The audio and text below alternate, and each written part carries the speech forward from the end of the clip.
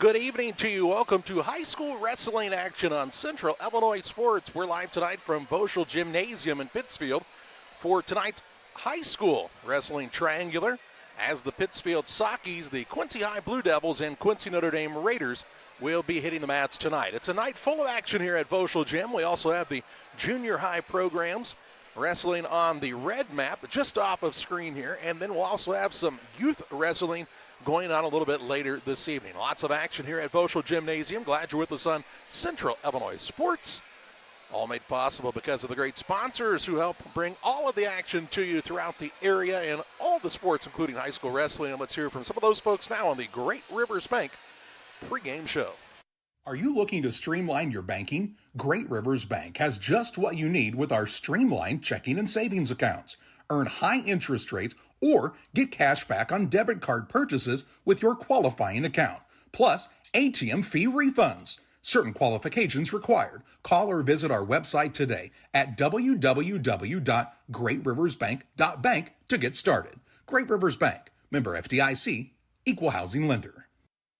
At Logan Agri-Service, we understand your success starts from the ground up. That's why we've been your trusted partner in agriculture since 1962. From top quality seed and cover crops to fertilizer, crop protection chemicals, and petroleum products, we have you covered. At Logan Ag, we take pride in providing you quality products at competitive prices with service that exceeds expectations. Call us today at 1-800-LOGAN-AG or visit loganag.com. Every day, banks touch every corner of our lives. They support us when we turn life's goals into accomplishments. Goals like opening a small business, buying a home, planting a crop, having a baby. From your first car to life after retirement, Central State Bank is there for all of your life's milestones. CSB is central to your banking needs. Visit us in Clayton, Kinderhook, Pittsfield, Pleasant Hill, and Quincy, or at csb123.com. Central State Bank wishes all of the teams well on the hardwood this week. Kate Marable, real estate broker with Hometown Real Estate, would like to say good luck to all area teams and hopes everyone has a successful and healthy season. When you're in the market for a new home or would like to sell your home, be sure to call Kate Marable. Kate is a lifelong resident of the area and has experience in first-time home buyers, FHA, USDA, and VA loans. Call Kate Marable at 217-370-9809. That's 370-9809 for Kate Marable and Hometown Real Estate. Before I started at DOT, it was like a real low point in my life. I just lost my house, and I just wanted something to get myself back on my feet. I met a driver named John, and he was like, man, come to DOT. They'll pay for your school. They'll pay for your CDLs. I applied, and ever since then, I've been very grateful. Since I've been here, I've had the opportunity to save money to buy me a home within the next couple of months. It's definitely been great. When my life needed direction, I took the wheel. Welcome back on Central Illinois Sports for tonight's wrestling action from Pittsfield High School. Pittsfield, along with Quincy High School and Quincy Notre Dame, tonight in the triangular, which means Pittsfield will wrestle, well, we think Quincy High first, but we're just making a guess on that. Then the two teams from Quincy High and Quincy Notre Dame will wrestle in the middle match, and then Pittsfield will wrestle the other team in the later match in the evening. And lots of action here, Jack, as we talked about in the opener, also with some of the junior high teams, and it's really neat to see just how the programs have really grown into these youth levels and even below the junior high level. Some of the youngsters out here getting to hit the mats tonight as well. Well, and they get started at 5 or 6 years old, and they're able to get a lot of technique in early, learn a little bit about discipline, kind of toughen them up a little bit. And as good football programs always tell you, you want to have a good football program, have a good wrestling program, because that's something that builds everything together. This is Pittsfield's only home meet of the year, just kind of in a spot, geographically speaking, Jack, that's not always the most advantageous when it comes to having a triangular, but this is a meet that's rotated for quite a while between these three schools, and good to see the Sockies get a home meet this year. Also, a couple of years ago, they were down to like 4 guys on the wrestling team, and they built it up, nearly 20 participants this year, and you have to give a lot of credit to Coach John Peterson and Coach Derek Otker for helping build this program back up numbers-wise. Well, one of the ways you build up a program is getting the ability to have kids recruit other kids and tell them how much they enjoy the program. When I decided to wrestle in high school, it was because of a high school event that they had during the day. Brown County and Camp Point Central wrestled, and I looked at that and realized that my basketball career was going to be shortened with my height and abilities, and went, I'd kind of like to do that. And, we've talked about doing some things during the school day to get people involved. That might be another really good way to get even more people involved. We'll also have our mat side camera tonight, so you can be close to all the action. Thanks to John for manning that camera. You take a look at the programs that are here tonight, and historically, Jack, you're talking about 3 very tradition-rich programs on the mats. You really are. In fact, Quincy High School, Quincy Notre Dame, they were our opponents for many years before Pittsfield even had wrestling. At Camp Point Central, Brown County, Minden, Hamilton, Carthage, they all had wrestling way before that. Pittsfield started their program quite a few years ago in the 80s, and I'll tell you what, it's really taken off. Then you see a program like Brown County that Denny McCartney actually headed up for a long time, went away. Now they're co-oping with Camp Point Central, and it's good to see that happen again. And with 3 classes in wrestling, it helps it a lot, because back in the olden days, you had a district and everybody wrestled against everybody, and it was tough competition. And it's tough competition no matter what level you're in. Another big area of growth for the sport of wrestling has been on the ladies' side, and the IHSA added the state tournament for the girls separate of the boys, and that's really helped grow the sport as well. Well, Amber Lauterbach, one of my favorite people over at Camp Point Central, has been wrestling against the guys.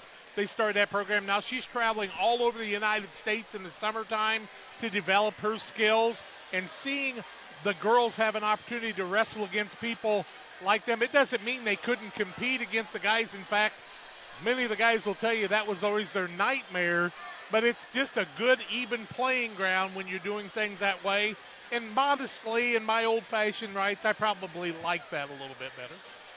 A lot of action going to be taking place here tonight. If you're watching your first wrestling meet of the year, you'll notice that the point system has changed a bit. 2-point takedowns are now 3-point takedowns, and near falls are now worth 4 points, Jack. And what we've seen with that change in the point system is some of these matchups go very quickly.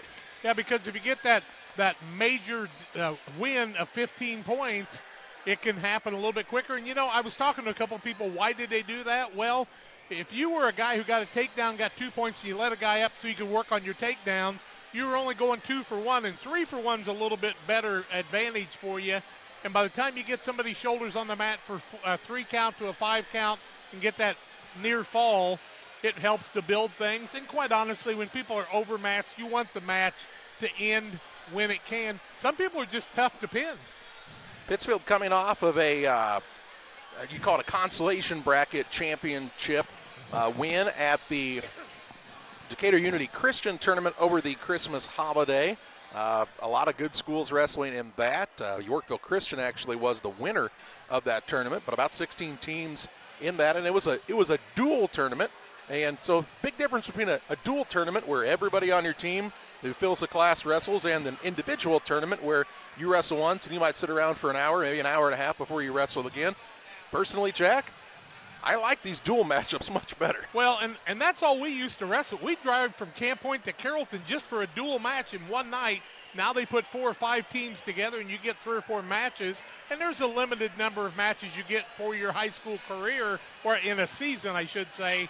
But, yeah, that dual competition and fighting for your team and the name on the front of your jersey is a real important part of any type of competition in high school. The coaches are still working up on the final matchups for our high school event here tonight. And, again, if you're somebody unfamiliar with the sport, well, how come they didn't know that ahead of time? Well, because you got to show up and you've got to make weight, and that's sort of a big key. Now, your weight classes, after the first of the year, everybody gets a 2-pound variance, so instead of being a 132 wrestler, you all of a sudden can wrestle up to 134 and still be in that 132 weight class, and it happens the same way in every class. But, hey, Jack, there's been days where kids have been sweating it literally on the bus on the way to a match. Yeah, you do a lot of gross things like spitting and trying to jog in place and things, but the busiest thing at a wrestling match is after you weigh in, the concession area. If you want to make some money, you want to have some quick energy food for these kids, because they're going to sock it down at that time to get that energy back. I will say, though, the sport of wrestling, kind of used to get a bad name of, there's people, they're losing a bunch of weight, it's unhealthy. It's much safer now, especially with the way the NFHS and the IHSA have started to regulate things. You have to certify at the start of the season with a hydration test and they tell you how much weight and how long it will take you to lose that amount of weight. And for some guys, you might be in a weight class and you can't go down to the one lower because your body fat percentage is too low, which is something you and I haven't had a problem with in a while. But I have that problem. well, it hasn't been too low. It's a problem. It's the other side. But I think what you find is they've really made this sport a lot safer, and it's helped kids stay in a lot healthier state. Yeah, and quite honestly, in about every sport, it probably wouldn't be a bad idea to add a few more things. We have a concession protocol that we work off of from the very beginning for all sports. But, knowing your body fat and what you should be able to do with your system is important for all of you throughout your career.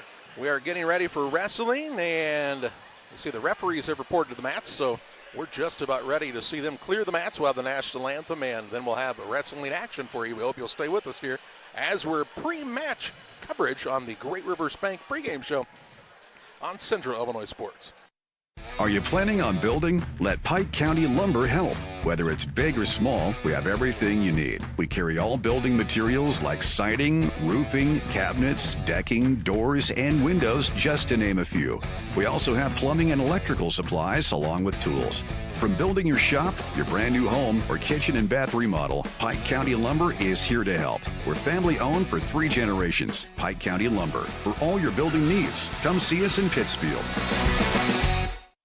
You've tried it, I've tried it, everyone needs to try it. Sugar and Smoke, 1258 West Washington in Pittsfield. Open Wednesday through Saturday at 11 a.m. Here's what others are saying. This place is fantastic in every way.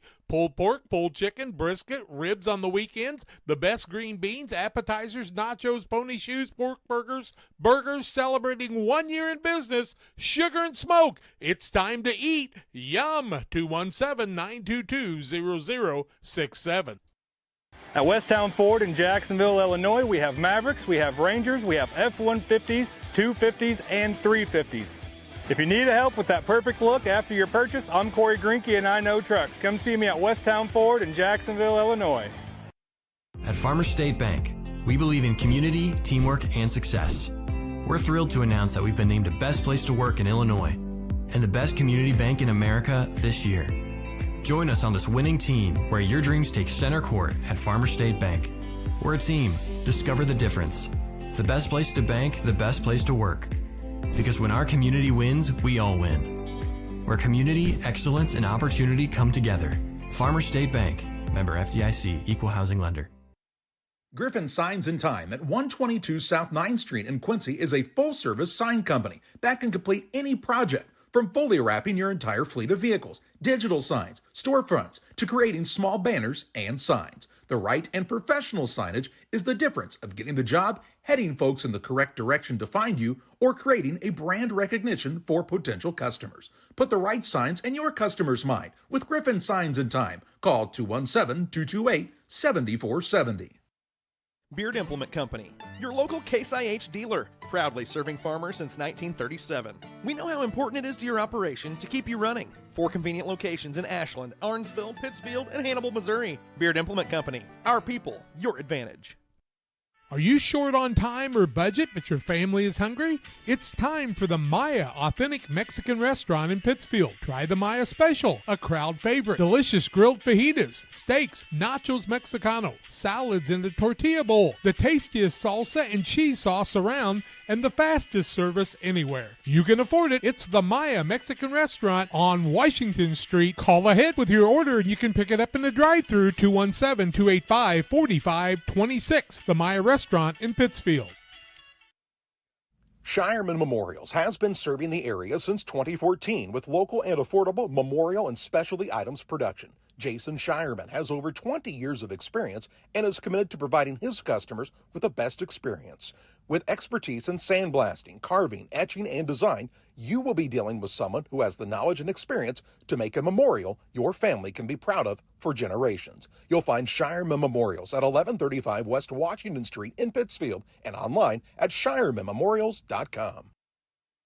Welcome back on Central Illinois Sports. Hey, some late breaking news. Payson Seymour's team's also here. They're a team that just restarted last year, so they're going to be wrestling a few exhibition matches as well on the high school side. But what we're told is Pittsfield and Quincy High School will wrestle first, then QHS and Q&D and then Pittsfield and Q&D in the final, and they'll try to work in those exhibition ones with Payson kind of as they can. And the reason for that, to try to give those wrestlers a break in between so you're not wrestling, 20 minutes apart from when your wrestled your last match, because it's a pretty taxing sport.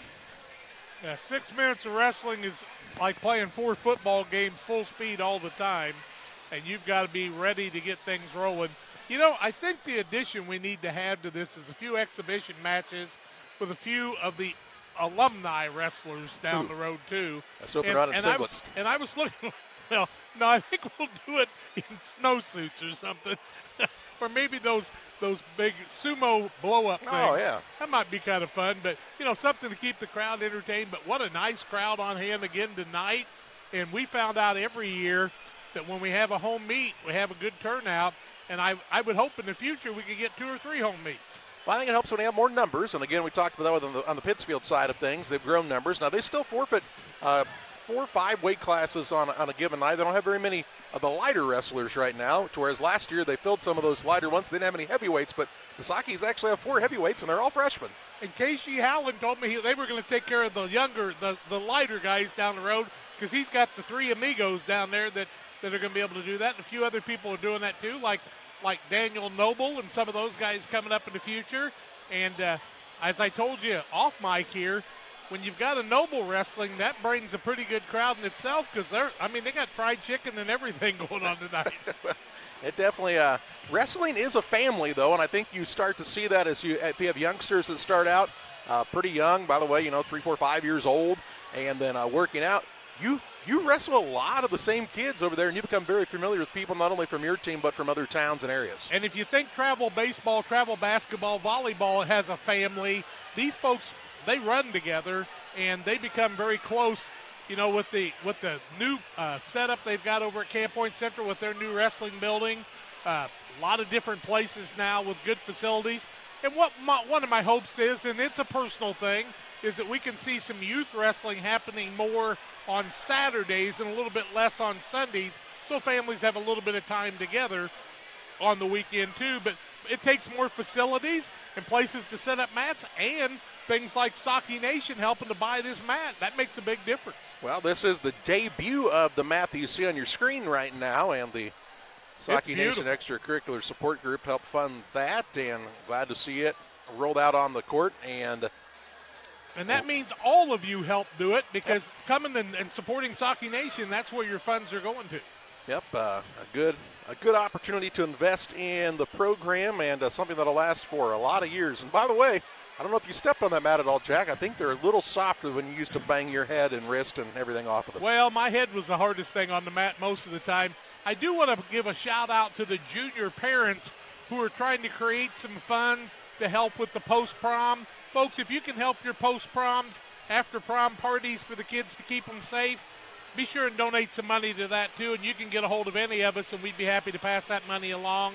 But sit back tonight and enjoy wrestling on Central Illinois Sports. They have cleared the red mat. They're going to get ready to clear the black mat. We'll have wrestling. Let's pause for our final break on the Great Rivers Bank pregame show. We're back with action from Boschel Gymnasium after this. Meet water's bubblier and more energetic best friend, Bubbler. Say cheese. With antioxidants, natural caffeine, and 0 grams of sugar, Bubbler has benefits in each bubble.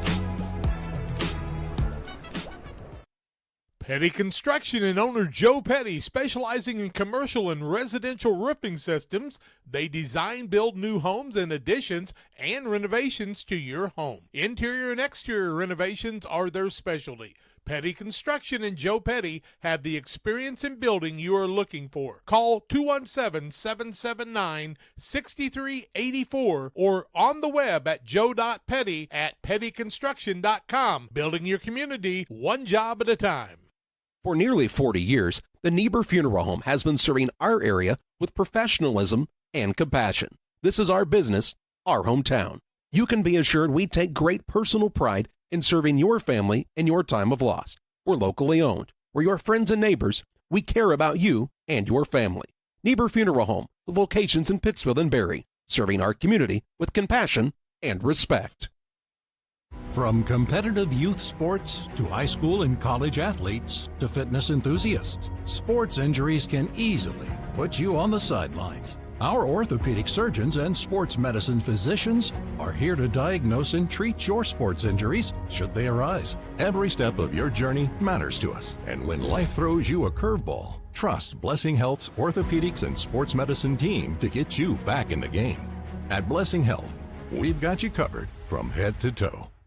One size fits all. That may be all right for an adjustable belt or cheap sunglasses, but when it comes to your financial needs, no one wants a one-size-fits-all strategy. Derek Harris is your Pike and Adams County area Edward Jones financial advisor. Derek Harris's most important goals are yours. That's why Derek will take the time to understand your needs so he can recommend personalized strategies with your goals in mind. Contact Derek Harris today at 217-222-7173. Knowing you, that's how Edward Jones makes sense of investing. Member SIPC. Best Systems Auto Sales, located at 802 West Washington Street in Pittsfield between Best Systems Car Wash and O'Reilly Auto Parts, is the place to go for your next pre-owned vehicle purchase. Check out this deal from Best Systems Auto Sales. This 2021 Ford Escape has 102,352 miles, is all-wheel drive, has leather interior, a lane departure warning system, and forward collision system. It is priced to sell at $19,250. Contact Best Systems Auto Sales to take a test drive. 217-939-7664.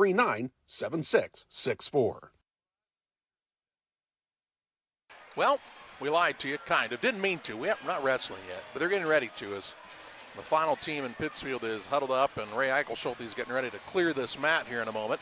Ray's been around a day or two, Jack. I don't know how many years he's been working the mats, but just about every time I've gone to a wrestling event, I've seen Ray. And quite honestly, it's been that way over the years. Back in the early to mid-'70s when I wrestled, Roger Frankor, an educator from Quincy University, Quincy College back then, was the guy who refereed about every match we ever had. And he's the only official I've ever seen on a mat that ever got knocked out cold. The 167s were wrestling, one threw the other one over a hip. The foot went up in the air, hit him in the side of the head, and he went out like a prize fighter. And we're hoping that doesn't happen tonight, or maybe Tom Shaw will have to go down and referee some of the matches. They are going to do a recognition of the Pittsfield High School seniors here as well, as it is senior night, being the only home meet of the year. They'll get some recognition. Three seniors for the Sockies this year. I don't think those little guys are going to get off the high school mat. They're getting some camera time, and they're liking it. They said we're having a pretty good time, actually, as it stands right now. And that's what it's all about, learning, especially those young ages. There's a lot to learn in this sport. And the earlier you start, it seems like the more you can gain that knowledge as time goes on. And usually when you're taking a look at the folks that are wrestling in that final weekend of the year, Jack, there's not too many of them that just picked up the sport yesterday. No, and the people that are having success aren't just the strongest or the fastest. They're people who have learned the sport and have the technique and have learned the moves. Because there's some moves you do once in a while. You put yourself in a little bit of a predicament just to be able to get your opponent in a predicament. And, there's a lot of safety features in this. They don't let you just pick a guy up and slam him to the mat. You can't bend somebody's arm up above their head and dislocate it. They'll stop things for safety reasons. And they really practice a lot of health things because with this much contact, you have to do that. Do a cleaning of the mat beforehand with a disinfectant. And I don't know if you know this or not, folks, but buying a wrestling mat costs a little bit of cash. They're not cheap these days, but they do last a lot longer. They're a lot lighter than they used to be, too. To haul them around, you didn't have to have carts or anything. You could just have a couple of guys pick them up. And we are just moments away from meeting the seniors here for Pittsfield High School before they get started with wrestling. If you're around wrestling, this later start is not an odd thing. No. And I got to thinking with the shot clocks down the road, being able to use those for the wrestlers to be able to spot that clock, that might be a little bit of an advantage in some of the gymnasiums too. Yeah, I don't know how if they'll be able to run those independently or not, but it'll be interesting to see as the shot clock coming onto the basketball scene here soon. But as we told you, the major wrestling rule change is the difference in the point system: 3 points for a takedown, 4 points for the near fall now. And really, just in my time of watching it this year in action, it seems like it moves the matches along pretty quickly. We see Paul Lennon down here to observe tonight, a longtime wrestling coach here, and Kurt Simonson. John Frieden is here tonight, I know, again, to support some of the kids. And, a lot of tradition in this school of wrestling over the years at Pittsfield. Got some people who have won state championships, and we hope John Wise might be listening tonight. Pretty good one there, All-American at the University of Illinois that came out of Pittsfield High School. Yeah, I was just describing John to the boys the other day, and I said, he was wrestling heavyweight. He weighed about, probably 235. Maybe. And he didn't have too many guys that wanted to tangle with him too long. We came out to the football field to take our foreign exchange student out there to see if he could kick field goals in hopes he was an old soccer player. Well, Limas wasn't real good at that, but John Wise had just come back from a 30-day camp in Wisconsin with Joey Lennon and the Grist boy, and John was running 100-yard sprints and then doing setups and push-ups while he was resting, and it was about 105 degrees. You want to know how you get better? You work really hard. Yep, and that it takes a lot of work. And, another thing about wrestling, Jack, hey, in other sports you can be like, maybe my teammate made a mistake, or they, somebody else did this, or they weren't in the right spot. When you're mano-a-mano out there on the mat, you got nobody to look at but yourself. And I have to say this, Mom and Dad can't talk much about playing time because it's your butt on the mat against the guy you want to beat, and you either beat him or you don't, and you earn your spot every single week. Yep, that is true. You have those wrestle-offs if you've got guys of similar weight classes. Which maybe that's how you get playing time in all sports. You just wrestle against each other. Well, it could be interesting. We're going to kind of play it by ear as they have the PA announcer, Clint Weir, on the microphone here today. Good crowd on in here at Boschel Gymnasium for tonight's wrestling matchup. And they're going to introduce the seniors for the Sockies here in just a moment. And we'll bring that to you as well. Some of those family members who weren't able to make it in attendance tonight. But it looks like first we're going to have the national anthem. So we'll step aside. We'll hear from the United States Army Band and Choir on the Central Illinois Sports Stream. We'll be back with more from Boschel Gym after this.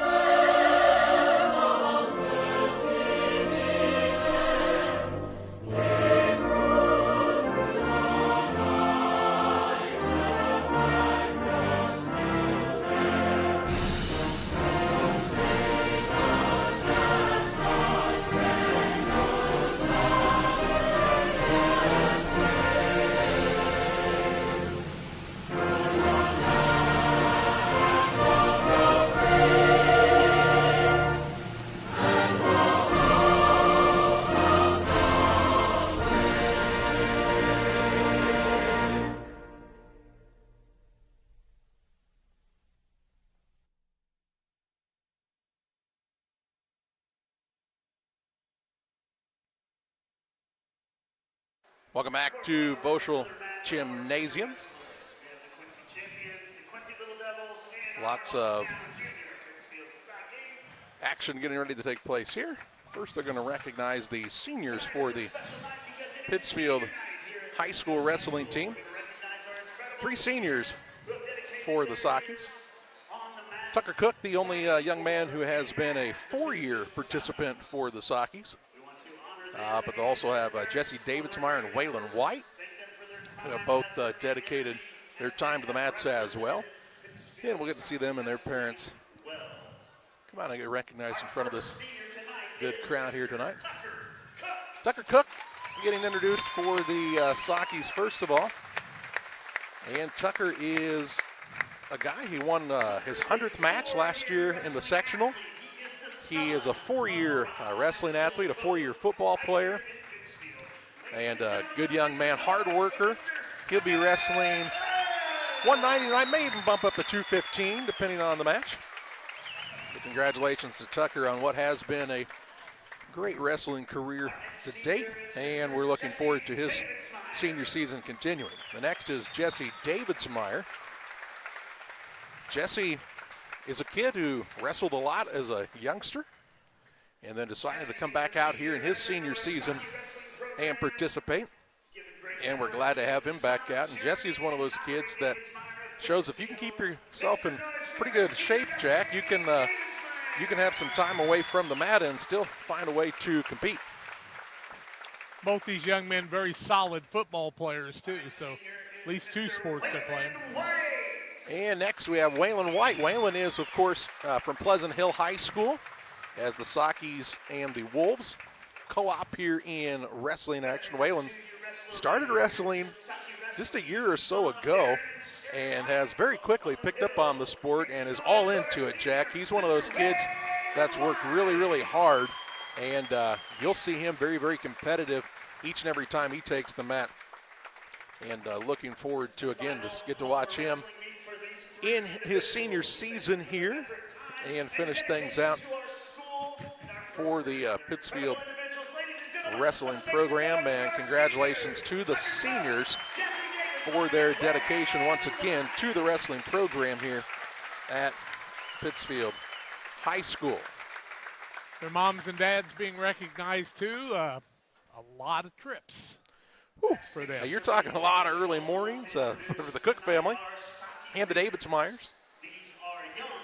As I said, Waylon got started a little bit later on the wrestling mats, but he's made up time in a hurry. He's a youngster that, like I said, has kind of been all in on this thing. I know that this summer he traveled to some national tournaments and got some extra exposure. It's also reading club night, and they've got some young readers who will come up and get to high-five the wrestlers. And this is one of my favorite programs, and I know Katie O'Brien was involved in it when they got started, and a few others from South School, but it's really neat to see these kindergartners through second graders come out and get recognized for meeting their reading goals, and then meet some of their heroes. And tonight they're heroes on the mats here at Voschel Gymnasium.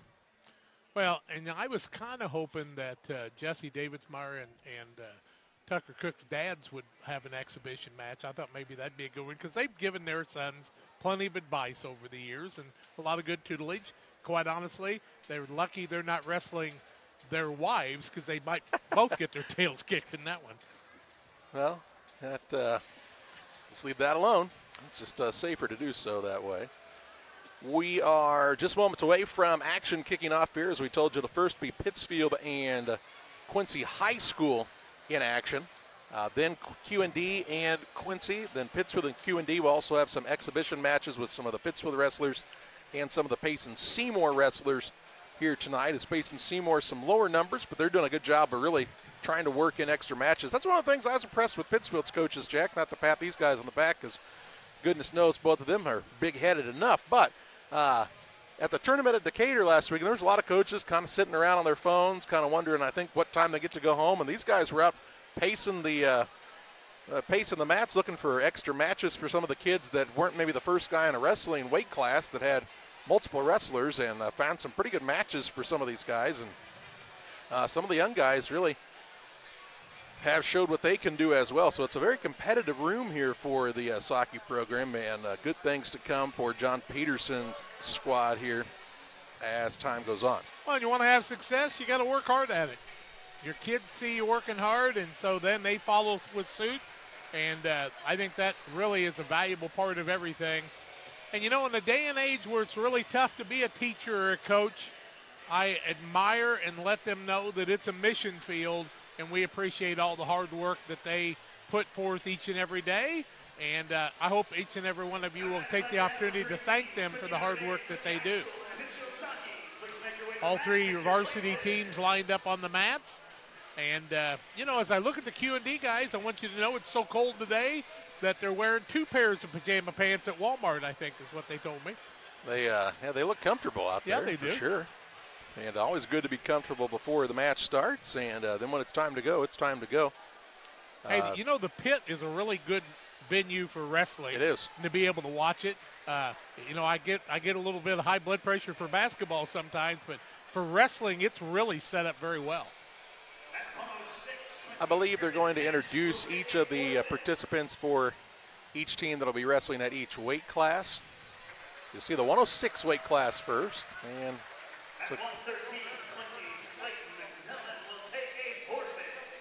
it looks like some of these smaller weight classes or lower weight classes, I should say, going to get some forfeits here today.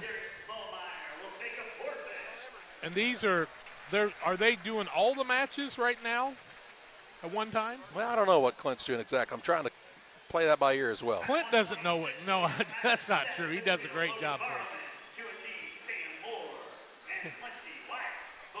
Oh, I see. They're coming out and meeting each other ahead of time. So this will be like a 126. Yep. 132. You'll see wrestlers from all three schools there, so you'll get a couple of matches for each of those guys. Very competitive once you get into that 120 range up through about 200. 138, again, everybody has a competitor out there in the weight class. 144 is also a class that you'll see. Kind of these middleweight classes always get filled. 144.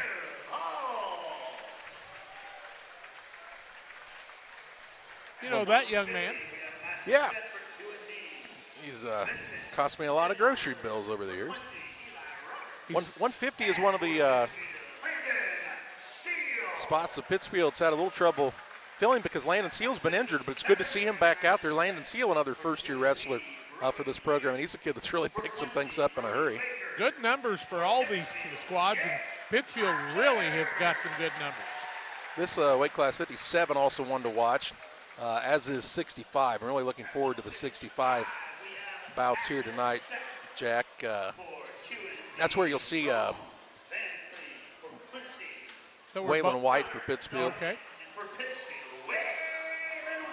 Waylon's got the tiger stripe hair. I like the kid last night at the basketball game, yeah. Yeah, he's kind of a free spirit, but he has a good job on the mats. 175.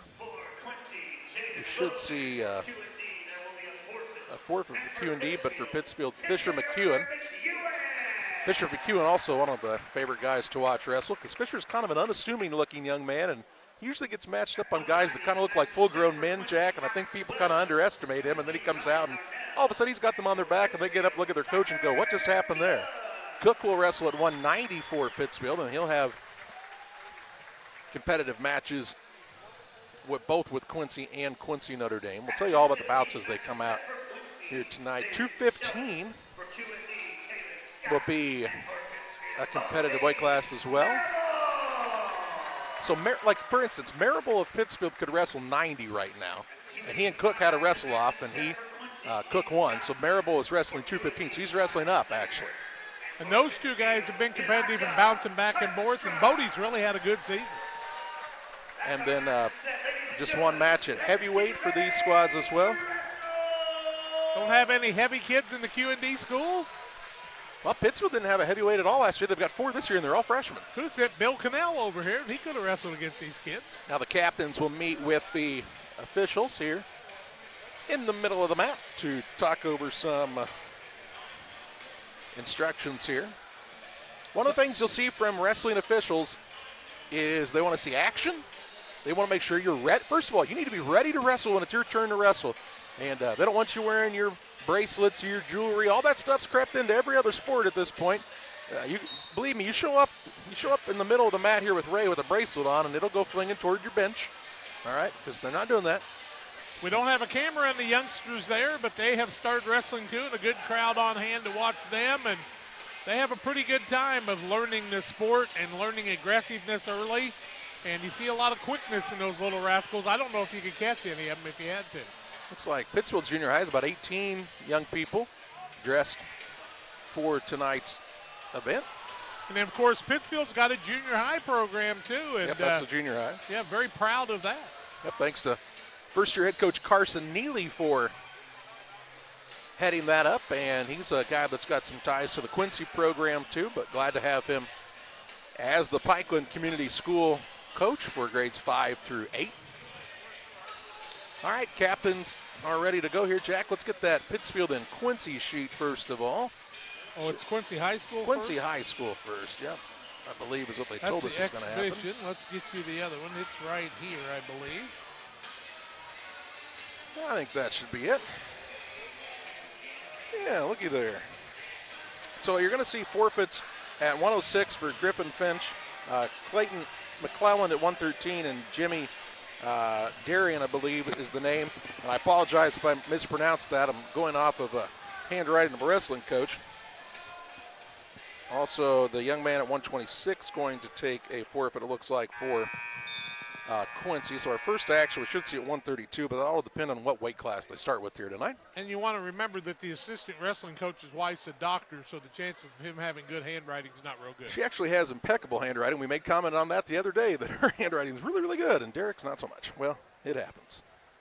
And we'll try to keep track because they'll work some of these exhibition matches in as well. So we make sure to try to let you know who is on the mat when they are there. Certainly glad you're with us. Ridgeline Sales Group scoreboard will help keep us in line here tonight as well. At the bottom of your screen, we also have the mat side camera view. You'll get to see that one up close and personal. Thanks to John for being down on the mats as well to give you that camera angle. And, you know, as the night goes along, that could become the smell cam because these guys will get kind of sweaty and kind of stinky. So that's a lot of hard work. Yep, you betcha.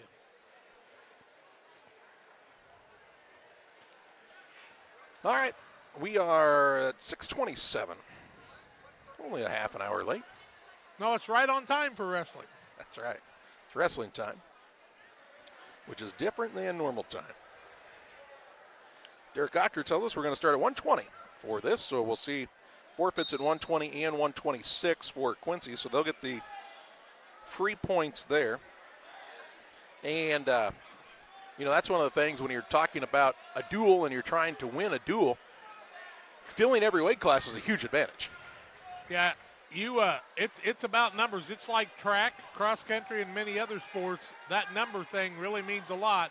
And if you've ever thought about it, you want to get out there and help provide some of the numbers for your teams.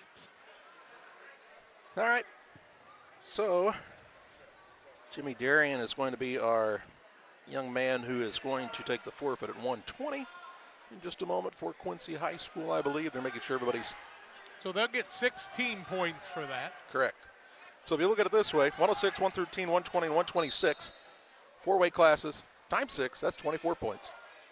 So you got your work cut out for you to win a duel. So our first actual match will see Joel Noble of Pittsfield and Evan Wakefield of Quincy High School. This is at weight class 132. Noble, a junior, don't have the age of Wakefield. I mean, he's got a little bit of a height advantage on Noble here. And as they both work for position here in the early going of period number 1. Makes a big difference on leverage on the height, but Joel Noble's got some experience now, and he's worked hard in the summertime to prepare for this season. Noble and the red singlet, Wakefield in the black and blue here. Pittsfield and Quincy High School, respectively.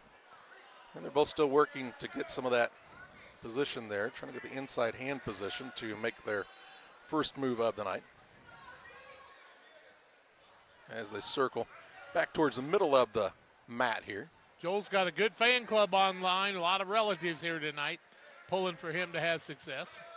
Pretty even match so far. As you saw Wakefield try to maybe shoot for a leg there. Now Noble will try for the leg, and nobody's gained an advantage yet, so no points awarded. Now Noble will get the 3 points for the takedown. Good job, and he's working on getting that man rolled over. If he can get that arm and get that leg tied up, he'll have a chance of getting Wakefield over on his back.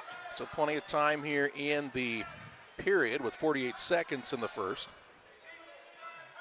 Noble, the Pittsfield wrestler, the top position right now. He's got that arm, and now Wakefield will stand up, and Noble will let him free for the 1-point escape. 3-1 the score. Chance for him to pick up another 3 points of the takedown in the last 28 seconds of this first period. Well, I think that's what we talked about with that 3-point takedown. Those points just, I mean, I know you say it's only one more, but it adds up in a hurry. Well, it's a third of the points that you get for a takedown instead of half, and that's a big difference. 12 seconds in period number 1. 3-1 the lead for Joel Noble. And now Noble, they're right out of bounds, still not giving the advantage to anybody, and time will expire here. And I don't believe any points were awarded to either wrestler, so we'll go into period number 2 with a 3-1 lead for Noble of Pittsfield. Good job by Noble making sure he kept that leg to be able to keep that guy from getting that three-point takedown.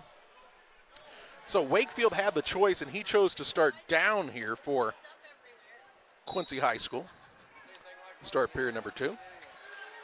And he'll look for the 1-point escape, and they're going to call a penalty point for clasp hands on Noble, so that'll give a point to Wakefield, and it's a 3-2 score now. Cannot clasp those hands. And now Wakefield will get to his feet, and we're all knotted up now at 3. Want to say hi to Joel's family watching up in Iowa today as well. Glad you're able to see this match live. Now Noble looking for the takedown. Neither wrestler has been awarded the 3 points for the top position yet here. Wakefield trying to work with the legs, get that leverage, and Noble's trying to get the head out and get awarded the point, and he's close to being able to do that. You can get in some predicaments at times. Noble trying his best to get that 3-point takedown, and Wakefield fighting it off. He's given him that 3 points, I thought. Nope, he just awarded the other point for Wakefield. It's not on the official board yet, and there it goes up for the other escape. So 3-3 the score. Still have not awarded any points for the takedown yet. And now Wakefield sure looks like he's close. You know, he's still got a leg. He's got to get around. Yep, Noble still got a hold of that right leg. So 50 seconds left. Noble trying to get the position. Wakefield's got leverage. Noble really fighting here in a great match. Now Noble's trying to get the leverage to get him rolled, and there's nobody that's gained an advantage yet. Man, what a great start to action here tonight, as these two are pretty evenly matched. Now they'll get to their feet. Quincy coach really wanted Wakefield to get that 3 points, but Noble just did a great job of getting the leverage and holding on to that leg and not giving it up. You can quit in that situation and give up the points. That's the mark of a good, hard-nosed wrestler. 19 seconds in period number 2. Still tied at 3. Now Wakefield looking for that takedown, and he has gotten it. He'll take a 6-3 lead in the waning seconds of the second period. And that's how we'll go to period number 3, with Wakefield leading 6-3 on Noble. Noble will have the choice, and I would assume would want to start down here, although with the 3-point takedown, Jack, you might want to start neutral. Might want to start neutral and try to tie this thing up, very much so. He is going to start in the down position, though, and try to get the escape first, and then that takedown could give him the lead. Wakefield going to do his best to try to stay in control of the man from the top position here. Period number 3. This is 132-pound weight class. Wakefield of Quincy High School with the 6-3 lead. Much heavier than what Noble has wrestled in the past years, I believe, right? Yeah, he wrestled 120 last year. Actually is not very far away from 126, but can't get down there. Noble Wakefield trying to flip him over here and get those points. Wakefield's trying to put a move on.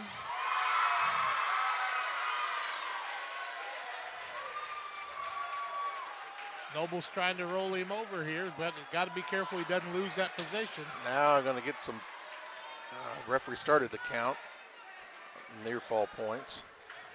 Nothing awarded here. That would be crucial for Wakefield to get those points. Noble right now, a reversal, would he get 3? You get 2 still on the reversal. Yep, just 2 on the reversal. So Noble really needs an escape, and with less than a minute to go on the third, he's in a tough spot to try to accomplish that. Yeah, anything he could do to just get broken away right here and start back up would be good. Wakefield's got that arm suspiciously close to the neck right now.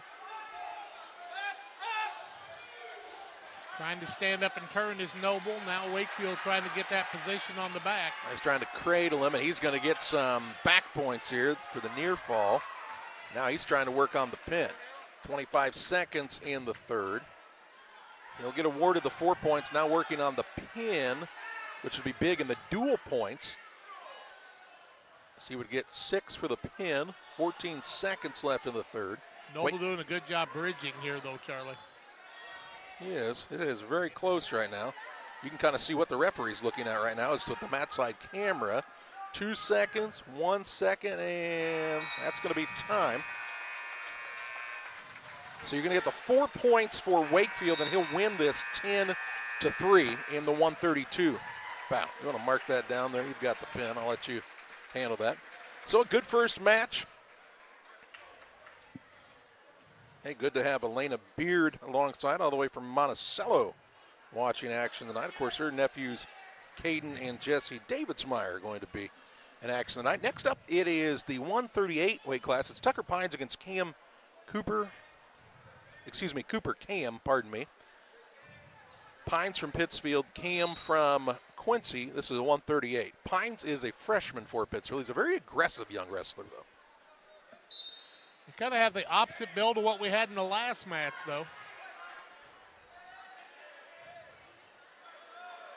Cam is looking to get around. He'll get the 3 points on the takedown.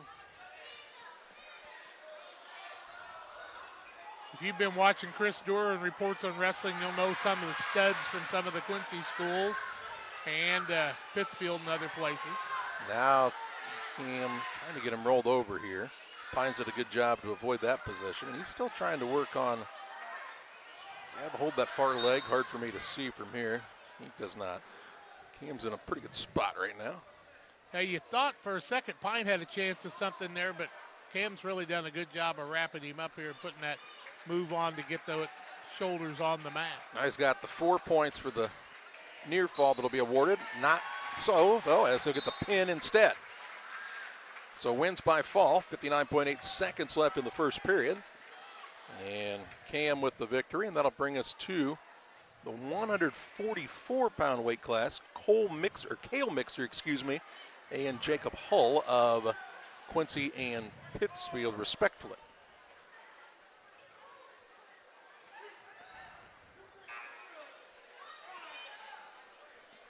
Hull lives in my house. It's the second year he's ever wrestled. Except for wrestling against his brother over time, I'm sure. He always wants that, of course. Mixer, going to get a quick takedown here. Wow, that was fast. That gets the early 3 points. And now he's working on trying to make this a quick match. Trying to get that double chicken wing where you can roll the man over, and Hull needs to fight through that and get that arm free if at all possible. Mixer trying to roll him there. Now you see him plant that leg in, and that gives you good leverage at that point.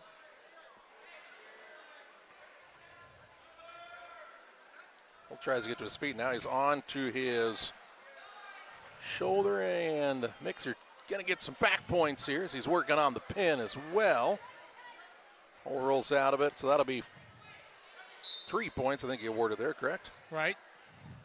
For the near fall. Now Mixer's going to allow him out, so Hull gets the 1 point on the escape. It's making the score 6-1. There's another takedown for Mixer to make it 9-1. Now he's working on the pin, and he is just about got it. Hull rolls out of it. Should get some more back points there for Mixer. You make that little bit of a mistake, though, when you're putting those moves on. If the other guy happens to know how to fight that off, he can put you in a tough situation. Now they're going to get 2 more for Mixer. It makes it 15-1, so if he can get 1 more point here, he'd get the tech fall, and instead he'll get the pin. So Mixer makes quick work of Hull. There's your sheet back that you're looking for. And wins that by pin, and Quincy High School having a nice go of things here, and we'll move on now to the 150 weight class where Eli Roberts will take a forfeit, it appears. And I will tell you that Quincy will wrestle in 3A, Pittsfield in 1A, I do believe, right? Yes. So a forfeit there, and that'll bring us up to our next matchup, Jake Otker and Brody Baker at 157. Otker's got some experience. He's a junior for Pittsfield. He and Baker, actually Otker has a little bit of a height advantage here.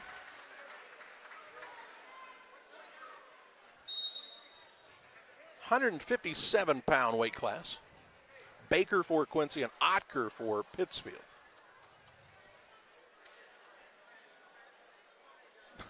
Joel Noble's grandparents aren't even in Iowa. They're in Florida, and they didn't even ask us. Well, I just left there. And you didn't even ask us. Didn't see him. I'm glad you were able to watch. To the Sawyers. Otker and Baker still. Baker's really a fullback-built young man, is he not? He's a stout-built guy, isn't he? Otker, a very strong young man. You can tell he works hard in the gym, though. It takes, as you talked about, it's a combination, though, of strength, speed, smarts. Well, and that agility program like you see at Camp Point Central and Lena Winslow and stuff would help with wrestling. Oh, yeah. Just still no points awarded for either wrestler here, as we're halfway through period number 1.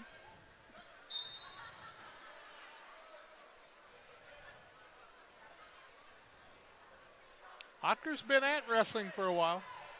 He has. Baker goes for the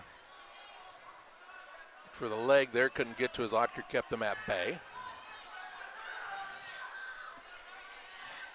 Just 35 seconds left in the first period.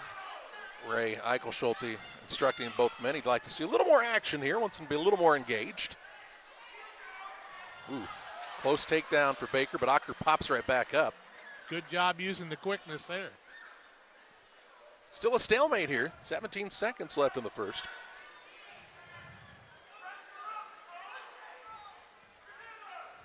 And it looks like, Jack, we're going to go to that second period still aught. I'll bet Brody Baker's got a pretty good record.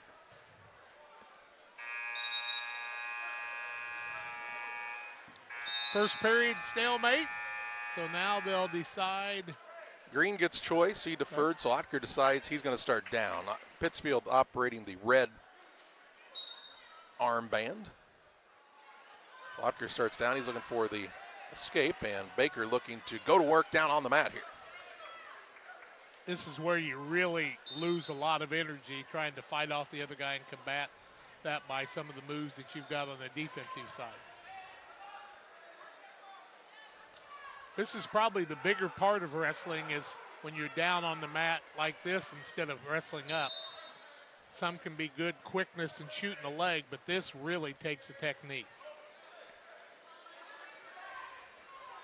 Baker working hard to break him back down. Otker doing a good job to fight off the moves here. He's keeping his base really down to the mat. Now Baker trying to tuck that arm in and turn the man over. The other thing you got to learn in wrestling is to ignore the other whistles. Yeah. There's a lot of whistles going on. You see that with some of the newer guys every once in a while. They'll hear a whistle, they'll both stop, or one will stop. Now they'll go out of play here, and they'll center him back to the middle. Shows you why gymnastics can help you in wrestling a little bit, too, to be able to roll that guy over. I haven't seen anybody with a move like that since Tom Shaw did a cartwheel, I don't think. Yeah, must have been a long time ago. I don't remember that. Otker trying to still get that one-point escape. He started down here, so the points that Baker would have to get would be for a near fall. So he's got to roll Otker, which he is really working on right now. Really controlled the feet there and the legs, and that makes a big difference. He is very close to getting that count from the official. Otker doing a good job of not letting those shoulders turn. Baker's in a good position here. He loses that leverage a bit. Trying to reset it now. Notre trying to defend it and keep those legs going with 20 seconds left in the second period. No score in this match. We were going to see a stall warning there for a moment. Not much Otker can do in this situation. 9 seconds, down to 5. Still has not rolled him enough to get those shoulders turned, though. So we're going to head to the third. It's still 0-0. So now it'll be interesting where they want to start here. Will Baker has the choice, actually. He'll start down. So he's going to try for the one-point escape. This is where Otker's really got to find the energy.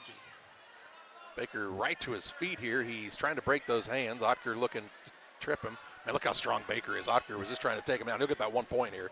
Baker with just the strong base there, that lower half, you can tell he's really got an advantage.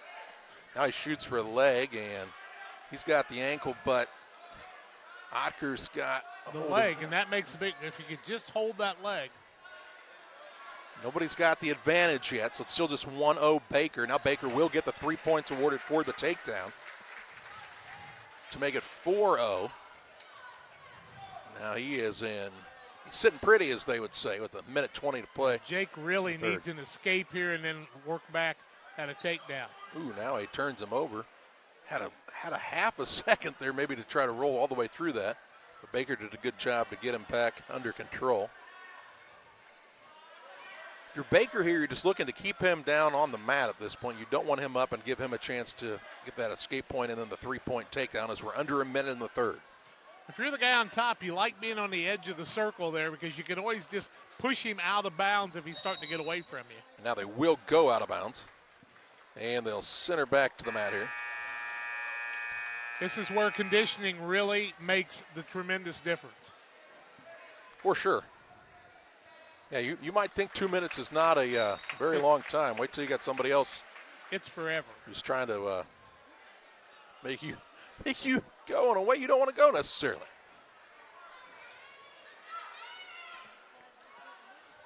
Baker a 4-0 lead for Quincy. Quincy's had a good start to this match.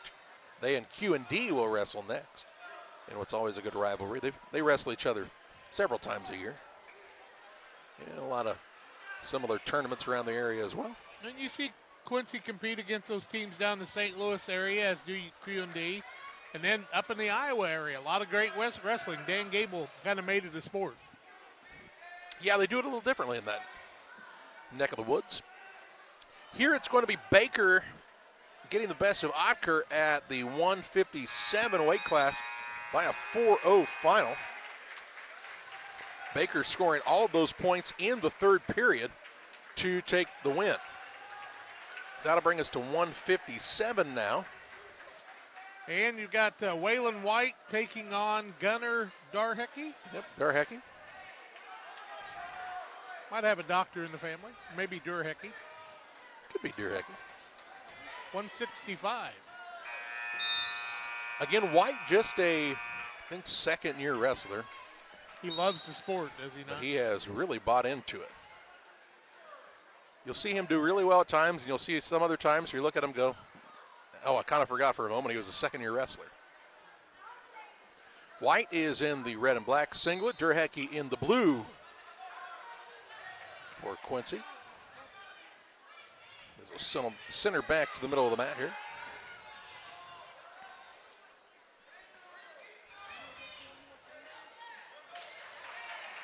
And they'll get a stall warning called on White here, as they'll say he went out of bounds. So next time that happens, a point would be awarded to Darhecky.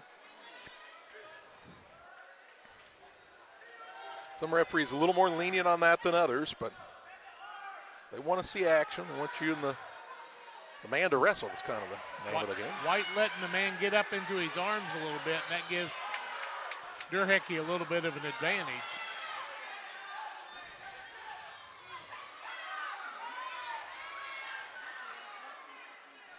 A minute in here to the first period.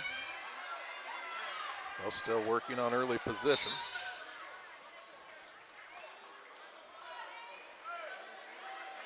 White controlling that head, trying to do something. Now Darhecky's got a good takedown. Yep. Kind of flipped him over. Oh. And now White with the near reversal. He doesn't have it yet, but he should get the 1-point escape here. Well, Darhecky trying to hold that, yep. But I'll tell you what, White did everything he could, but Darhecky really used some technique there. There's the point. There's the point for the escape. So 3-1 the score. Darhecky's got the lead, the Quincy High School wrestler. It's when you're a confident wrestler when you look at the referee to watch him award the point and you still know what you got going on. 3-1 as they'll need to engage here again. White's already been warned for stalling, so he doesn't want to have another opportunity of that happen here. And it looks like we're going to head into the second period with Darhecky leading 3-1.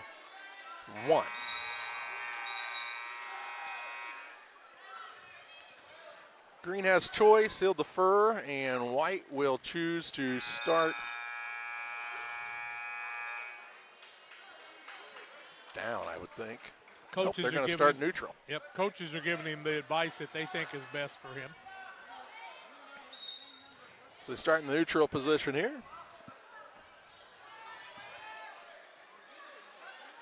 Durhecke got that takedown. White looking for one of his own to retake the lead.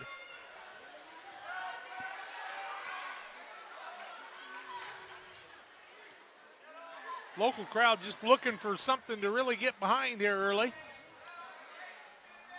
Yeah, there are a lot of folks on hand here. Now, boy, what a job by Durhecke moving those legs out. White had a great shot at the leg there.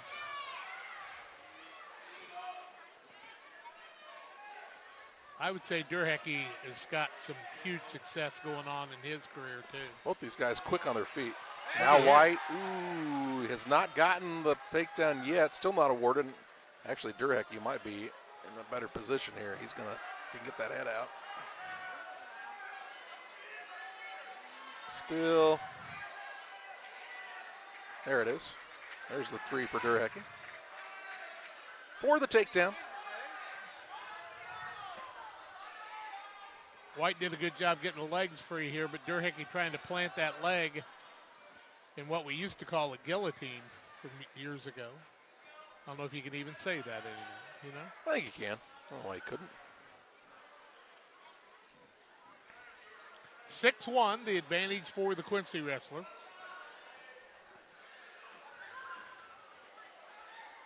You find out how important your head is in a sport in wrestling, don't you?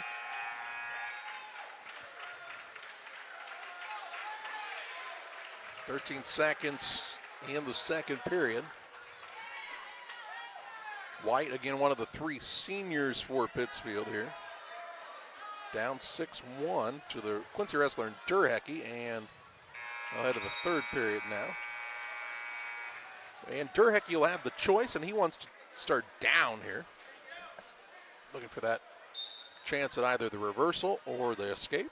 This is where White's really got to suck it deep on all that conditioning once again to try to come up with a way to get the pin here, down by 5 points. I say that's about White's only chance to win this at this point, is to get a pin.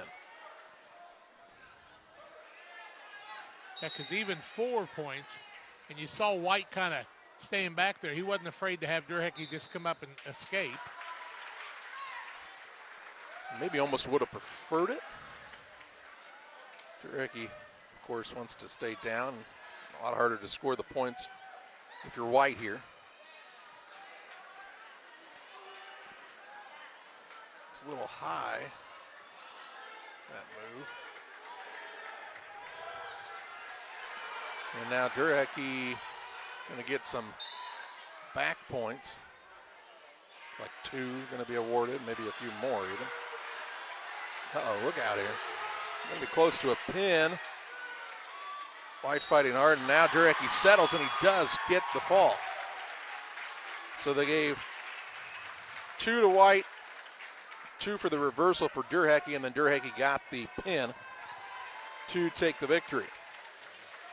Good match, so I'll tell you what, nice job by White, really fighting hard to do all he could do, but I think the experience has paid off there a little bit. Now at the 175, we have Fisher McEwen, and who's the young man? Is that Jaden Wilson from Quincy? So this is Jaden? Jaden Wilson. All right, this is 175.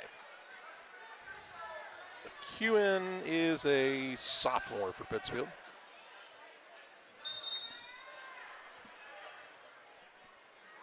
I tell you,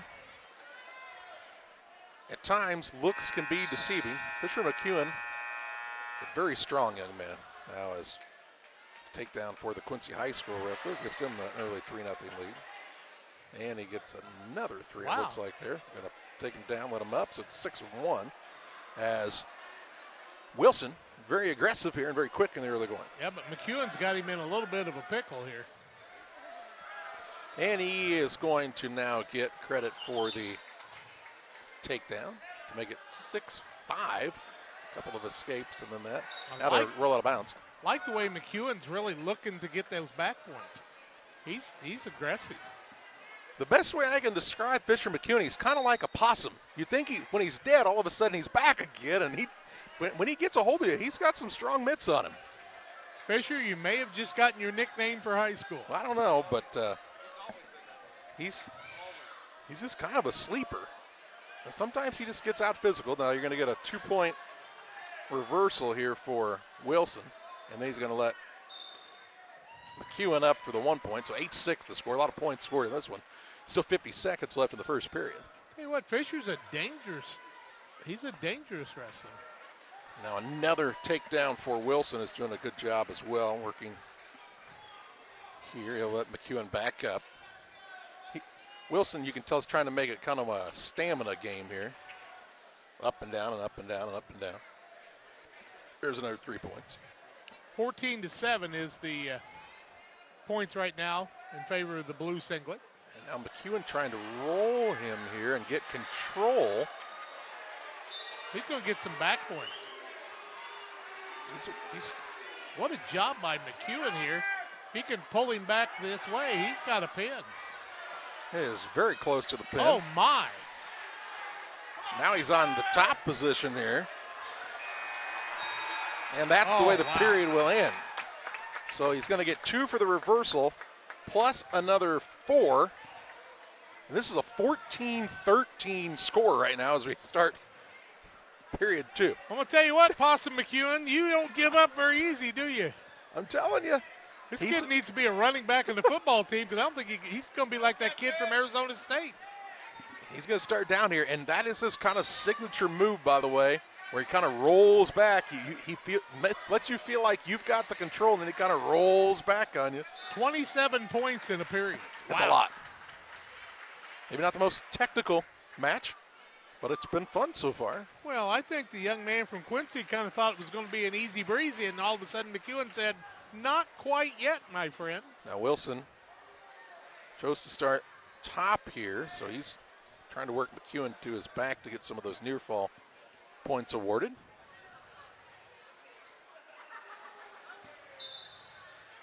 And he's trying to cradle him here. Didn't get him quite turned there, so no points yet. And that's going to be a penalty for the head. Yep. And that'll tie it up at 14 with the illegal move. I'm going to tell you that what McEwen's done here is frustrate his opponent. This is not the first time.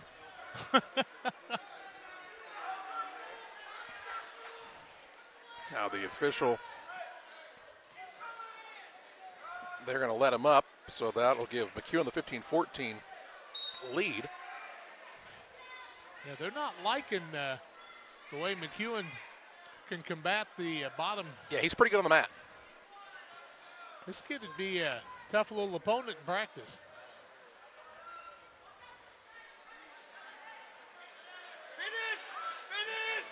Now Wilson is going to get the points for the takedown here. Really? I didn't think he'd given up the leg yet. Not questioning it, right?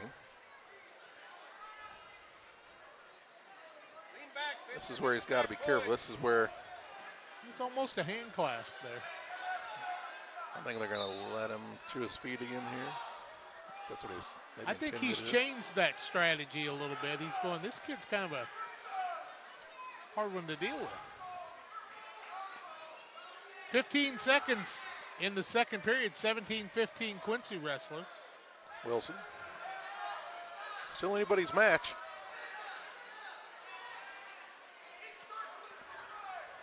McEwen is showing a lot of potential. What year is he? Just a sophomore.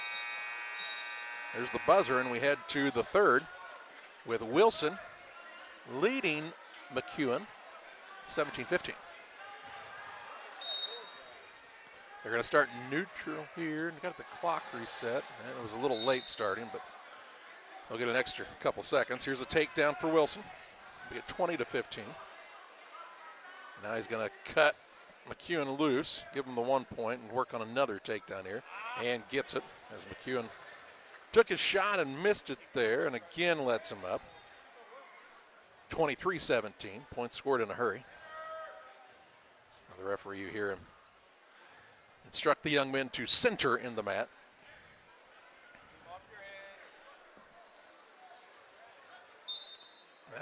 Little fatigue factor coming in here now.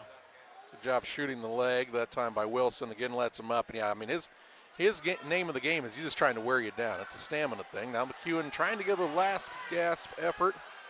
I just don't think he has much left in the tank right now. He really fought hard in the last 25 to 30 seconds of that first period. Took a lot of energy there. Showed me a lot. Tell you what, he's still got a minute, though. Don't count him out. He might figure out a way to roll him over. But almost think if you're Wilson, why stay on the mat with him? Just let him up and see if he can get another takedown. Which is what we have here, 29-19. That's not a score you see much on the wrestling mats. Or here at Voschel Gymnasium a lot of times. Well, it's been a little more low scoring here. Shoots the leg, does Wilson. Still not going to award him the takedown quite yet, as neither man has the advantage.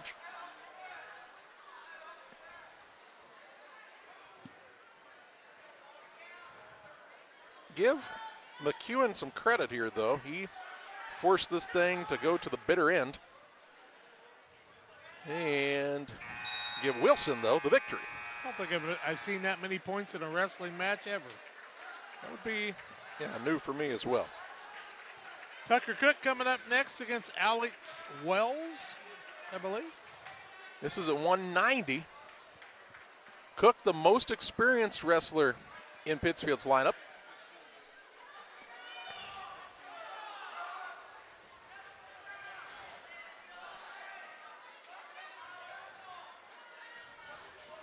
Wells for Quincy.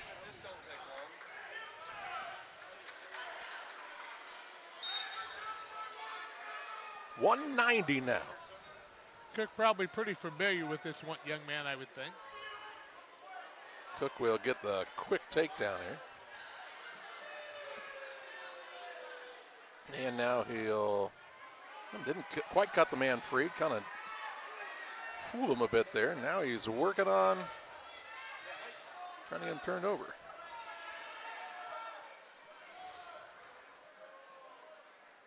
Tucker gets himself in some predicaments once in a while. Get a couple points, I think, off of that, will he not? Not seen them awarded yet. He's going to wait to award them to see what happens here. Yep, he's holding 2 right now. And now he's going to get some more. So he should get the full 4 at the very least right here. Yeah. He's trying to work toward that pin, is Cook. Could get 2 and 4 in that combination. Cook trying to get that pin. Still got almost a minute to secure it. Tucker gets a clasp on you like this, it's not going to be a fun situation for you. He's close to the fall here. Yeah, he's got it planted now pretty deep. And Wells some credit. He's really making him work. You lock both arms now and get the roll. Cook trying to settle on top, and he's not gonna get it this time anyway. So let's see. Really good effort by the young man from Quincy High School. 7-0 as he gets 4 points for the near fall. And now Cook gonna try to go back to work in the final 10 seconds of the period. And you won't see a ton of action here in the last couple. As he's not going to let him have the escape, but he's not really going to expend too much energy. And we'll go to period 2 with Cook leading 7-0. Nice job by Wells fighting off that pin, though. He didn't give it up. They're going to start neutral.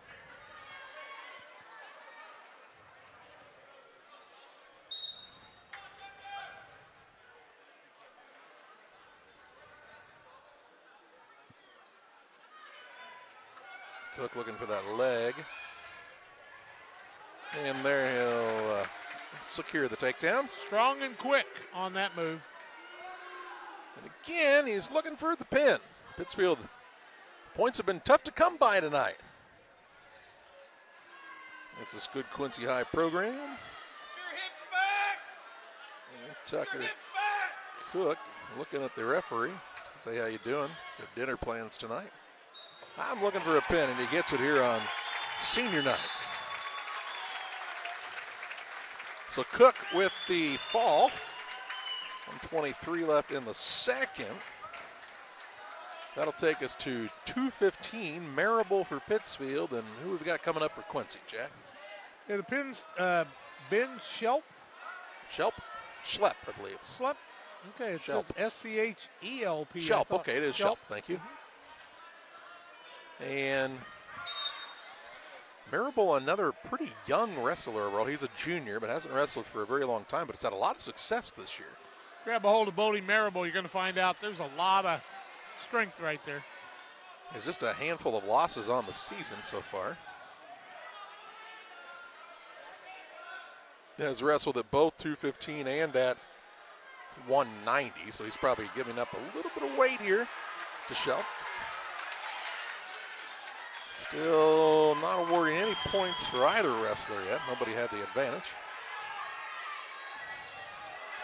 Now Marable pulls him down right on top of him, and now he gets the, still not awarded points. There they go. Now he gets the 3 points for the takedown. Marable now gets the trip and takes him right back to the mat. He's going to work here. He's got a plan, does he not? Still got a minute left in the period. Pretty impressive considering he's probably giving up 10, 12 pounds, and he's going to get the pin. The pin for Marable for Pittsfield. Back-to-back points for Pittsfield. Now Elijah Terpstra will take on King Johnson, it looks like. Yep, Terpstra is a freshman. There are 4 freshman heavyweights for the Sakis, so it's a very competitive room. Terpstra, again, probably the most experienced of those 4 youngsters. This will be the last match of this team competition, I do believe. Yep. And then some exhibitions. 285 is the heavyweight cutoff. So if you're above 215 and below 285, you're a heavyweight, Jack, and that's a lot of area in between there. As they're going to give Johnson the 3-point takedown here. As I say, he gained control. Johnson showing some good speed early. And now 1 point on the escape for Terpstra. Look out there, about into the benches there. And they'll center him back up. I'll bet this young man from Quincy plays a little football and might be the center. Good and leverage. Quincy High had a good football team this year, didn't Oh my. they? Best in Last program couple history. Years, Rick Little's just dominated it. Better than anybody's ever done it. Another 3 points for Johnson, another 1 for Terpstra on the 1 point on the escape. Terpstra giving up a lot of strength here in the difference in their sizes.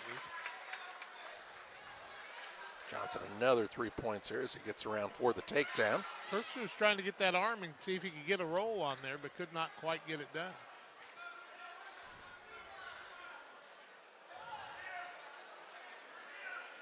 And now they'll get back to the center of the mat.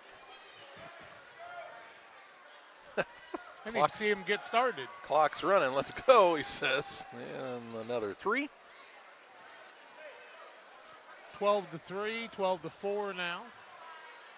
Terpstra a little frustrated as they're playing the takedown, cut him loose game. Well, and if you've ever tried to block a young man that's got that low center of gravity and's got a weight advantage on you, it's tough. Terpstra's looking for something he can do to get a little bit of an advantage here. He's down big here in the last few seconds of the first period. If he could ever get that takedown, though, he might be able to turn this match around. And we'll head to the second period with Johnson on top, 15-5. They're going to start neutral here as Johnson has the choice. He likes that takedown ability. Definitely been a big advantage for him here. Terpstra left the wrestling area, so he gets a 1 point penalty. And so that'll make it 16-5 Quincy High. Wrestler in Johnson. And stay within the circle. Ooh, now Johnson working on a pin as he's got Terpstra on his back. Trying to settle here. There's the pin.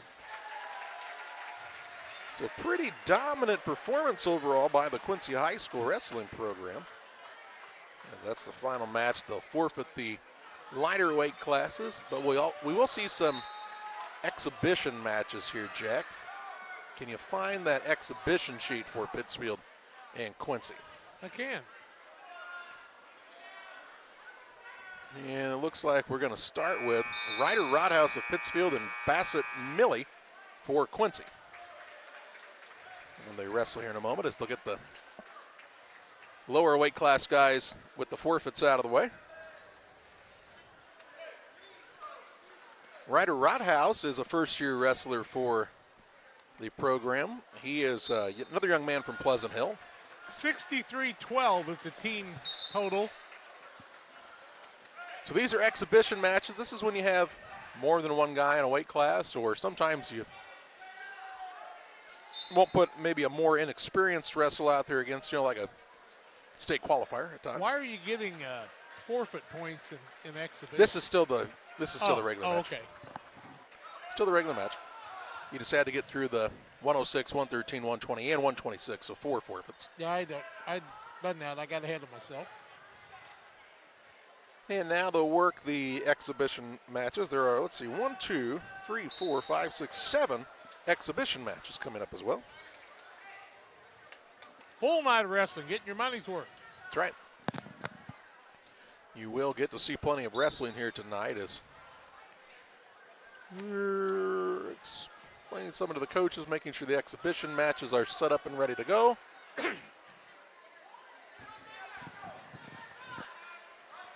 I thought maybe on senior night, Riley Cook would go ahead and try to take Tucker on the mat, but it doesn't look like Tucker or Riley wants anything to do with Tucker tonight, I don't think. Riley still appears to be the smarter brother. Yep.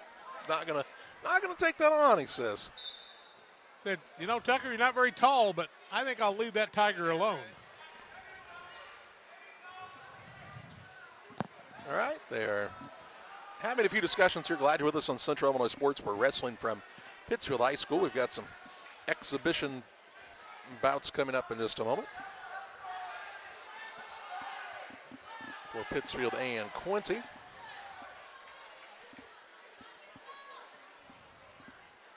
The Rodhouse for Pittsfield and Millie for Quincy.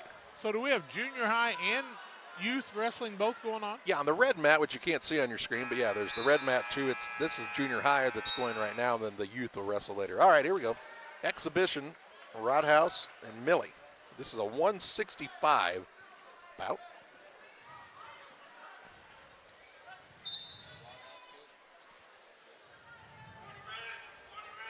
Giving Rodhouse a stalling warning. Again, a brand new wrestler, so one of those guys who just doesn't know what he doesn't know yet, Jack. He knows he doesn't want to be on the mat. Doesn't want to be brought down to the mat. Right. Strong kid, another kid with a good low center of gravity. Now, close to the takedown and there. quickness. Now he will get the takedown. Nope. Now Millie, who's got the advantage? Millie does.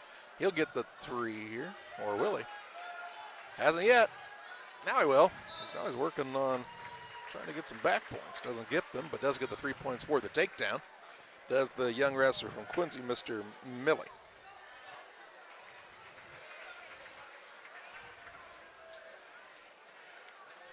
Rodhouse really looks like he's got good potential for improvement. Now, he's picked up on things in a hurry. I give him a lot of credit. You're coming into a brand new sport. I believe he is a junior in high school. Gets the 1 point on the escape.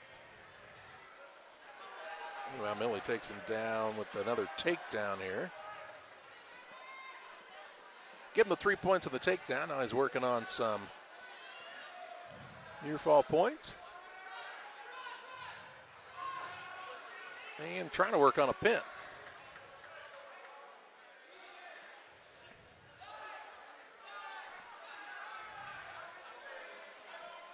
Looks like he is very, very close to that pin.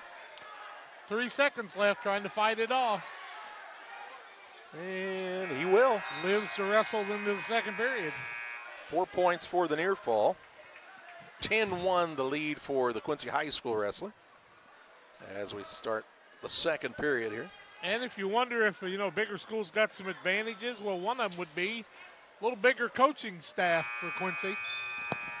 Well, I'd say the biggest thing is just the depth of your room, right? Oh, yeah. You got 2,000 kids, 1,800, 2,000 kids to pull from. And so you might have 3 guys, 4 guys sometimes stacked up in a weight class. You've got a full wrestling high school varsity team and JV team both. That's a big advantage. As a 13-1 for Millie Bassett. Excuse me, Bassett Millie. I believe we went last names then first names.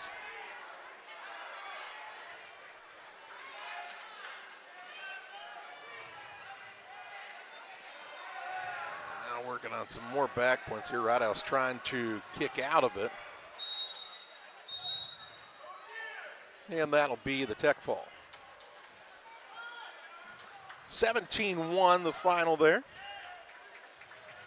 As Millie is the victor for Quincy High. Next up, we'll see Jesse Davidsmeyer, a senior for Pittsfield, back out for wrestling here in his senior year. And who will he be facing from Quincy, Jack? Chris McGough. McGough? McGough. And I'm going to be real honest with you. If I'm Mr. Chris McGough.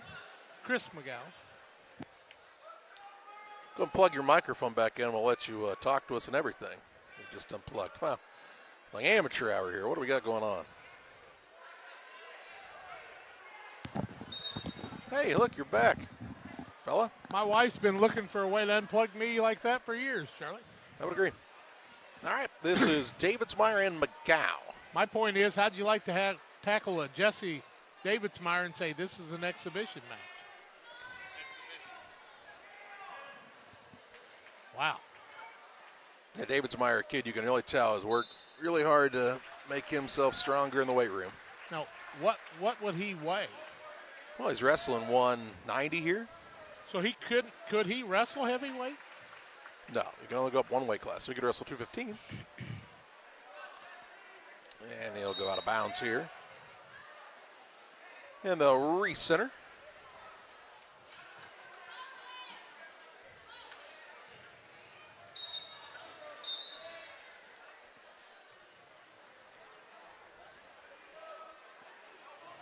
McGough looking for the takedown. Now Davidsmeyer, though, has gained a little bit of control. He's going to get the points for the takedown. That changed in a hurry, didn't it? Got a little gun show going on there, squeezing hard with the muscles. He's got the head locked in there. Oh, he didn't have the position. The reversal for McGough.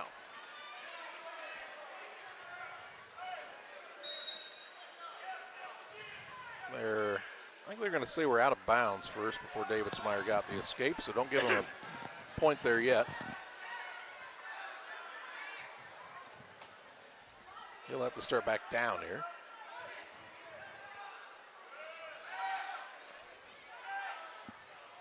.42.5 seconds left in the period. Ooh, now McGough's got the leverage on him here. Going to get some back points. Working on a pin, and he gets it. Again, that match had a couple quick turns in it, and McGough gets the victory over Davidsmeyer. So we've got Paxton Wilson and Austin Brown in the 190. Is that right? Oh, no. Wait a minute. Should be Caden Reidenbark is the other 190. And Peyton Wilson. All right. Reidenbark is a kid that a little over a week ago, he's actually a 190 kid, but he's, found the misfortune to be in Tucker Cook's weight class as well, kind of like Marable has. So he wrestled off. Marable fell to Cook, and then he had to wrestle Reidenbark for the 215 spot, and Reidenbark was the victor that day, so he actually was the representative of the match. for the Sockings. Reidenbach is just a sophomore for Pittsfield as well. You know, if you're going to turn your mic off, we have to turn it back on or people can't hear you. You had him on a summer baseball team a few years ago? That's a day or so ago, yeah. Coach Pitt's team. I think he took you deep quite a few times. Her tall young man is Reidenbach, and very strong, as you see there, as he'll get the takedown. And now he's working on trying to get a pin. And he hits one pretty quickly there for Reidenbach. And again, you talk about what he's doing on a daily basis in the wrestling room, Jack. His opponents are Tucker Cook and Bodie Marable for Pittsfield. 28-second pin. Now we'll see Austin Brown and Eli Zanger. This is a heavyweight. Brown also a freshman for Pittsfield. Zanger also looks to be a little bit of a younger wrestler.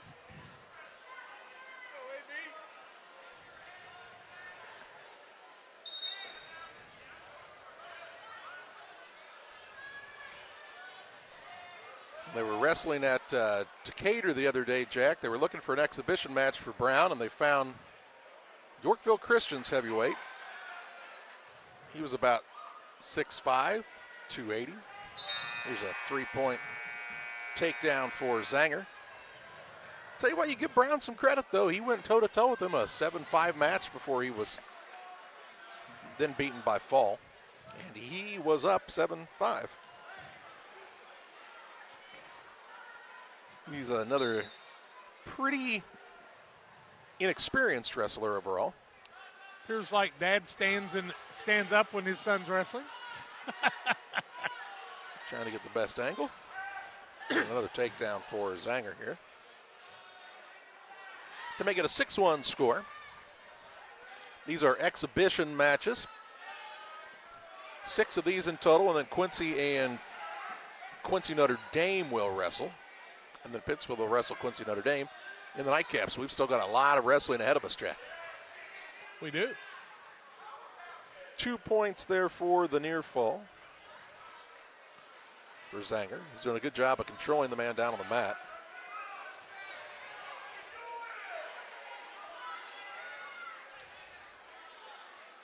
Oh, you saw the people that Zanger has to wrestle against. Oh, yeah. Yeah, that competitiveness of the room that you're in can make you a much better wrestler. Now Zanger trying to get some more points here in the waning seconds. Should get all 4 right there, I believe. And he will. And it looks like we'll get to the second period with Zanger up 12-1. Coin flip for who gets to go first. You don't have to wait for heads and tails. It's green and red. I'd be in trouble. Thanks to Matt Schuckman. Matt, we don't have the roster that tells us the age of these guys, but Zanger's a freshman, future O-lineman, he says, for Quincy. You can tell he's got some talent. And you can also tell he's got a lot of growing up to do. He's still got that baby face on him. Well, I talked to him before the match. He said he'd like to be the sports editor at Muddy Rivers down the road, too. Here's another takedown for Zanger to make it 15-1. He's working on the tech fall here. Kind of listening for his coaches to see how they want him to play this out. He gets a few back points, and he'll have this one won. He's now using that strength. Look at that drive. That's how you can tell he's going to be a good lineman, Jack. Look at that lower body drive he just had right there as he rolled Brown right over, who's a kid who's pretty strong in his own right now. Get a pin. So no tech fall here, just gets the pin fall, does Zanger. So we'll move to 285, Hunter Waters and Cooper Hildebrand. Waters, another freshman for Pittsfield. Hildebrand again looks like a younger wrestler. We don't have a roster that has ages, but looks like another youngster. And I'll point this out. If you've ever been in the Pittsfield wrestling room, it's part of the annex. Most of these teams have facilities a little different than that in these day and ages, and so that's something for the future for Pittsfield, hopefully they've been in that room for years, If you'd like to build a building for them, let us know. Might be an alumni that'd like to make a $2 million contribution, build a building like Camp Point Central did.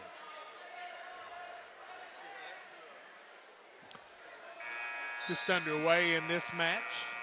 It's two heavyweights. Pittsfield young man has taken the advantage here in Hunter Waters. Waters, a kid who worked himself into some varsity playing time on the football field this year. The kid's good future lineman. Yeah, I mean, you have four heavyweights here. You have the young man whose last name is Leonard, wrestling about 190. You've got Riley Cook, who's not a wrestler. He's playing basketball, though.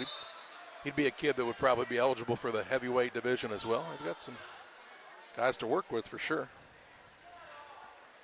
Tell you what, this young man's very aggressive. And here's a pin for Hunter Waters. So Waters with the pinfall. We'll go to Leaf DeJanes and Isaac Lintz, 165 exhibition. Nice job by the young Saki wrestler. That was Waters with the victory. We've got DeJanes and Lintz, you said here? Correct. And, you know, if you're looking at the future of the football team and linemen, like you said, there's some positives there. And you got a young man, I think, is a very talented junior coming back next year, and some other sophomores.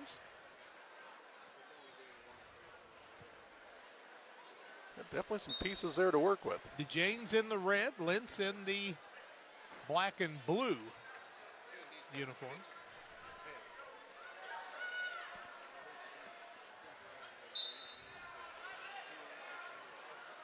Our team has competed in Jacksonville in a fresh soft tournament too, and a couple other places, I do believe. Yeah, a couple. One in Jacksonville High School at Tom Carmody, and then also the Mansell Memorial. That McMurray facility, Mac facility. Yep, the Mac Center. Now DeJanes is going to take the 3-0 lead with the takedown here of Lintz.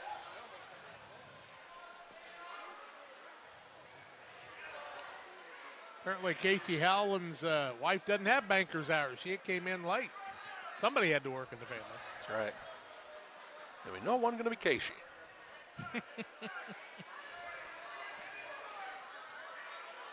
DeJanes started the season a little late, but has really picked up some things here. He's just another sophomore. Pittsfield overall still a fairly young program. Really went out and got those young kids to come out. Really builds for the future. Good to see all those chairs filled on that sideline. So now Lentz trying to get to a point where he can get back to his feet. Hey, you do a sit out and hope you can get that, but you got to be careful the guy doesn't lock up your shoulders at that time. Like this. That's kind of right on cue. Or leap to James. And he gets the pin. Nice job by both of those wrestlers. Yeah, we've got, what, one more exhibition, I believe, Jack? We do. Jake Ader and Azrael Kale. Kale and Ader here. This is what weight class? 165? 65 again. Yep. Ader is a freshman for Pittsfield. Good to see some of these youngsters get a chance to be on the mat at their home meet. Again, the only home meet of the year for Pittsfield on the mats. Man, they make some trips. Leroy, down the Granite City area.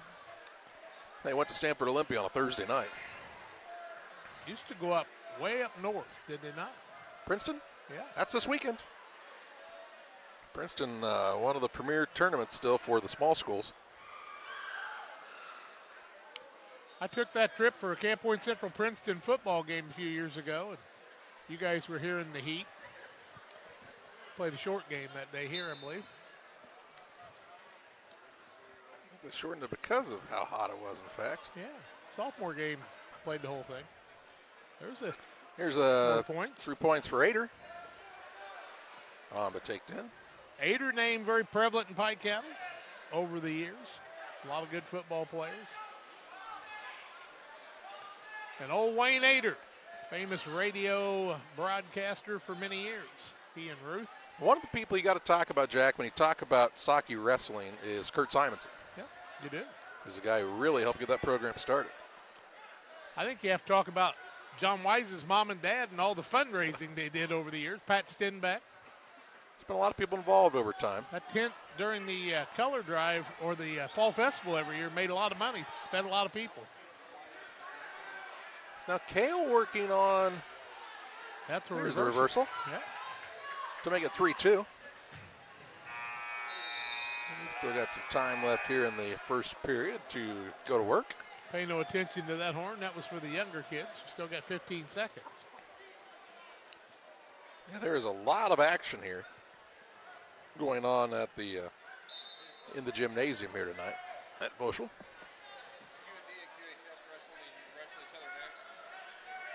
And that'll end the first period. Ader has the 3-2 advantage for Pittsfield over Kale for Quincy High School. This is the final exhibition match, and then they'll get set up for Quincy High School and Quincy Notre Dame.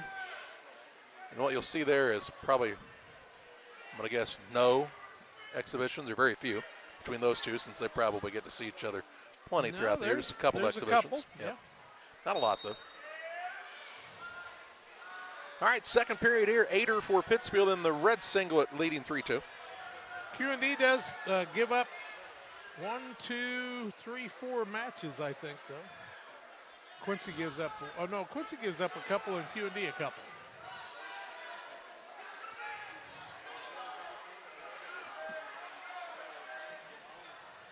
Ader trying to turn the young man. Kale doing a good job of keeping hold of that leg. Give him some leverage. Sprawling trying to get those legs free. Now a chance to spin on that reversal, but no, what a good job by the Quincy wrestler. Point awarded on the escape, though, right? I think they started neutral. Oh, they did start neutral, okay. So nobody has had an advantage yet here in the first minute of the second period. Close to the edge of the mat. They're going to try to circle back up here a bit. And now they'll be out of bounds. And give a stall warning to Ader. This official didn't mess around with that. Nope.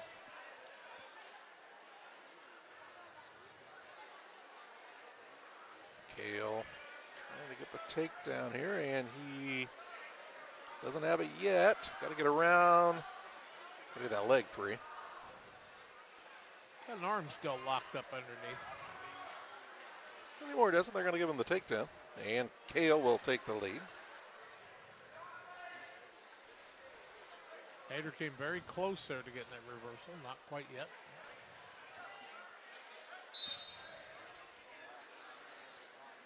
Again, if you're Ader, you're a freshman. You've got plenty of opponents to wrestle against. We just saw Leap to James. You saw Waylon White earlier at that 165 weight class. So good competition in the room there for Pittsfield as we'll head to the third period now. With the 5-3 lead for young Mr. Kale.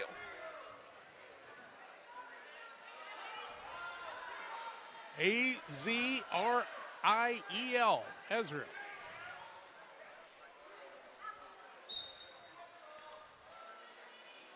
He chose to start in the down position here. And he gets the reversal in a hurry now. Nice job by Kale.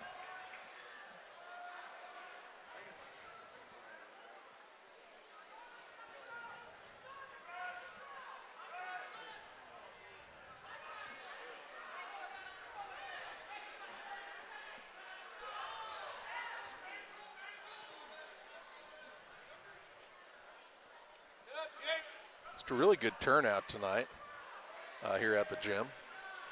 The youth program, by the way, so the high school for Pittsfield and Pleasant Hill, they co-op at the high school level. They don't at the junior high level, but do go together in the youth program as well. So, any Western kids coming over to wrestle anymore? I haven't seen any that I know of. Not a high school co-op right now. between those two schools. 7-3 the lead for Kale here in the third with a minute left. He's going to let Ader up, and they're on their feet. This is big for Ader. A takedown could tie the match at 7. So he takes a glance up at the clock here and knows he's got to get moving in the last 45 seconds. Shoots the legs here.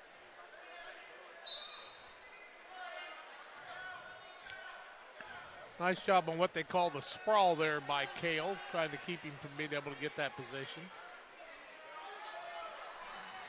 In fact, he close to having another takedown here. Trying to get control, and there he will. To make it a 10-4 lead. Ader didn't have much of a choice there, had to do something. Yep. Take his shot, and Kale will just kind of ride this one out, and he's going to win by a 10-4 score. That's going to do it for exhibition. Again, in the official action, Quincy High with the 63-12 win over Pittsfield. We'll get set for Quincy High School and Quincy Notre Dame after this break on Central Illinois Sports. I'm Chris Nichols, managing broker and owner at Ridgeline Sales Group, LLC. Are you interested in buying or selling real estate? With over 100 years of combined managing broker experience, Ridgeline Sales Group has assembled a team that can help you with any of your real estate needs. From first-time home buyers to seasoned farm investors, we represent buyers and sellers all across West Central Illinois, helping to make their real estate dreams come to life. Give us a call today at 217-285-5800 or jump on our website at ridgelinesalesgroup.com. From bag to field to bin, Prairieland FS is your home for quality seed. We treat it right here at one of our local facilities, deliver it right to your farm, and then provide the propane to fuel your bins. Have confidence in what you're putting in your engine with our energy specialist. They're focused on maximizing power, fuel efficiency, and engine protection to keep you going. We're neighbors serving neighbors. Prairieland FS, your leading supplier of choice.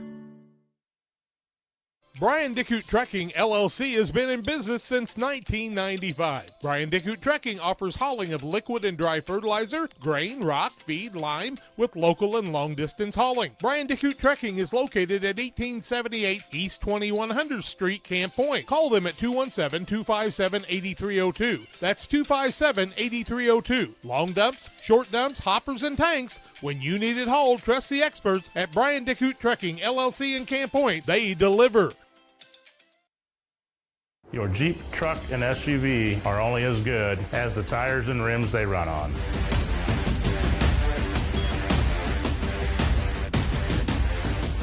On or off-road, go full throttle. Getting ready for action between Quincy Notre Dame and Quincy High School now on the wrestling mat. Both teams a little chance, well, really for Quincy Notre Dame to get a warm-up in here as they've been sitting kind of idle for a bit as Pittsfield and Quincy High School matched up in the earlier matchup here. So a chance for the Raiders to get warmed up here, and then they'll be ready for action. We will see matchups at 126, 132, 138, 144, 150, 157, let's see, 190, and 215. So plenty of action when these two teams do take the mat. We'll step aside. We'll come back with Quincy High School and Quincy Notre Dame next on Central Illinois Sports. Press Yours On You would like to wish all the area teams the best of luck this season. If you're looking to get team shirts or spirit wear for yourself, remember Press Yours On You. We have over 1,400 square feet of retail space, so pop in and see what we have to offer. Decoration methods we offer include screen printing, embroidery, laser engraving, and banners. The Walker family has proudly owned and operated Press Yours On You for over 18 years. Being a small-town business, our goal is customer satisfaction. We would like to thank everyone who has supported us. As always, thank you for supporting local. The Farmers National Bank of Griggsville with locations in Griggsville, Mount Sterling, and Pittsfield. Maybe you ask, why choose Farmers National Bank of Griggsville? The answer is simple. Local people, local decisions, and local commitment with local investments. We have many products and services to meet your needs. We invite you to find out more about us. Go to fmbgriggsville.com and explore all the services we offer. Visit any of our 3 friendly locations in Mount Sterling, Griggsville, and Pittsfield today. The Farmers National Bank of Griggsville, local people helping local people, member FDIC. Camp Point Central Sports are proud to have Dear Wester Grain as a sponsor of this broadcast. Dear Wester Grain, there for you for all your grain and feed needs. Why don't you give them a call and check out all the locations of Dear Wester Grain? With locations in Golden, Paloma, Mount Sterling, Clayton, La Prairie, Liberty, Industry, Carthage, and Blandonsville. For more information, call Dear Wester Grain Services 696-4461. That's 696-4461, or on the web at dearwestergrain.com. 9 million Americans suffer from... Life is full of bad surprises, like interrupt a broadcast, or you get a flat tire. I bought the inflator. I'm on my way. Maybe your dog chews up your boots. This is a chew toy. This is not. Or you run out of toilet paper. It's coming through. Or you hit a deer. But not every surprise is bad, like being able to find everything you need in one place. Your local Farm and Home Supply. No other place has it all like Farm and Home Supply. Sports families, come check out Central Valley Sports, the new facility in town. Located 3 miles south of Winchester at 520 Winchester Glasgow Road. Batting cages, pitching mounds, pitching machines, and more. Open to all ages and skill levels. The facility is available for team rental, individual membership, and family memberships. Be sure to check out the Central Valley Sports Facebook page for more information and stay up to date on individual lessons and camps offered throughout the year. Getting set for action here back at Voschel Gymnasium. Quincy High School and Quincy Notre Dame have traveled down Interstate 72 to match up here at Voschel Gymnasium. Longtime rivals, of course, from the Gym City. And they'll match up on the big Socky Nation mat here at Voschel Gym here on this Wednesday night. Hey, we do want to let you know we'll have girls basketball action for you tomorrow evening from Pleasant Hill as the Pleasant Hill Western Wild Wolves play host to the Pittsfield Ladies Sockies. Varsity only contest, 6 o'clock start time. Friday night we'll have basketball action from Griggsville Perry as the Tornadoes play host to West Central in what should be a good matchup. And then Saturday we'll have all 8 games from the Winchester Invitational Tournament, starting with the first game around 9 o'clock on Saturday morning. So lots of sports action for you here on Central Illinois Sports. Glad of you folks who have been able to join us for wrestling here tonight. Still a long way to go in this one as Quincy High and Quincy Notre Dame will wrestle, and then Pittsfield and Quincy Notre Dame will also go head-to-head. As we told you, we will see competition in the 126, 132, 138, 144, 150, 57, and then 190 and 215 weight classes for these two squads, and then a couple of exhibition bouts as well. And Jack, if you are these two programs, you want to talk about programs you're familiar with? That's the guys just across town. Well, they, wrestle in different levels. I think QND probably is a 1A wrestling team, and Quincy High School a 3A. When you went to the 2-class system in basketball, wrestling went to a 2-class system and then a 3, never did go to a 4-class system, kind of like the whole baseball setup. And it depends on how many wrestling schools you have. But good competition here between the two. QND hosts some meets, and so does Quincy High School, along with Hannibal and some other people in the area, Camp Point Central. So Adams County's been kind of a hotbed for wrestling. Minden used to have a wrestling program, not anymore. But maybe they co-op with somebody else now. I don't know about that. But these two schools will be very familiar with each other and kind of in competition for some of the talent. Don't know that you see quite as many people leaving one school to go the other for wrestling as you do maybe in some of the other sports. But well, and we're trying to figure out what weight class we're starting at here, Jack. 126 again? I figured they'd start in the same throughout the night. It is 26. This would be Sam Moore and Wyatt Boeing. Maybe Matt Shuckman can recognize the young man from Quincy or Quincy Notre Dame for us. So Moore and Boeing here, and 3-point lead early for the Quincy High School wrestling.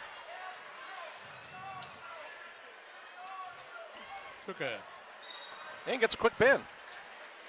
That's Moore who gets the win and the pin. It comes 22 seconds into the match.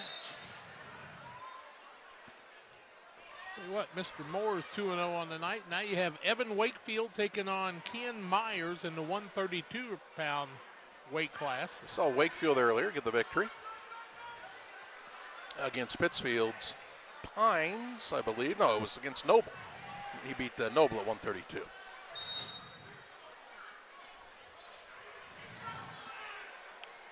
Right back at it. Referee keeps him moving. And the takedown for the young man from Quincy. Gave him 2 points as well on the near fall, and then 1 on the escape for the young man from Quincy Notre Dame.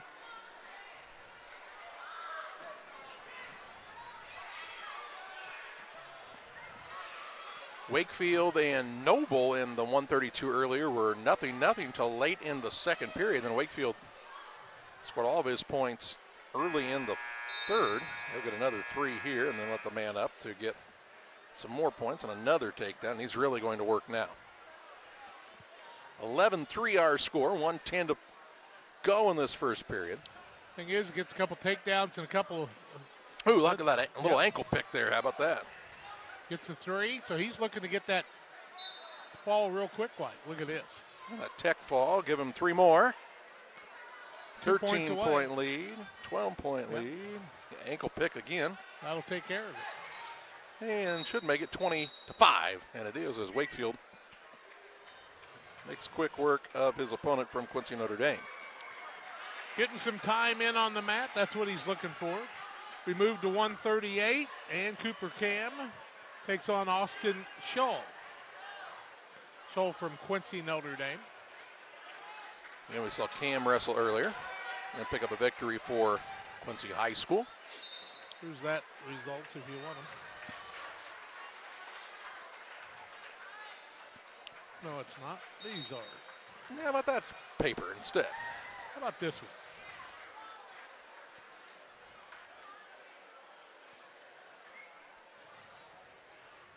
Cam for Quincy. And who's our Quincy Notre Dame wrestler again, Jack? Austin Scholl. Thank you. Hole with an S on the front of it. We can do that. Even we can pronounce that one. That's right.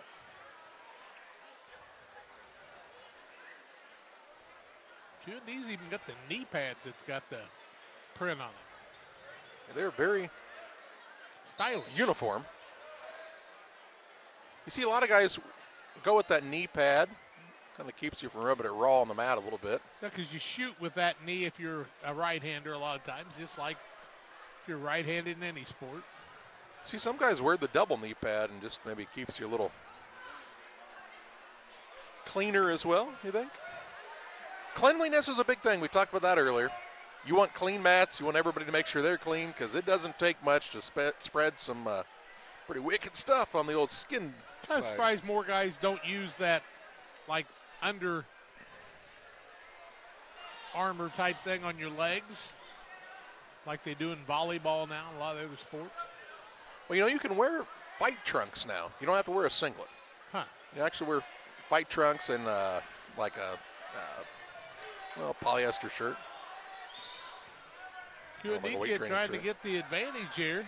And Scholl has got the legs, still got 19 seconds, breaks the man down, but what a good job by Cooper Cam. Now Q&D man has gained control. He's got the 3 points.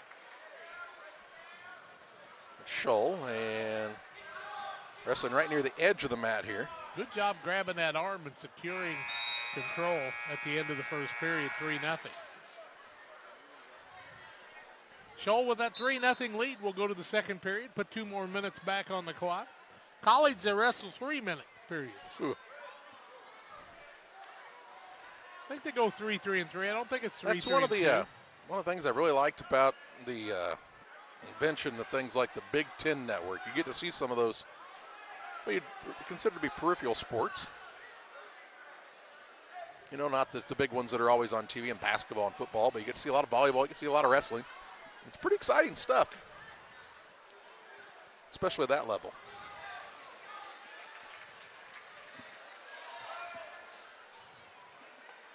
Here's 3 points now for the Quincy High School wrestler. We're knotted up at 3 points apiece on the takedown here. So Cam has tied it up with Scholl. Cam really working here, but Scholl seems to be a very experienced wrestler too.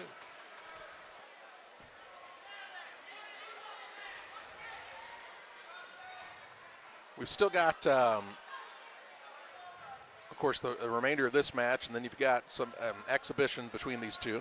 We'll see Payson Seymour get worked in for some exhibition matches as well. I would assume that will happen between this and the Pittsfield Q&D matchup. Did want to tell you, too, something that we had back in the day, wrestling cheerleaders. Huh. They sat along the mat and did their cheers sitting down. I'll be. So another opportunity to get more kids involved. We talked about the officiating and we talked about how much you see a guy like Ray Eichelschulte. You kind of have to know not that you don't always have to know the sport, right? But like if you didn't ever play basketball, you could still be a basketball official. You could watch the sport and kind of pick up on it. If you didn't wrestle, you didn't have to know anything about basketball. Well, basketball yeah, we've seen a couple, but really you have to know all the technical pieces of wrestling on the officiating side, and it just makes it difficult to find those numbers. As here is a stall warning.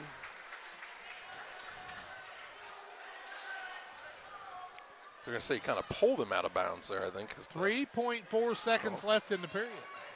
Tied at 3. Second period action. On the Ridgeline Sales Group scoreboard. We'll head to the third period here. Yeah, you talk about our friends from Ridgeline Sales Group LLC. If you're a buyer searching for the perfect home or a hunter passionate about the outdoors, Ridgeline Sales Group is here to help you capitalize on your investment. Our knowledge of the land, our dedication to our clients, and our commitment to excellence are just a few reasons why buyers and sellers continue to trust us for their real estate needs. Call 217-285-5800. So the Quincy man takes the 1-point advantage as the Q&D wrestler who was down gave up the point, or are we opposite? I think we're opposite there. I think Q&D has the 4-3 lead here.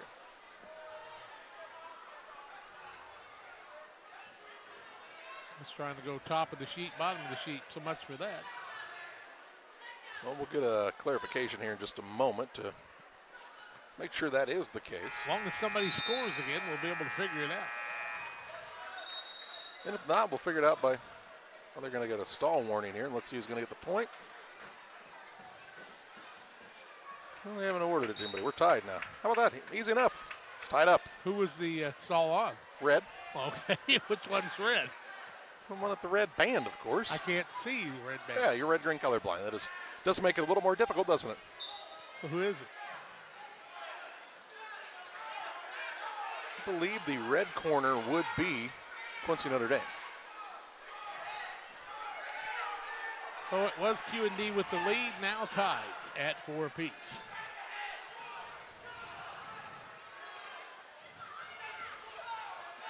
Still not any advantage to either wrestler here, Scholl or Cam.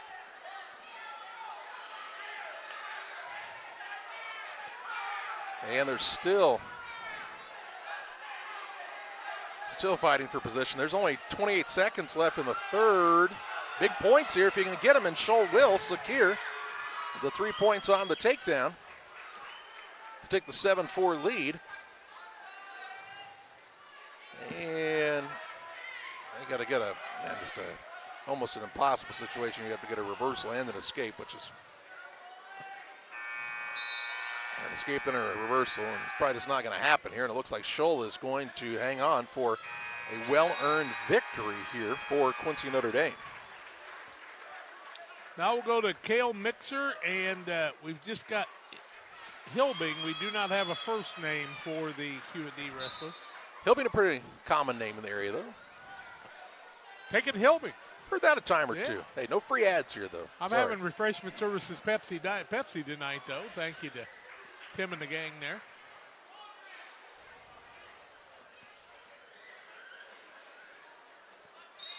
Hilbing should be the Q&D wrestler, and Cale Mixer the Quincy wrestler who got the pin in his match at 144. Early 3-1 lead for Mixer. And now make it 6-1 with another takedown. And he let him back up for the escape, and it's 6-2.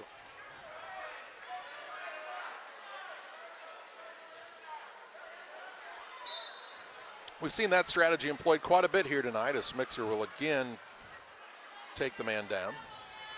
He's trying to stack those takedowns and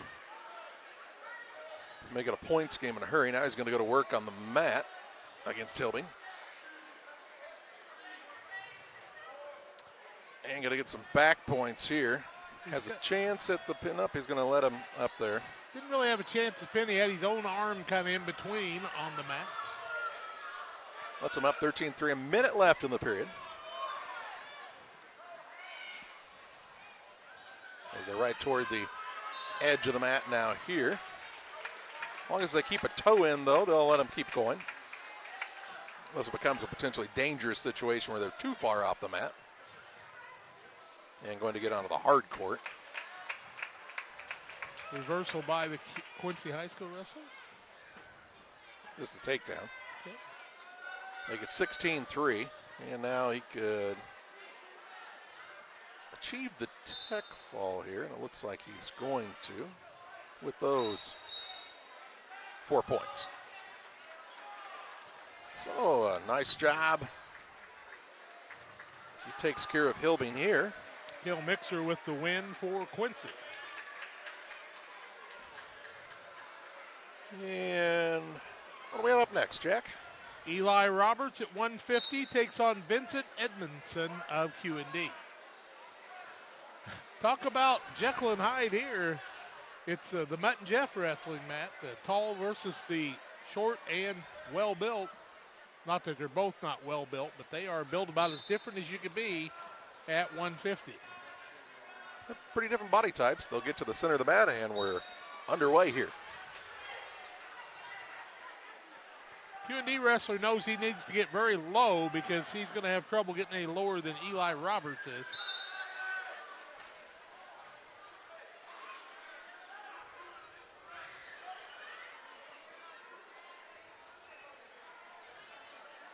Matt Scheckman tells us this is Brady Lair for Q&D. Oh. Well, I'm just going, we must apparently be at Brody Baker and Brody Lair. Thank you, Matt. 157. Details are sparse here. They haven't announced anything overhead. They only say like, hey, we're always going to start at the same weight class, any of that kind of stuff. So Muddy Rivers would pay for some names in the back of all these jerseys. It'd help a lot. It would be, it would be a little easier. Bob Goff, just a suggestion.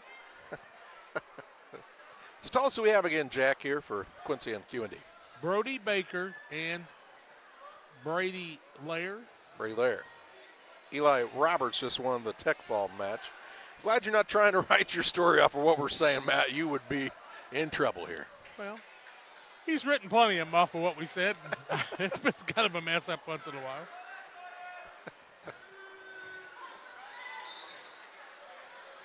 I mean, they've had some difficulty in the fall. You know, they got a rider that had to have eye surgery. We've had a few umpires that needed that over the years.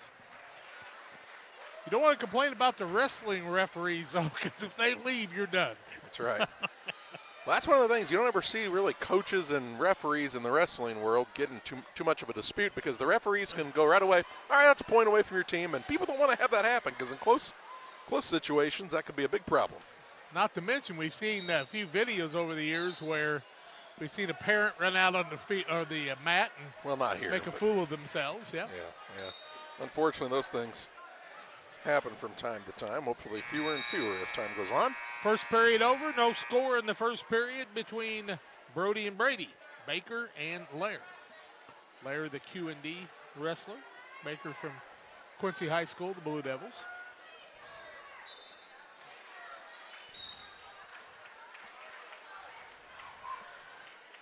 Matt Schuckman's going to join us on coverage of the Quincy Shootout on the 24th and 25th of January. He'll be there for all of it. Oh, yeah. You'll be there for all of it. I'll make an appearance at Q&D on Friday night and be there for the early morning stuff, and then you have to go home for my bedtime. I miss the Quincy High School games, though, darn it. That's pretty good watching there.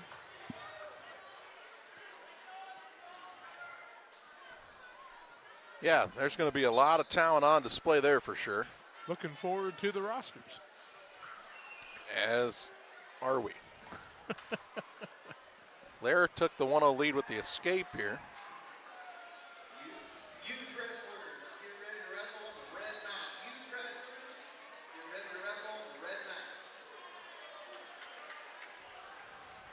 mat. Minute into period number 2. 1-0 Lair on top for Q&D.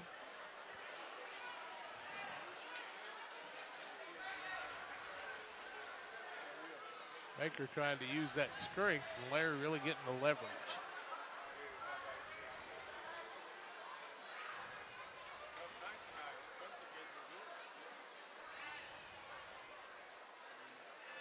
Really, for as different as the body types are, it's a pretty even matchup, Jack. Yeah, Baker's had to be a little careful because of the length there, not letting the man get into his legs. Yeah, don't want to get one of those ankle picks. He's kind of hoping to get this match a little closer where he can use some strength. And just 3 seconds left in the period. It's 1-0 in favor of Q&D. Good matchup. Good matchup. Baker's going, okay, I got to figure out a way. You know, I thought they maybe put that on the wrong side. It's 1-0 Baker. Is it? Yeah, it's 1-0 Baker, yep.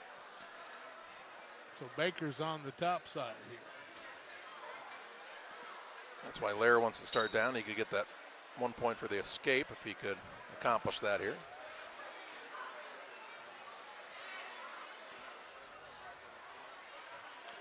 Hooking that leg is Baker.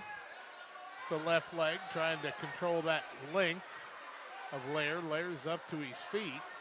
Baker's going to try to break him down. Now we're tied. Should be one. No, it says it's no, 2-0. 2-0. Huh. I'll be darned. Nah, it's 1-1. Yeah, thank you. Ray Eichelschulze just helped us out there. It is 1-1. Everybody a little confused on that score there. Ray knew. Yep, that's all that matters. It's 1-1. Thought that was right. Referee keeps score. Sell popcorn. He does it all. He is a multi-talented gentleman and knows the sport of wrestling rather well. Might have been a wrestler these days. A minute left in this third. Who's going to make their move? As Lair goes for the leg on Baker. They're going to run out of room now. Give a stall warning. Ooh, stall warning to Baker there. I don't know. It looked like he almost got driven off the mat, but Ray knew more than we did. Haven't seen an overtime yet today. It's excruciating when you get into that extra period. Oh, yeah, big time.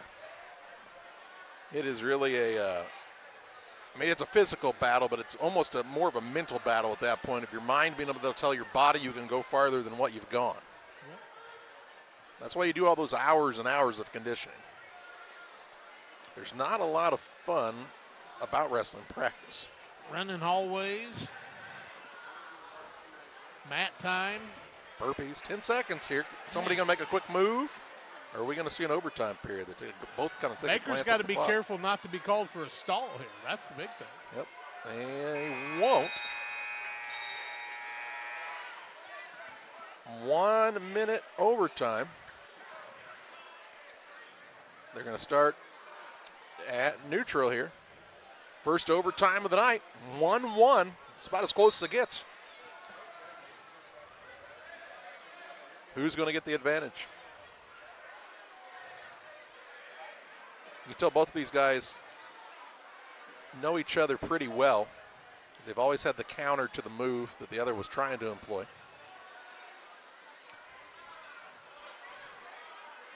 I'll update you on some team scoring here in a little bit, because there's the lower classes are all forfeits. Baker's got the ankle. He's got it, trying to trip him up, and he's got a bounce, still got a toe in. They're going to say no advantage yet. 22 seconds left. Allaire trying to hang on for dear life here. Baker's got to pull the head out. They are right at the edge of that mat. And they will give the 3 points to Baker. He takes a 4-1 lead with 7 seconds left. In overtime, wow. What a matchup. They give each other a big hug at center mat, and that was a well-earned victory. That's tough, Jack. 3 points for his team. Forfeit here, looks like. Durhecke gets the forfeit for Quincy. And then Jaden Wilson will get the forfeit at 175 for Quincy. Now our next match will be Alex Wells and Ryan Darnell at 190.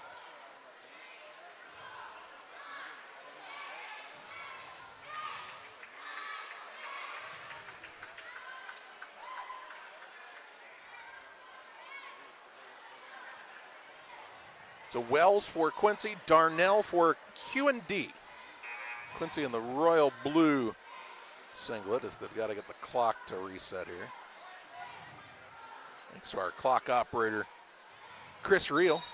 I'm talking about a guy who's put a lot of hours in volunteering for young people on the wrestling mats. He's one of them. Has a quick takedown for Darnell. Darnell's a very accomplished wrestler for this Q&D program. So let Wells up to his feet. Look for another takedown. And will he get it? Yes, he will, as they just stayed in bounds. Long enough. They'll center. Darnell wants to start even and makes it 6-2. We're 33-25, Quincy in the lead right now, if you count the forfeits that are at the top. So a very tight team match here with 2 matches left. And then you got a forfeit by Q&D down at the bottom, so that's going to put them farther out. So they've got some points to make up here. There's a pin. Q&D picks up 6 points there by Darnell.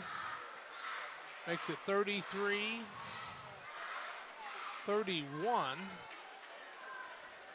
Then you're going to give up 6 on the pin, so 39-31. So Quincy's going to secure the victory, but they've got Talon Scott taking on Ben Shelp in this next match for Quincy and Quincy Notre Dame.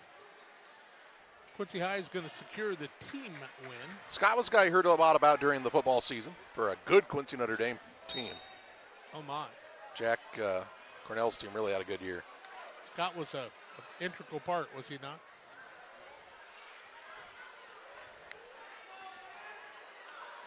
Is he looking to wrestle in the future or play football? You know, I'm not 100% sure on that. Saw Elijah Ginbacher from Camp Point Central announced he's going to QU.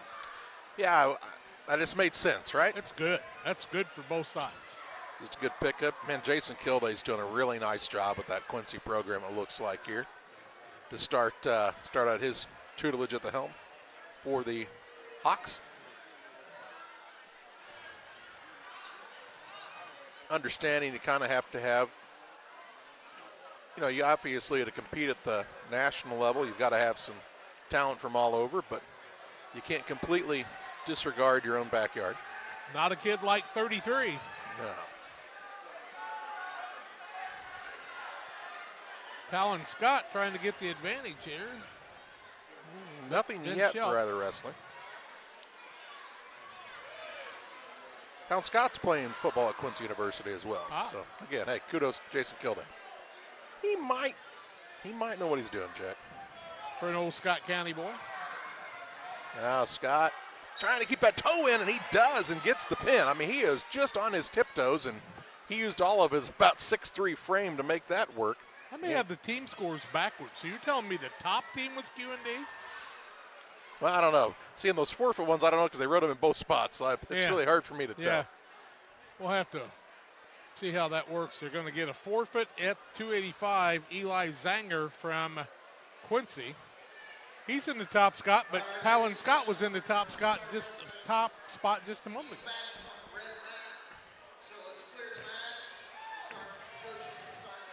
Zanger takes the forfeit, and now he's going to wrestle an exhibition match here.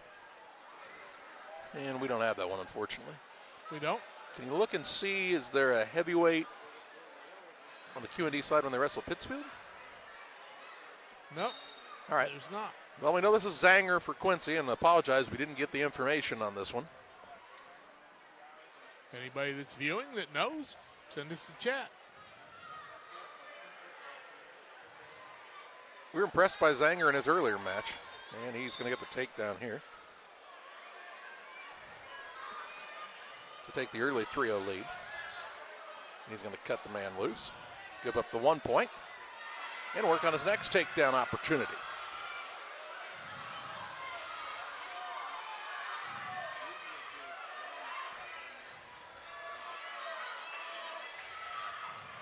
You've got the heavyweights on the mat that you can view right now, Jack, and I don't know what the weight class is for the youngsters that are on the red mat that you can't see on your screen, but about 40 pounds. It's not the same weight class for sure. Another takedown for Zanger, another point on the escape for the young man from Quincy, Notre Dame. And here's Zanger with another takedown. 9-2 lead, 1 minute and some change left in the first. Couple Sakis wrestling against each other there. This is just I don't know, it's a good idea to have events where the youth get to see the older guys participate, or gals as it may be. Kind of hope Brad Dixon's kids would be here tonight, you know? They're kind of fun to watch wrestle. Yeah. Most of their talent came from their mom, on the Kestner side, I believe. Zanger has the 9-3 lead for Quincy High School. This is an exhibition bout. What a good opportunity to get a couple of matches in or get another takedown here. So why wouldn't he have wrestled in the varsity match? Yeah, he'll get a pin here. Maybe that's why. They thought maybe the points would be close enough. Six either way. Six either way, yep, I don't know. It's a good question. Very good question. Impossible for us to do team points because I think we got names written on both sides of things. And it kind of shows you that Derek Otker does a nice job getting us the information. But we'll have his wife get it for us the next time. More accurate. Here's some forfeits at some of the... Yeah, that's going to be Griffin Finch, and then Clayton McClellan, and then I believe it's Derek Lohmeyer, all getting forfeits here. So this is McClellan. Oh, a tall, lanky young man, isn't he? He is.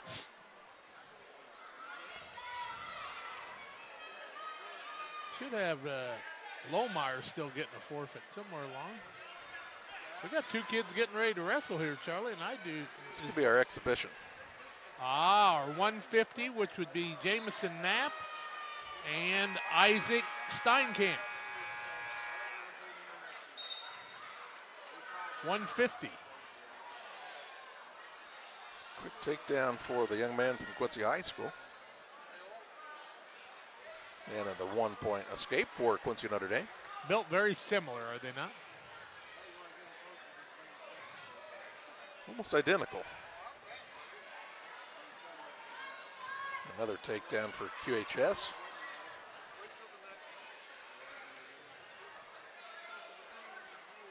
Strong program over the years, again, for Quincy High School.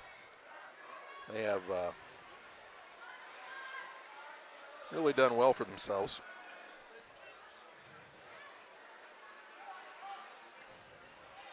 Another escape there, and young man from Quincy working on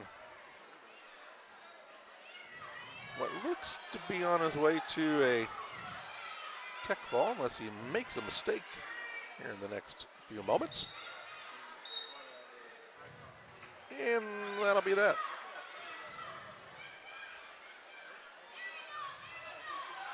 Where is it? I think it's only, I have it 18-5. I don't think. Yep. I Don't think give that's up enough. just yet. Nope. Might be the comeback of the year. They're going to review the tape, match side. Or the piece of paper. Either way. I think it's only 18-5. Coach from Q&D's giving his young man some advice, and he says, you need points or a pin. Stop letting him take you down so quick. Said, yeah, Coach, why don't you take one of these? And he's going to just let him up here. Give up the point. 18-6. Yep. And a takedown here. 22-6. That'll wrap her up. It's 21-6 the final. Well, that's right. 3 points on that, yeah. Math is so fundamental. Other exhibition bout here. Should be Blaine Mock and Rome Van Cleve. Appears to be Van Cleve is the Q&D wrestler.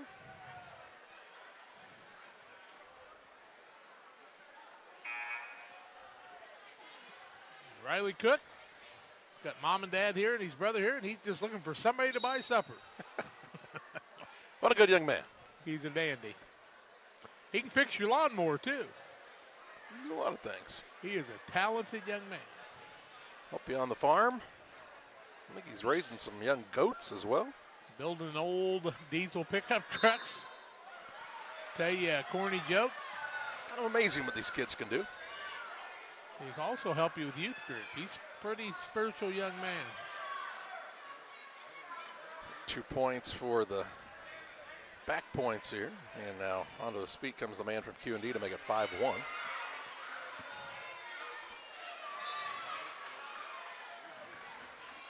Working on the takedown. This guy's wrestler will grab those points. 8-1 score. Ooh, now he's in a spot to get some more near fall points. Feel like I'm over at Barry. Looking around the pole. Doesn't have quite the weight on his chest where he wants it here. Now the man fighting to get out of bounds, and he'll get 3, he says. Here's the award for. Okay, we'll call it 4, 12-1.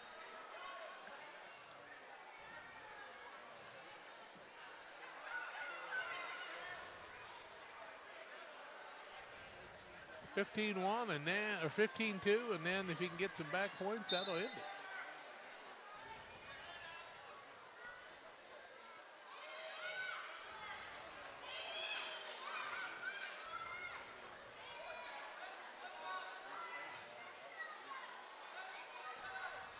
Working on some different things. That will be a tech fall. It should be 19. Should be 19-2 right now, and that will take care of it. The tech ball. So that will end the exhibitions and the match between Q&D and Quincy. Quincy finishes their night. And they get a pretty good showing for the Blue Devils here tonight. We'll step aside. We'll get set for Pittsfield and Quincy Notre Dame in wrestling action next on Central Illinois Sports. Fostered Farm Equipment has served our community since 1986, carrying the quality brands you know and trust. Now in our second generation, we are proud to continue our family's legacy of quality customer service from showroom to field. We offer new, used, and consignment sales. So whether you're working 1 acre or 1,000, we have something for every operation. Our customers work hard. That's why we work hard to keep America's farmer in the field and not in the shop. We look forward to serving our community and customers for decades to come.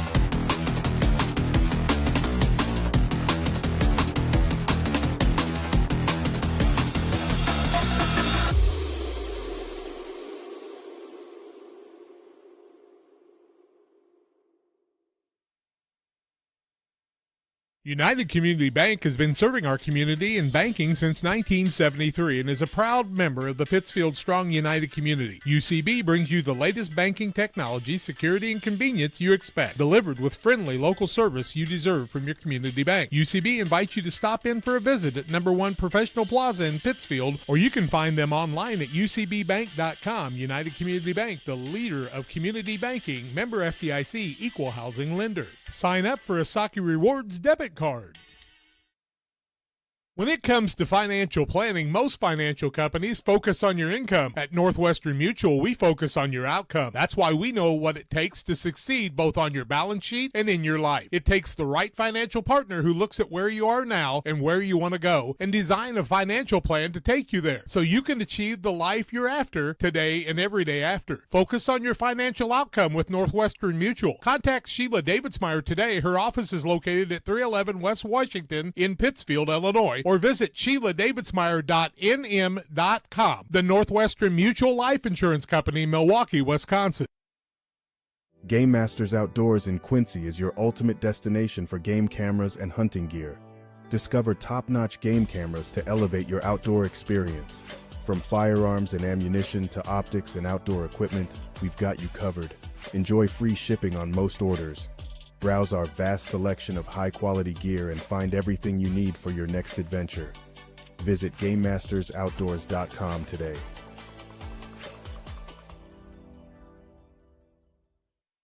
Like a good neighbor, State Farm is there. You've heard that phrase many times. And Rod Prentice in Pittsfield, your State Farm agent, is the guy you can count on to be your friend and neighbor in the insurance business. He has a complete line of insurance available for you from State Farm Insurance. You can reach him at 217-285-6930. Our family trusts Rod Prentice with all of our insurance needs. Stop by their office on Washington Street and see the girls. And Rod Prentice, your State Farm agent, 217-285-6930. Stotzi Automotive and Tire, located at 201 Adams Street in Camp Point, Illinois, is your local automotive repair shop. Whether you need an oil change, brake job, alignment, engine repair, or new tires, Stotzi Automotive is here with honest and competitive pricing. Call Reagan and his team today to schedule your appointment. 217-740-5010. That's 217-740-5010 for Stotzi Automotive and Tire. In a world that seems to be out of control, your friends at First Christian Church of Pittsfield, Illinois want you to know that the hope of God's love reaches out to you. God loves you and He has a purpose for your life. If you'd like to learn more about this, we invite you to join us at 8 a.m. or at 10:30 on Sunday mornings at 225 North Memorial Street in Pittsfield, or online at fccpittsfield.org, our Facebook page, or our YouTube channel. First Christian Church of Pittsfield, Illinois, a safe place to learn and grow. Well, they've put in a few more exhibition matches here, Jack, and so we apologize not to be able to let you know who's actually participating right now, as they've found some other folks a chance to get on the mat, which is always a good problem to have. Pittsfield and Payson Seymour are actually going to wrestle here in just a few moments in what will be exhibition matches. We have an old rule of thumb on the Central Illinois Sports. If we don't know the names, they become Bob Moore. So Bob Moore and Bob Moore are tied on the mat in period number 2 in this exhibition match. Got a good feeling about Bob Moore in this one. Yep, Bob's looking like he's going to win. At the Winchester Invitational Tournament, there's been a lot of folks named Bob Moore. And one of them scored 22 points and a half. Yep. We're looking forward to that Winchester Invitational Tournament this Saturday. Join us about 8:30, 8 games in a row. Little breakfast at the WIT. If you'd like some of those raffle tickets, contact some of the people with the West Central Winchester school systems. Cougar Boosters, I think they call them now. Yeah, they do.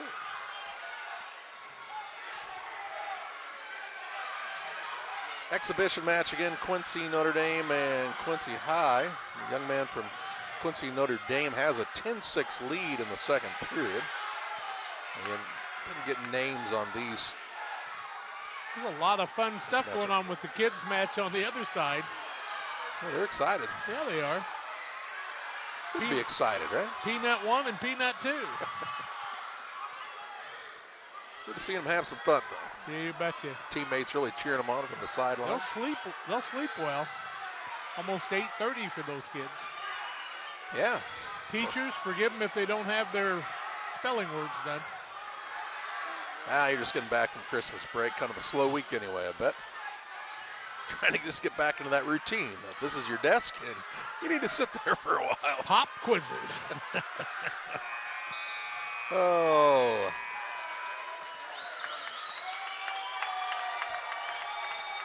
A lot of fun for these youngsters. A lot of good lessons to be learned on the wrestling mat.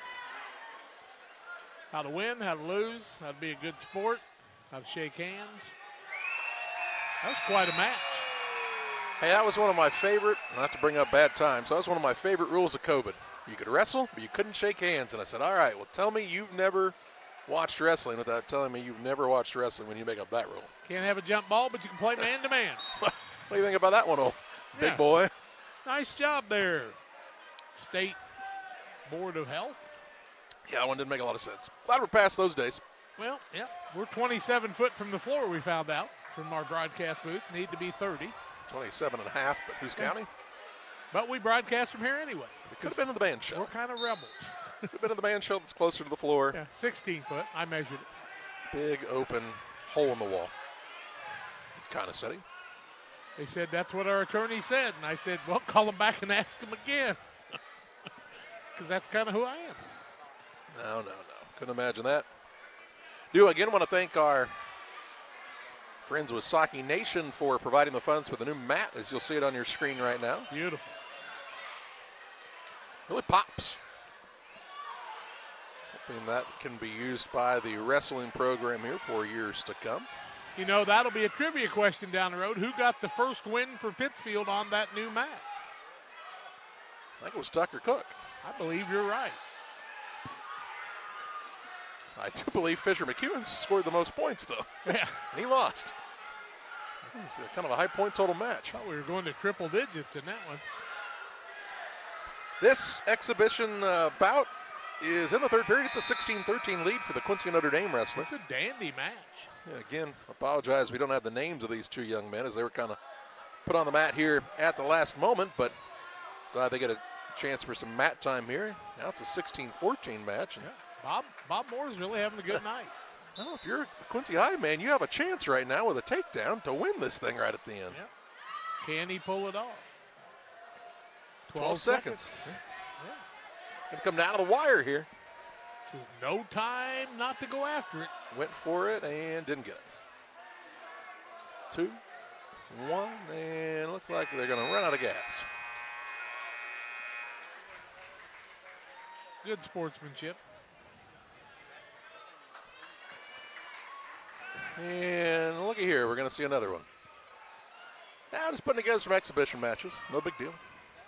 Yeah. They got sweaty, they might as well wrestle.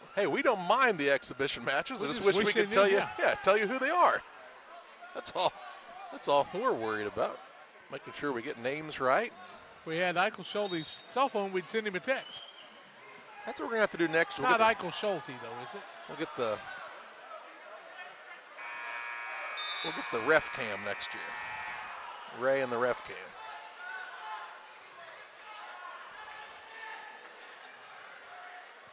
Quincy man takes the 3-0 lead here. We're now working on the pin situation. Got that pretty well locked in. And gets the pin. You might see a little quicker call of that in some of these exhibition matches. Almost kicked out like a WWF. Yeah, no, only 2. 2 3/4. I think it's WWE now, by the way. Well, WWF, WCW. Saturday night fights, back when you had to watch them at midnight with Bob Geigel and Rufus R. Jones. Don't believe I was born in those. No, you weren't, but I bet you there's a few people who remembers Rufus R. Jones. Look it up, Chuck. It's worth it. Probably. I think you're going to see wrestling, and I mean the professional wrestling. At the Chase? No, I think you're going to see it at the Gym's ballpark, Q Stadium. One of their new guys that's involved in that ownership group's a promoter, and I think before it's all said and done, I think you'll see professional wrestling there. Bounce them off of those walls, baby. Ooh, yeah. That one light fixture down the third base line that buzzes all the time. Yeah. Quincy High young man again in the control position here. We're finishing up some exhibition matches before we'll see Pittsfield and Payson with some more exhibition, and then Pittsfield and Quincy Notre Dame. So we've still got plenty of wrestling action to come your way yet here tonight.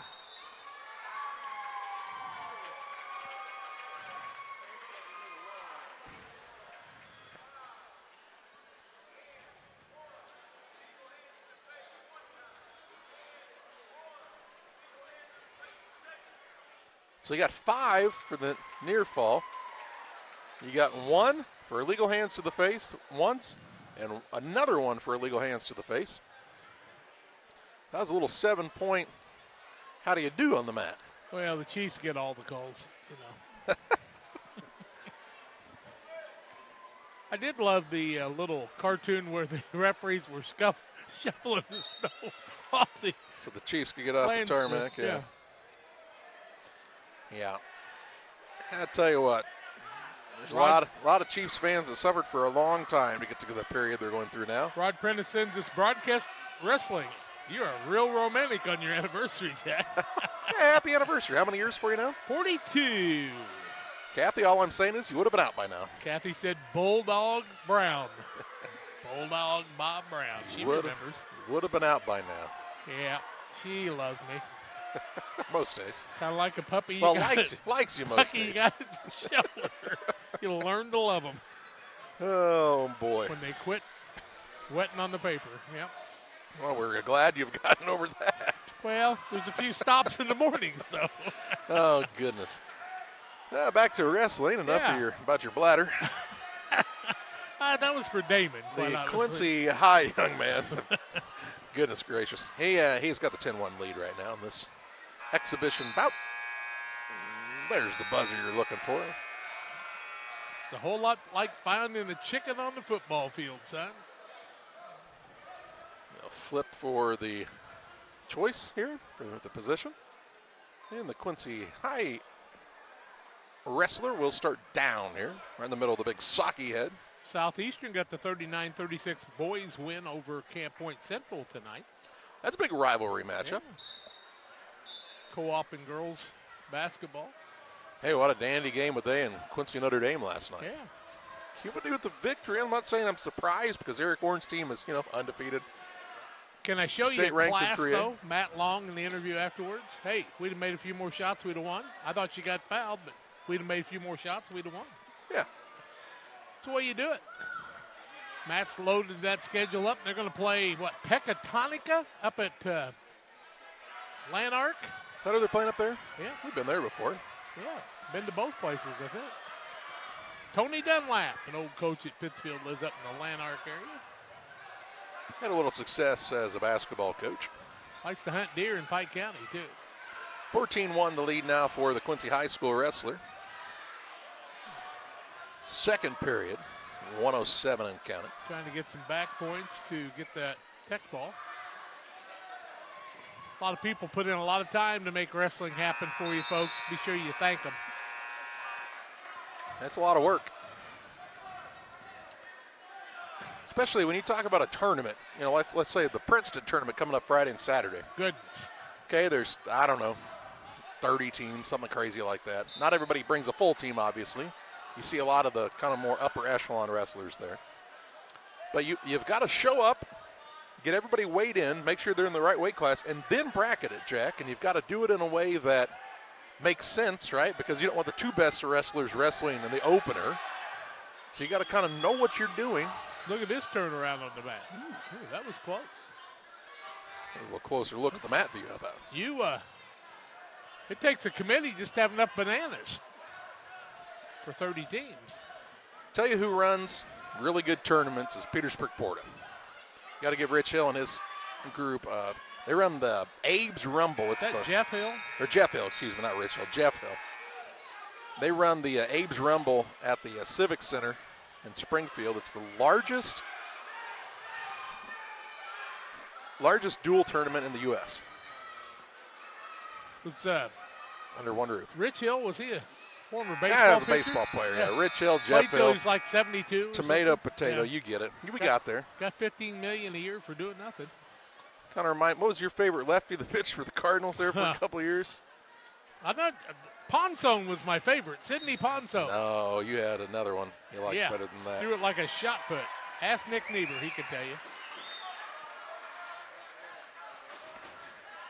Trevor Zumwalt waving at the crowd, just hoping somebody will wave back to him.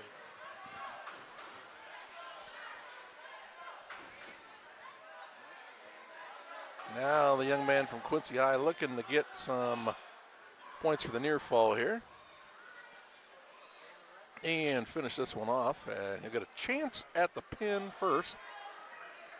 Right now, though, it's technically 24-7 if he doesn't get the pin here, but he's going to try really hard to get it.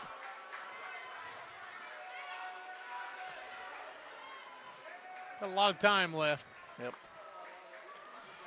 That's a helpless feeling when you're there and you're trying to get up off of your oxygen back. level wants to disappear on you at that point. I can tell you There's that. a pin. Yep.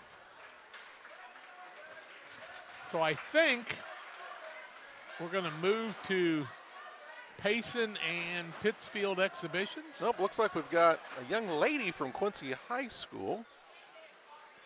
She's going to pick somebody out of the crowd. She's going to wrestle. The loser of the last match. No, from looks like a Unity Payson wrestler here. Do we have any matchup on a sheet that has this on it? Let us know who this is. I don't believe so. All right. Look. Oh, we've got an extra sheet here. It's a possibility. All right. Nope, that's a Pittsfield Q&D exhibition. Well, this is an exhibition between Quincy and Payson Seymour now.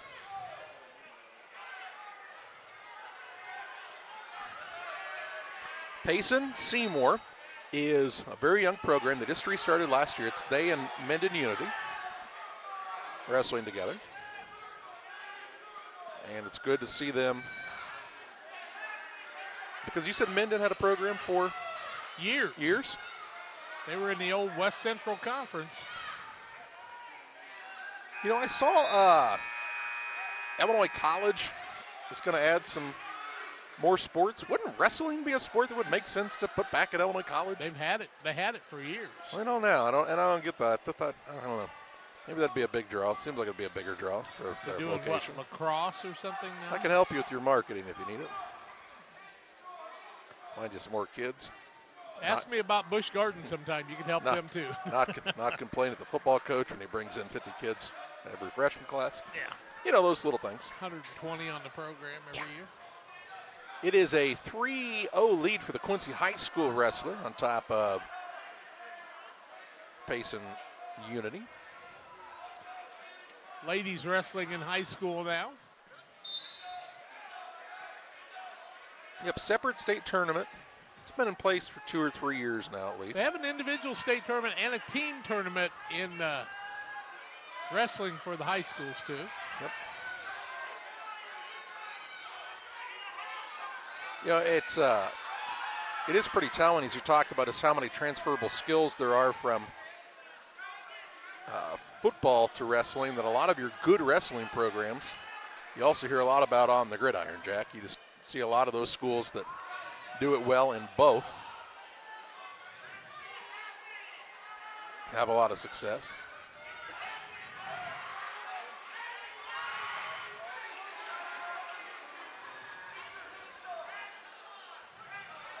Still a 3-0 lead. Now we're going to get a couple points there to make it a 5-0 lead for the Quincy High wrestler.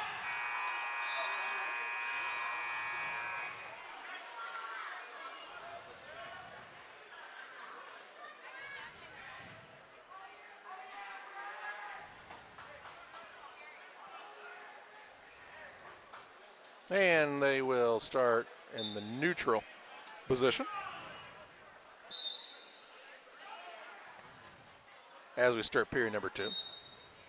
We again apologize, we don't have the names of these two young people. Some of these were made after the sheets were handed out. Some of these matchups. I'm glad they're getting some mat time here this evening. There's an opportunity for you to send my wife flowers tomorrow at our house and put my name on it for my anniversary a day late. Probably not going to do that. Oh, okay. Sorry you forgot it. Well, I didn't forget it. It sounds like you Took her to Florida. I mean, what else could I do? Send flowers, obviously. I've never been a big believer in flowers myself. Well, the Payson basketball players there in front of us.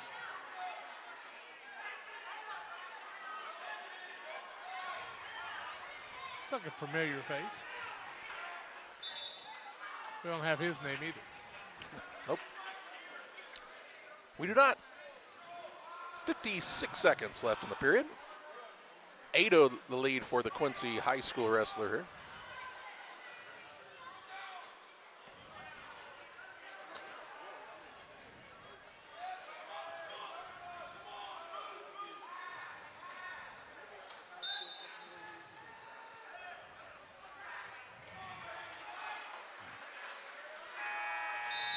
Still working to try to get some back points here as the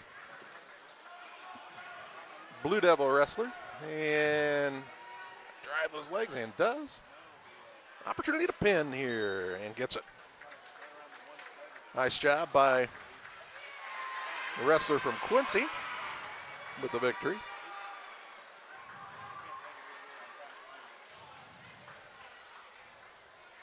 Wrestling on the lady side. One opportunity when you can ask them how much they weigh, I guess. Yeah, well, thank you, Jack, for that. Don't ask them how old they are. Looks like we're going to see another exhibition between Quincy and this is a youngster from Unity Payson as well. I see this sheet real quick in front of me. Sure can. Thanks.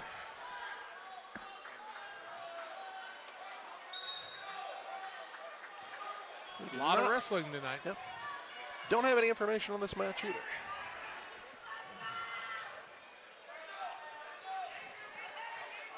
But we can tell you that the Quincy High young man takes the 3-0 lead here in the early part of round number 1, period 1.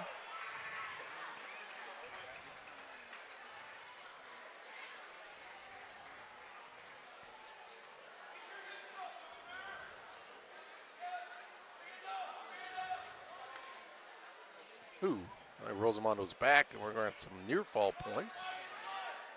Man from Unity Payson trying to roll through here. And now we're going to get a whistle. 4 points. 1 for the illegal move here. Do you get 2 4s? He got a single set of 4 for the near fall on the back points. And then the penalty point, so it's 7-1 Quincy. And he will maintain the top position here.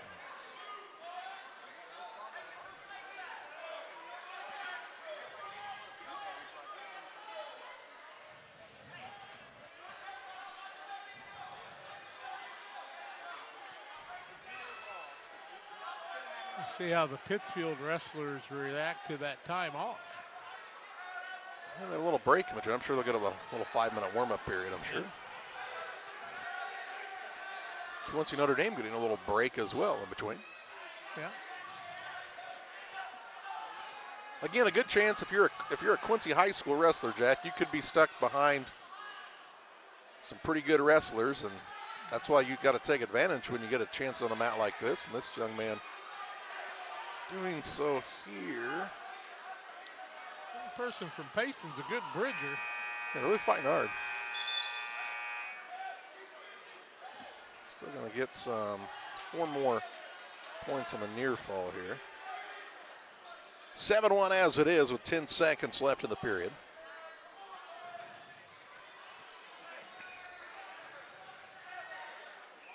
And not going to get the pin before the buzzer sounds.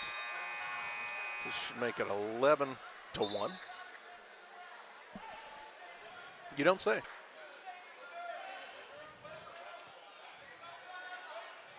Ah. You can do it all. Quite the multitasker here. Jack of all trades, master of none. Son of one. The Payson Seymour wrestler starts on top here. Down 11-1. Now, nice job by Quincy's wrestler to get the reversal here. Just about got it completed and does. For the 2 points. Not giving up that arm that he's got tucked behind him now. Now he finally does. Nope, still there. You can find your arms and sometimes legs in some precarious positions. Yeah, that makes some people tap out. I don't even know if you can do that. Well, I think the way you tap out is, let me get you rolled over here. This should be it. He should have the back point. Still gets a chance to go for the pin. But if unable to secure it here, still going to have enough points for the tech fall. You can't just yell, hey, that hurts. You can. They will stop the match on if they do believe a wrestler is in danger of an injury. Nobody wants to see that. No. Here, chance for the pin. How close are we there? Well, Ray says close enough. That's a pin. And we'll trust him on his judgment there. As we have all night long. Yeah. Now we got a Blue Devil and a Payson young person again.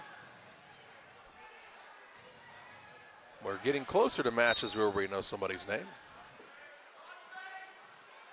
I kind of wonder if this is Charlie Scarborough for Payson. 144, does that look about right? Yeah, it's really hard for me to judge there. You have trouble with a quarter-pound hamburger, right? Yeah.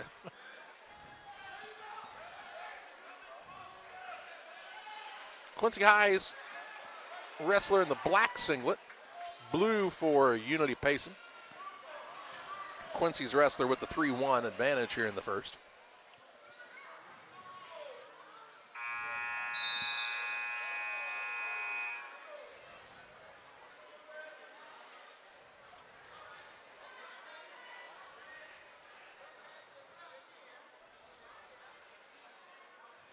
It's another takedown, does the man for the Blue Devils.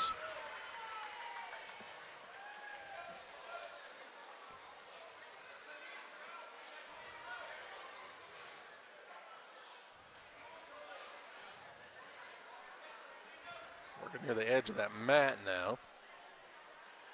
You What's that? You get in youth wrestling like you watch the other mats. There's some tears and some things there and emotions. It teaches you a little bit about life.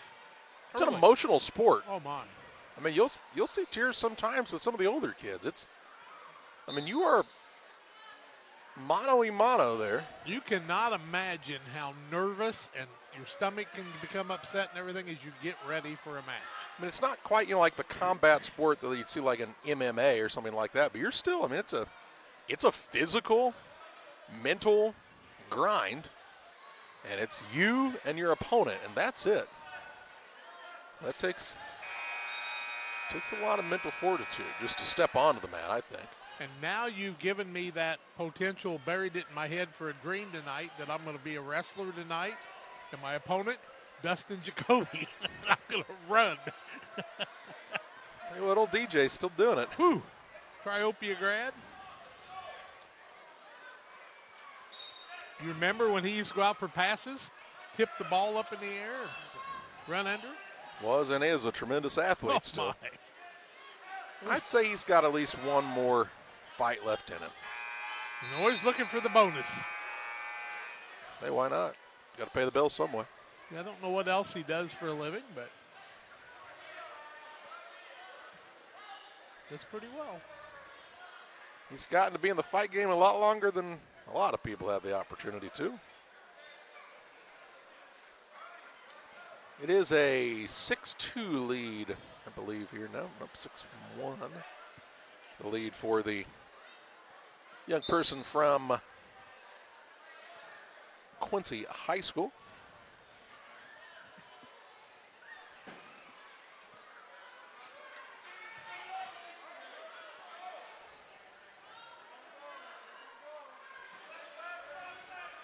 6-3 now the score.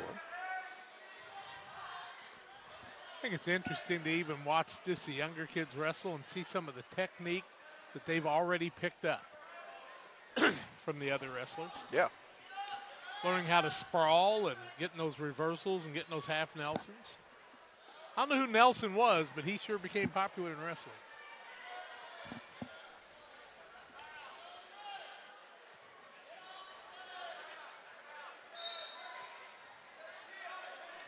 .25 seconds left in the period. 6-3 the lead for Quincy in the black singlet here.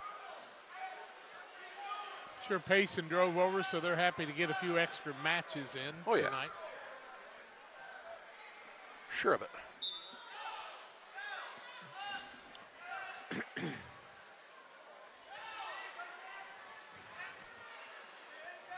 And time will expire in the period.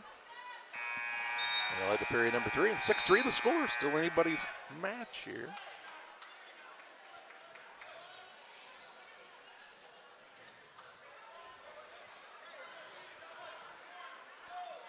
Quincy's wrestler will start down with the lead. Down position, that is. But on top on the score. Trying to get the reversal here. And we have a young person who's run onto the mat. And he's in. He has no idea what's going on. You got to get off the mat. Hello, Jackson Peterson. How you doing, buddy? Yeah, that's who it is. Wanted to be involved. He's looking for somewhere to go and play. He said, my dad's on the mat. I'm going on the mat. Oh, boy.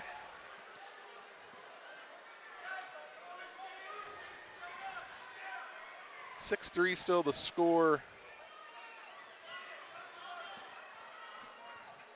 here. You look right here on the screen, Jack. You want to look at it.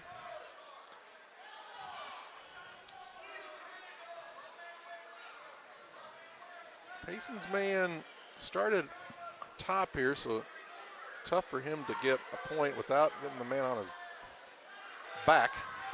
And now the Quincy man bridges to stand up and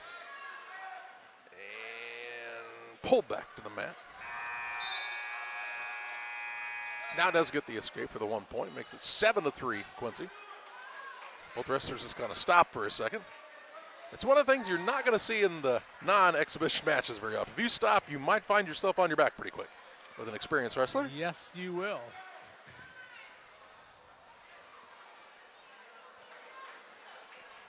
Shout out to the folks running the concession stand tonight. Had a full course meal for folks that needed some supper.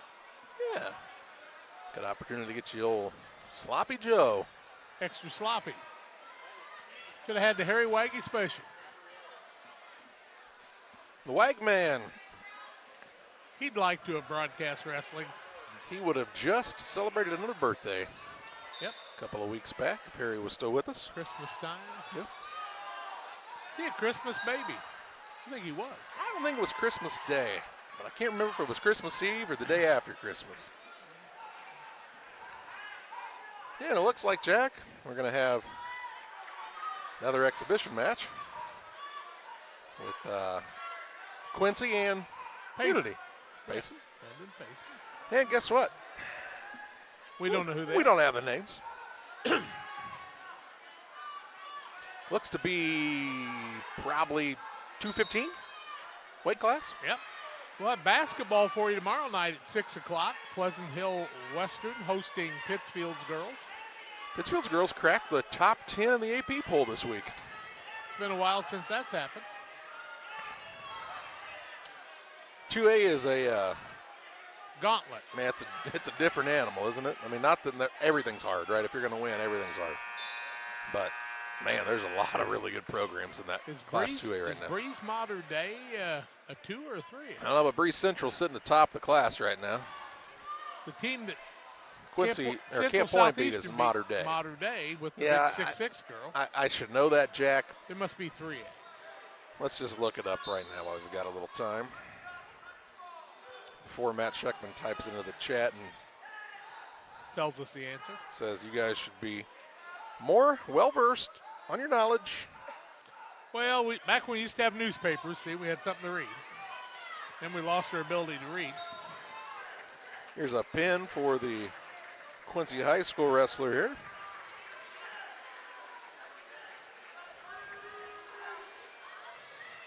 Breeze Mater Day is a 2A. I'll be darned. They didn't make it in the top 10. They and Breeze Central are in the same subsection, along with Nashville. So only 2 teams could come out of that. Yeah, that looked like when you had Porta, Camp Point Central, Quincy Notre Dame, Macomb, Illini West, and a few others. Yeah, there's been some times where it's really been loaded up, and looks like we're going to have a break in the action. Break in the action for some warm-up. Let's step aside here for some of the sponsors helping to bring action to you tonight from Boschel Gymnasium and High School Wrestling on Central Illinois Sports. Here in Pittsfield, we're focused on maintaining a healthy, diverse economic base to increase opportunities for our residents. Economic factors greatly affect a community's overall potential, and we strive to continue our prosperous culture. The availability of both commercial and industrial employment centers and new lucrative entrepreneurship opportunities are major assets for growth and development here in Pittsfield. In addition to providing employment and income to people, Pittsfield also boasts several tax incentive districts to further facilitate economic growth. Examples of growth and success can be seen throughout Pittsfield. Pittsfield is located within Pike County and widely known for the abundance of white-tailed deer, and is also home to companies that have capitalized from the region's natural resources. Located over on Madison Street, Whitetail Properties is a major local and international employer that truly embodies the local and economic spirit of Pittsfield. State-of-the-art communications and telecommuting are available here. Be sure to catch their televised series throughout the week on the Sportsman Channel. Come grow and be a part of something great in Pittsfield, Illinois.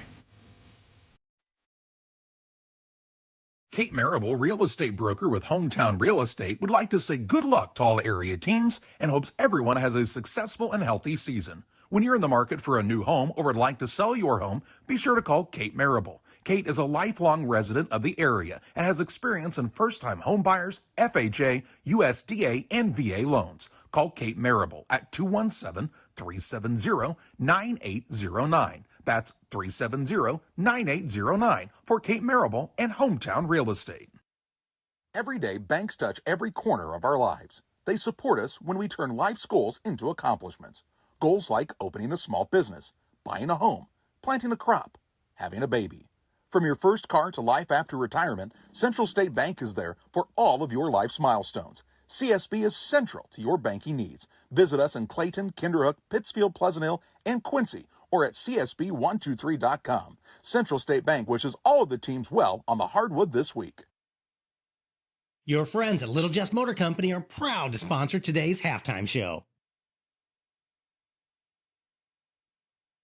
Hi, this is Scott Davis from Little Jess, and I've got some exciting news for you. Jeep just announced an unheard of 20% off our entire selection of new 24 Jeep Gladiator Mojaves and Rubicons. With 20% off, you can save over $12,000 on each of these adventurous models during the Start Something New sales event. The snow is coming, and what better reason to get the best four-wheel drive on the market and to save 20% in the process. Hurry in or log on to littlejess.com today because 20% won't last long. Little Jess served the Tri-States for 7 decades.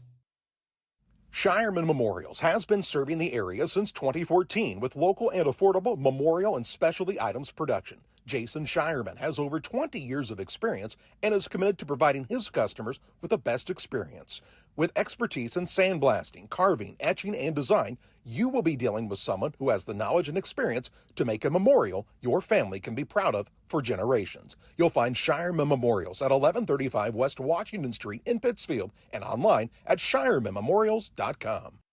When you're ready to restock your pantry, go to Kay's Family Food in Camp Point, Illinois. Open 7 days a week, 7 a.m. through 8 p.m. Be proud, Camp Point area. Kay's Family Food is the only locally owned grocery store in Adams County outside Quincy. Delicious donuts daily, great lunch specials, fresh cut meats, fresh produce. Kay's Family Food are committed to the area and the school. When you support your local store, they can support you and your school and community. When you need to restock, think of Kay's Family Food, 593-6814.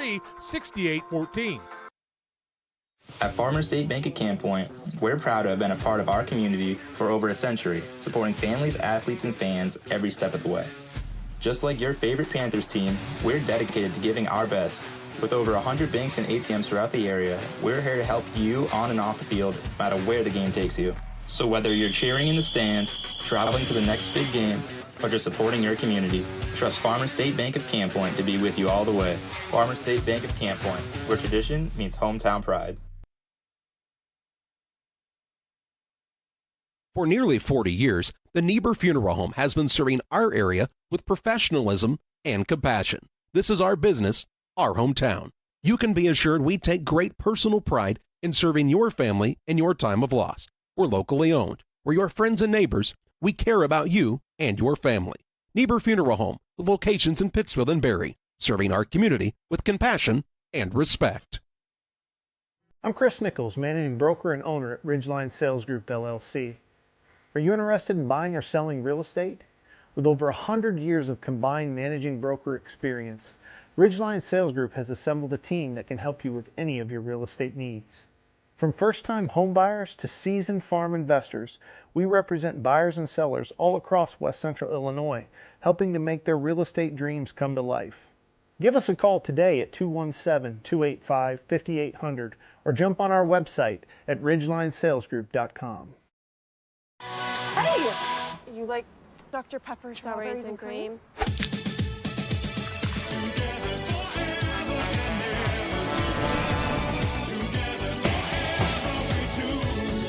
It's a pepper thing.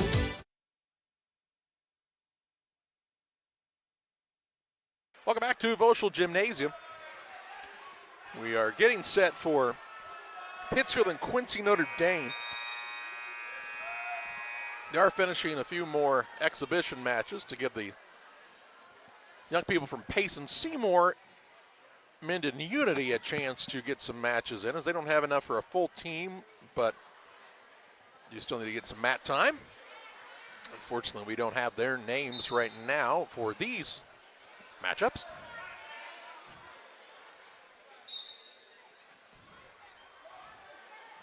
But we will here when action starts with Pittsfield and Quincy Notre Dame in just a few moments.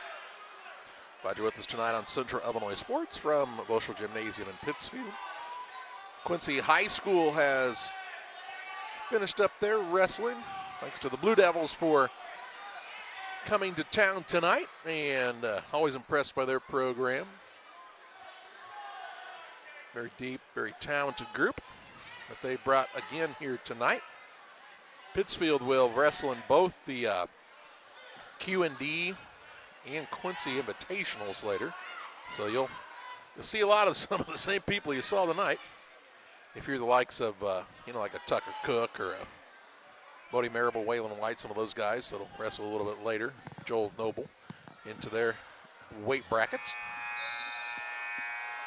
So you get familiar with wrestlers and a good opportunity to learn every time you step onto the mat.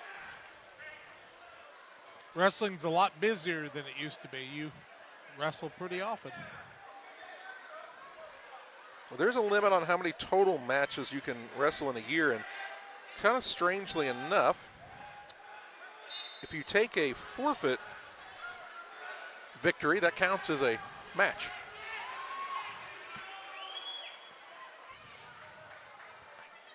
Guess that makes sense. I'm not really sure if it does or not.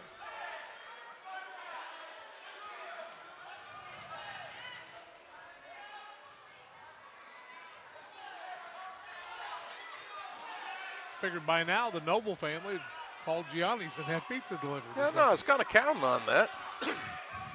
Knowing Justin, he probably already ate supper at home before he came. Probably cooked it, didn't he? Well, maybe so. He is the man of many talents. That should be a tech fall on the match that we have on the mat right now. And it looks like we're going to have another exhibition for Payson Seymour and Quincy Notre Dame. And it looks like we may even have one more after that, by the looks of things.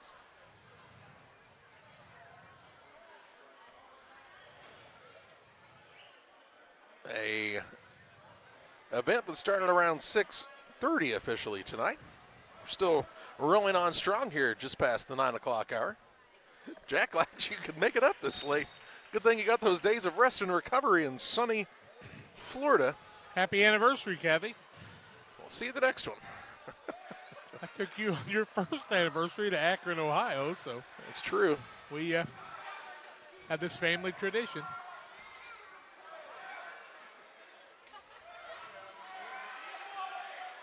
Young man from Payson Seymour with an early advantage here. Going to secure a win here, it looks like.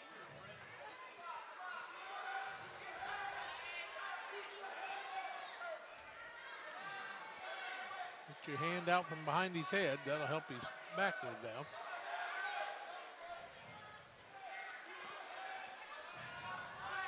There's the pin.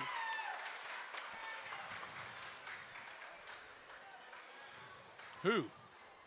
Somebody's going to draw the Scott boy here. Exhibition.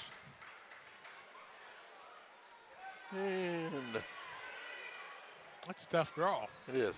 Uptown Scott. Very, very good athlete. Good wrestler. Told you, as Matt Schuckman told us, to play some football at Quincy University. Is he, these exhibitions don't count against your number of totals? It doesn't. It does not, which is good because that allows for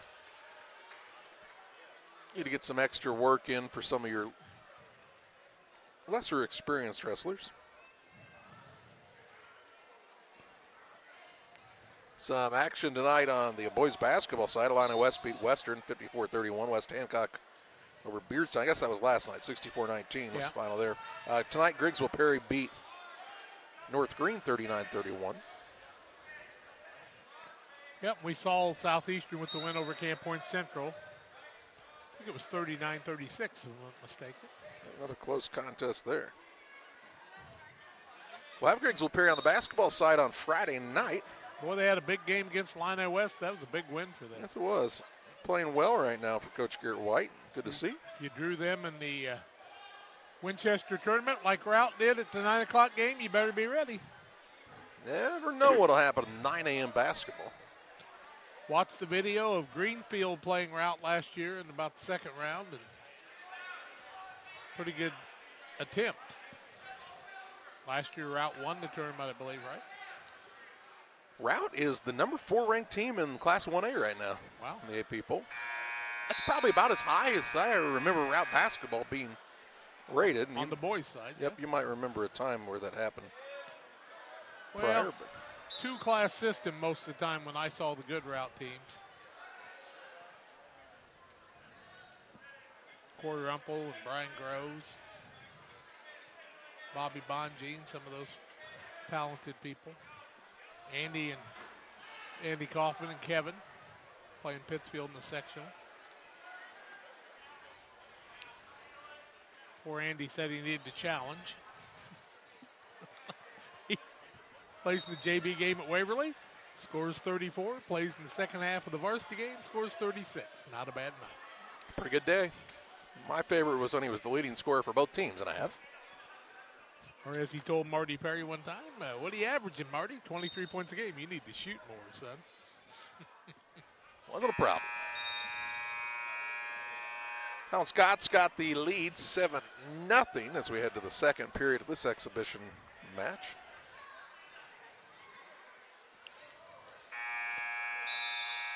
Some movement on the red bench for Pittsfield. Looks like they're getting ready for some matches here pretty quick.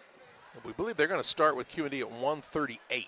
So you don't think they're going to wrestle Payson first? I think they're going to wrestle Payson last because it'll allow Q&D to get on the road. They have a little bit of a farther drive. Not much, but a little. Here we get a timeout for potential injury. Yeah, he got thrown down on his back pretty hard. Trainer Tina Viley going to come talk to the youngster. Knocked his breath out a little bit, I think. I'm sure he's all right. Kind of took my breath away. He kind of got slammed there. His coach says, all right, you're all right, let's go. Okay. He looked to be okay. Go right at him. Has been cleared to go by the trainer. I don't know if you've ever heard my Q&D wrestling story, but I feel like I'm about to. Wrestling 185 my junior year, and QD didn't have a 185 at that point. They had one earlier in the season, and he quit. So they had a kid named Mark Frericks. They called him the Momo Monster, wrestling heavyweight. Coach Wilson said, "You're going to wrestle heavyweight tonight." I went out. The kid's about 6'4", about 230. Grabbed him, threw him over my hip, got him on the mat, locked up, thought, "I'm going to pin this guy." He put his hands on me and threw me so hard it stood me up. And I turned to the coach and said, "What do you want me to do with him now?" Pray. He said, "I'd start running." Oh, goodness, that was a big boy right there. Here's a pin for Talon Scott for Quincy, Notre Dame. So he gets a little extra work in here. Oh, Momo. Jack, I think we are at a point where we've run out of exhibition matches. We've run out of the exhibition Anybody matches. Anybody else want to wrestle? KC, you want to wrestle an exhibition match? There's still time. KC, you can take on Cody. I think they're out of exhibition, so we should now see Pittsfield and Quincy, Notre Dame get started here in just a moment. I'd need a duel. They're going to give them a little warm-up. We'll step aside here on Central Illinois Sports. We'll have Pittsfield and Q&D for real, we think, this time next. Before I started at DOT, it was like a real low point in my life. I just lost my house, and I just wanted something to get myself back on my feet. I met a driver named John, and he was like, "Man, come to DOT. They'll pay for your school. They'll pay for your CDLs." I applied, and ever since then, I've been very grateful.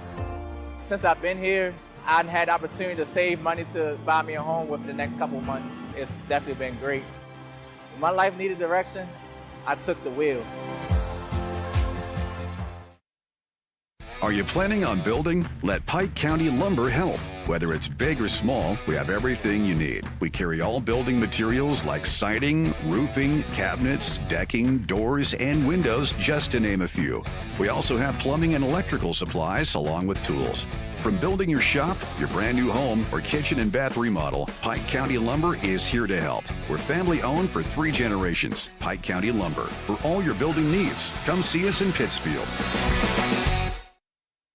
I'm Chris Nichols, managing broker and owner at Ridgeline Sales Group, LLC. Are you interested in buying or selling real estate? With over 100 years of combined managing broker experience, Ridgeline Sales Group has assembled a team that can help you with any of your real estate needs.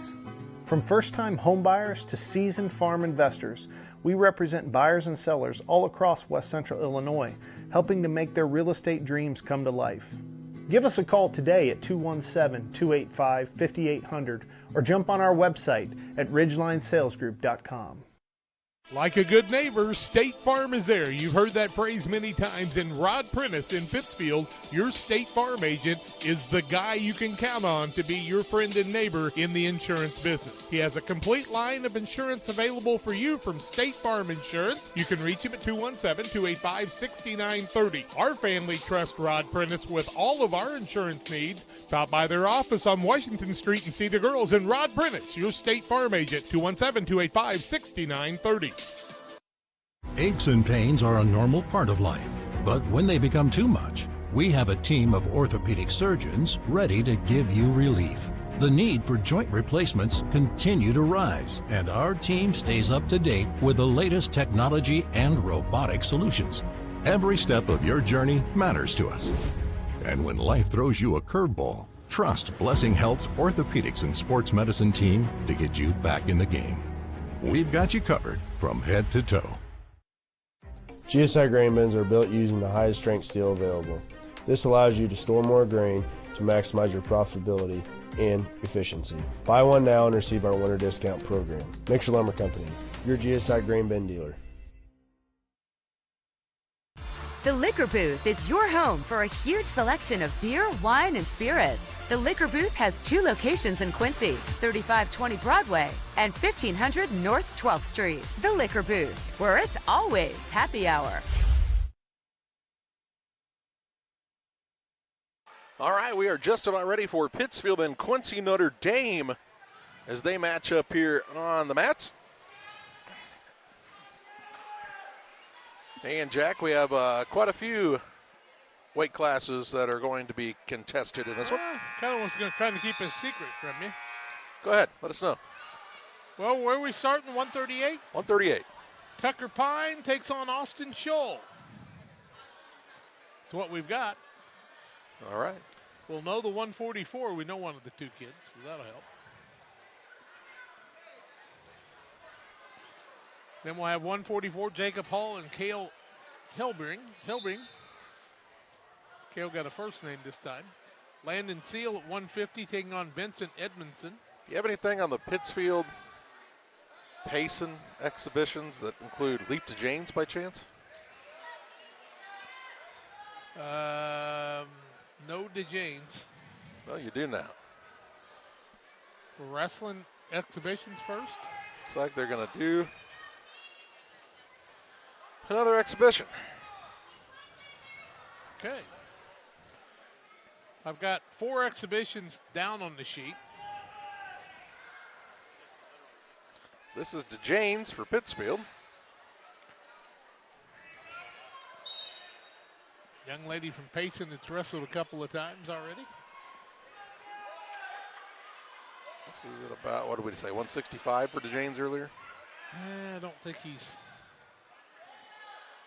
quite that heavy.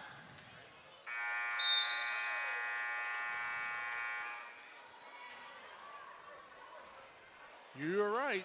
Leaf DeJanes, 165. Memory like an elephant. Trying to work on a pin here. And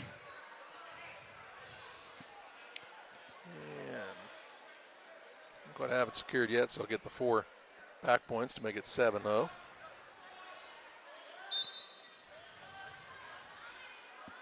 It's an exhibition match. They're probably what they're trying to do here is to give the Unity Payson wrestler a chance to get a break, because likely we'll wrestle again after the Pittsfield Q&D duel.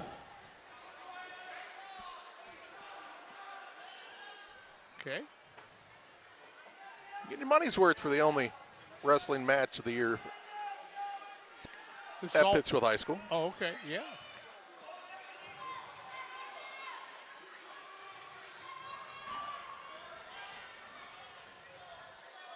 The kids don't have school tomorrow. They but do wait, not? they do. Oh. Federal government's closed. Schools are in session. What's tomorrow? It's a National Day of Mourning for President Carter. Oh, yep. So all the federal offices will be closed. Post office, don't expect your mail tomorrow. I went right by Plains, Georgia on the way home. So we're going to go back in February when we go to spring training. Jimmy Carter, good man. Fine human, as your mom said. Yep. Fine human. Did a lot of good works in his life. And liked rock and roll. Him and Willie Nelson were great friends. Leap to Janes is going to be up 11-0 as we get ready to start the second period in this exhibition matchup.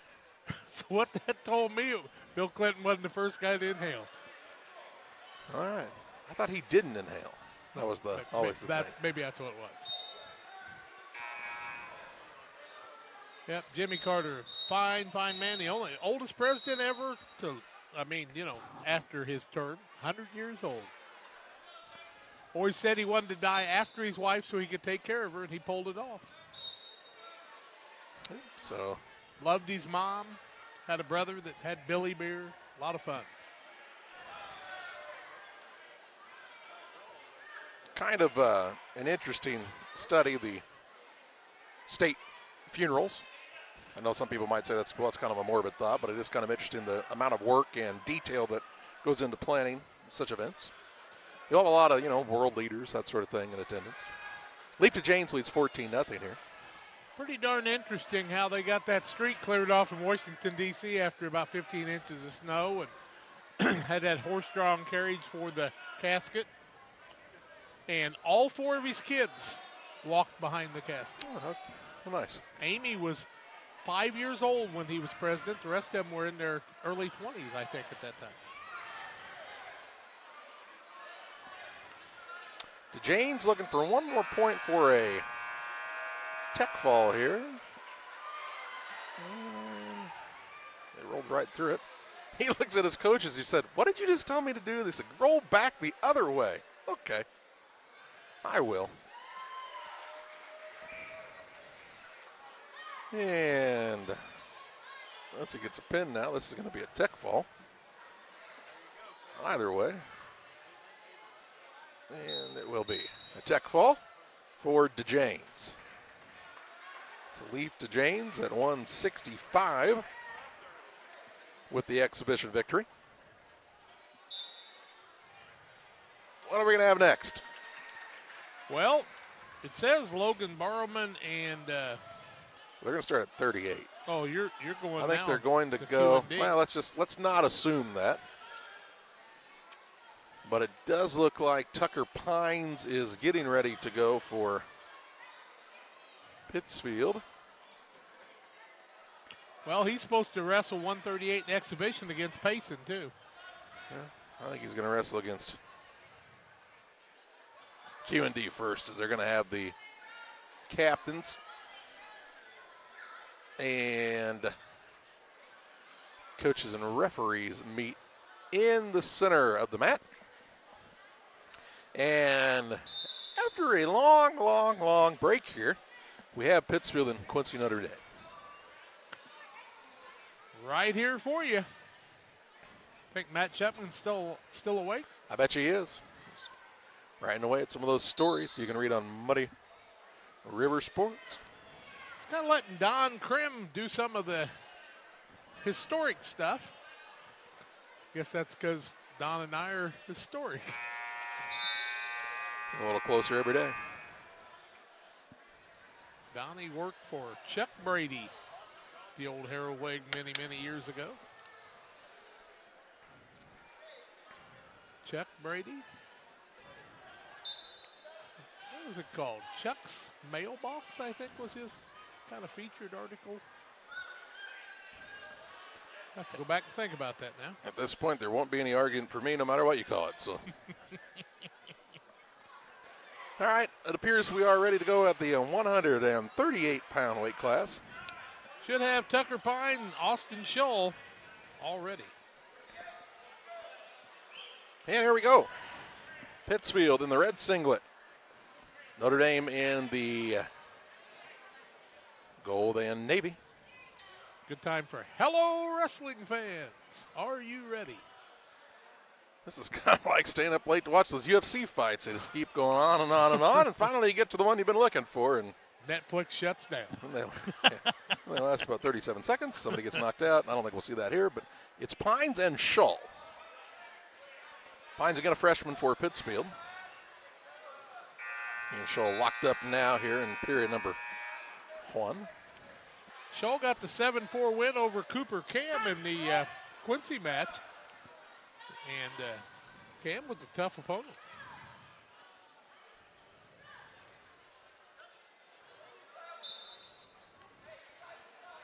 Well, still working to see Pine being very aggressive. Their plan of attack here. Yeah, Pines isn't aggressive, young man. He doesn't. He got pinned by Cooper Cam. Now we're going to get Scholl with the takedown. And he's working on a pin here himself. Look at this. Pines, though, gets the. Did he give him a reversal? He's got to get locked, some back buddy. points now. I think that's probably a little bit of a shock for Austin Scholl.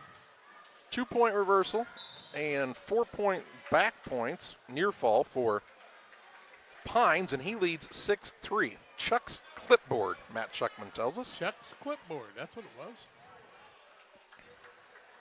That was a good one, Matt. You must have read those in kindergarten. Pines in the red singlet, he leads 6-3. I have a great memory. It kind of comes and goes at times. Yeah. What'd you have for lunch today? No idea. What happened on Chuck's clipboard on September 12, 1978? As it turns out, Carthage beat Minden in a football game. Here's both wrestlers going to end up out of bounds once again. Pretty impressive. Tucker Pines putting up a good battle here. Pines leading 6-3 here in the first period. First match of this duel between Pittsfield and Quincy Notre Dame.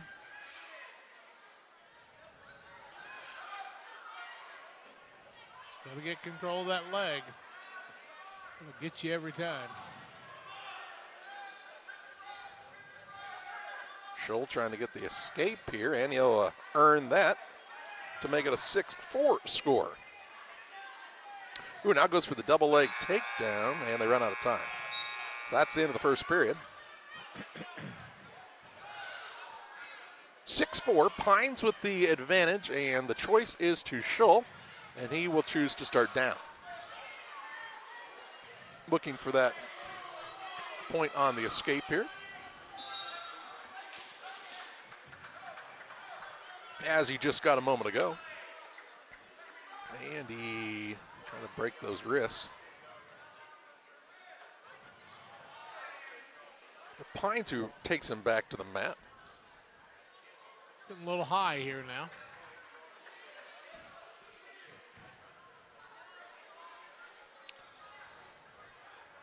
Trying to hook that leg and doing a good job as Scholl keeping that break on it and trying to get that reversal or escape. Now he does get that escape. 6-5 here. 1:20 left in the second period.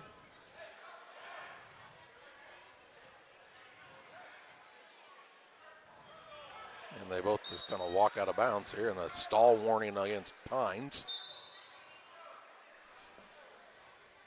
I want you to circle back to the middle here. Both the corners yelling that. Circle, circle. Now Pines goes to shoot the leg here. Both men fighting for the position.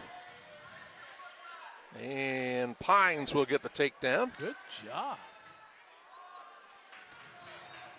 Now he's working on some near fall points. He's going to get at least 4 here. Working for more, though. Trying to get a pin is the freshman Pines. Tries to clamp down and does. What an impressive win for the young man at 138 in Tucker Pine. So Pines with the victory in the second period, and that brings us to 144 pounds. That's a big win. That's a turnaround because, I mean, Cam got beat by the Quincy Notre Dame guy, and Pines got beat by Cam. Got pinned by him, so. Three pretty even wrestlers, it looks for like. Sure there. Jacob Hull and Cale Hilbing. Cale Hilbing. We just had a last name earlier. Good to see you, Cale. He gets a quick takedown. Does Hilbing. Hull needs to get to his knees and pull out of this. Hilbing trying to run his move here. Now he'll just let Hull get to his feet. Wants to shove him away a little bit. Doesn't give him an opportunity to go maybe after an ankle pick or something like that there. I think it's probably the strategy he was going with there.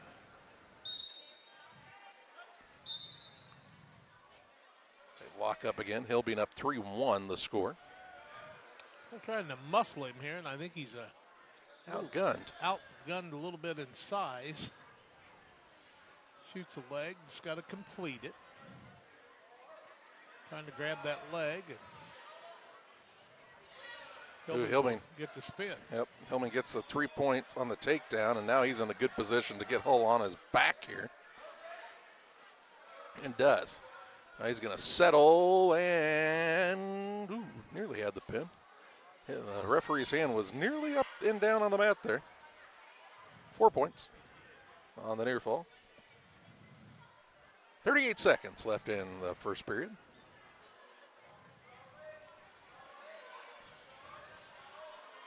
And sure looks like he has the pin. Yeah, he does. So Hilbing with the pinfall in the first period. Next up, we see Landon Seal for the first time for Pittsfield. He's wrestling at 150. And who's his opponent from Quincy Notre Dame, Jack? Vincent Edmondson. Vincent Edmondson. Edmondson was defeated 20-7 in the Quincy match. Seal is another freshman for Pittsfield, first-year wrestler.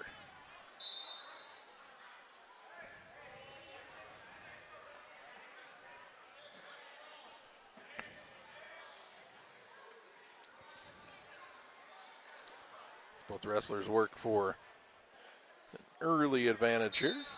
Seal wouldn't have wrestled against Quincy High. I think you probably see, here's a takedown by Seal now. Probably see one of those situations where Seal being a first-year wrestler, maybe his coaches thought the experience of the Quincy High wrestler may be a little too much for him, didn't want to put him in a bad spot. So he's going to work here, though, on Edmondson. Calhoun Brussels defeats Brown County 46-41. That's kind of a avenged game from before, I think.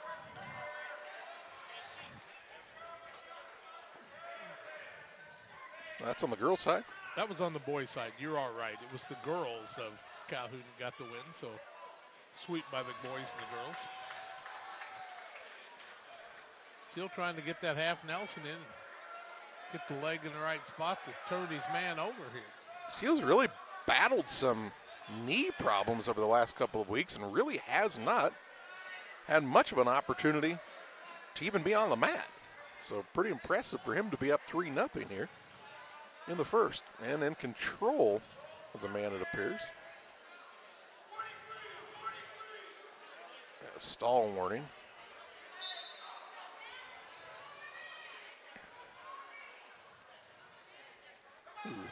Chance for Edmondson, yeah, I think to get out of there. He had a chance of the escape. Didn't take it there, though, and we're going to head to period number 2 with Seal leading 3-0.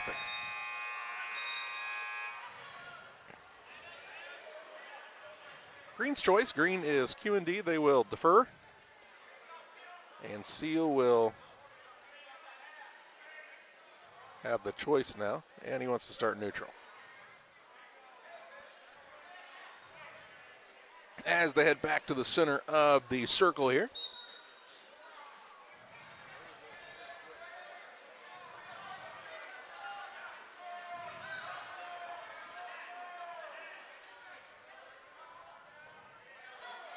Edmondson trying for the takedown to tie this match up. Seal doing a good job of fending him off. Close to the takedown for Seal. Yeah, he's close here, and there he's going to get it to take the 6-0 lead. Now to get that ankle and break the young man down to be able to get him some back points.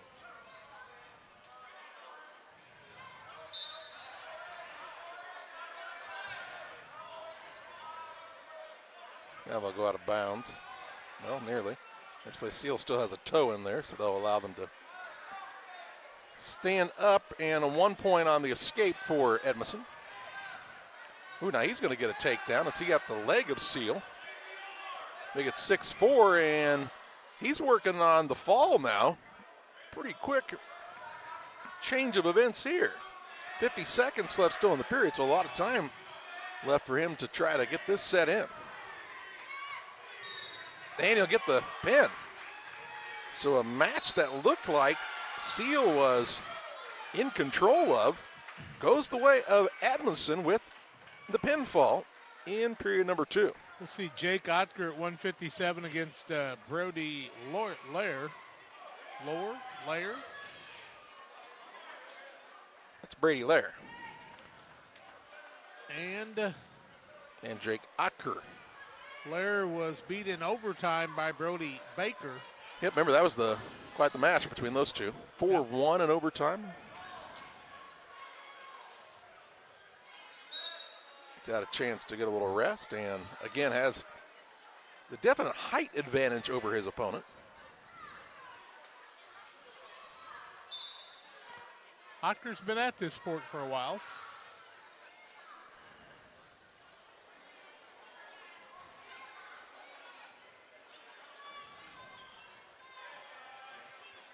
So look at how much more reach Lair has than Otker has. Puts his hand out on his head and goes, "You can't touch me.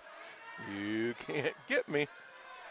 Otker's going to really drive through the legs and hopefully grab one.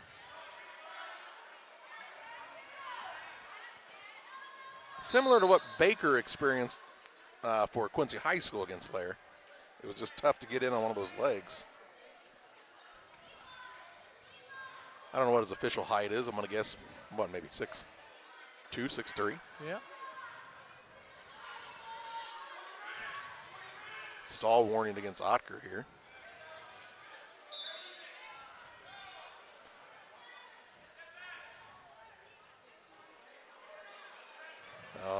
Lair goes for the leg. He's got the ankle. Nobody with the advantage here yet. Otker trying to hang on for dear life, and Lair is going to get the takedown. Take a 3-0 lead with 25 seconds left in the first period. Otker kind of got himself one of those spots. There wasn't really a good way to get out of it, Jack. Yeah. Other than to go down to the mat. What you want to do there is make sure you don't end up on your back at that point. Right. Yeah, that's what he's trying to stave off here with Lair. And in the last 3 seconds of the first period, he will do so, and we'll head to the second period with Lair on top 3-0. And you know, if you're Otker, you want to extend Lair as much as you can because he had to wrestle overtime and, you know, hope the fatigue factor kicks in a little bit. Interesting, Lair gets the choice and he starts down here. So he's going to try to work on the escape. If you're Otker, this is where you really want to try to take advantage of this decision. Talked about how hard it was to get the reach on him.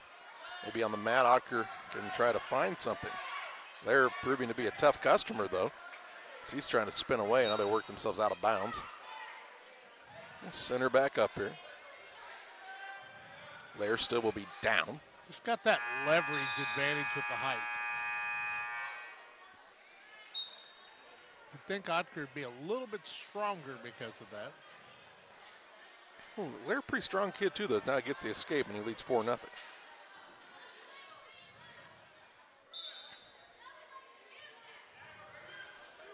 how Lair works just down on that one knee. He knows he has that extra reach, but he also knows sometimes that height, the smaller man could get that leverage, and if he would get a hold of one of your legs, you'd be in trouble. So always wants to stay low.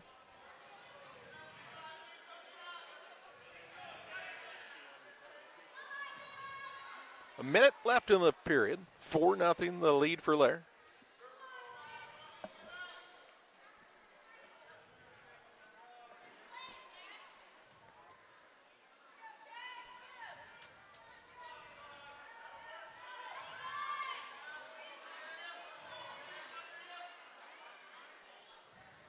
It's really not much of a scoring opportunity yet for Jake Otker, Jack. Now, when you give up that height, you should have some strength advantage. 25 seconds left, but the leverage is to the Q&D man. Now he's going to get another takedown as they're right near the out-of-bounds mark. And they'll give him the credit for the points and then send them back up with Otker being down. Official really does a good job of letting that play out. As long as somebody has a toe in, you're technically still in bounds. Again, as long as you're not in a situation where, let's say, like, you know, the two mats close together here. Let's say you had a lot of action. They might stop it if you were, you know, side by side there.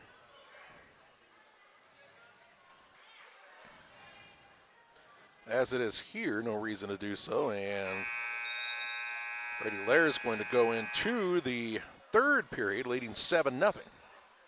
Otker gets the choice. Yep, he'll start down.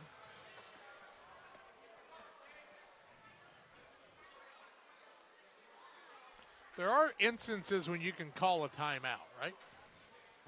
Yeah, just blood timeouts and injury timeouts. Really the only times you can stop it. Other than that, you better be ready to wrestle there. They will assess you a stalling point.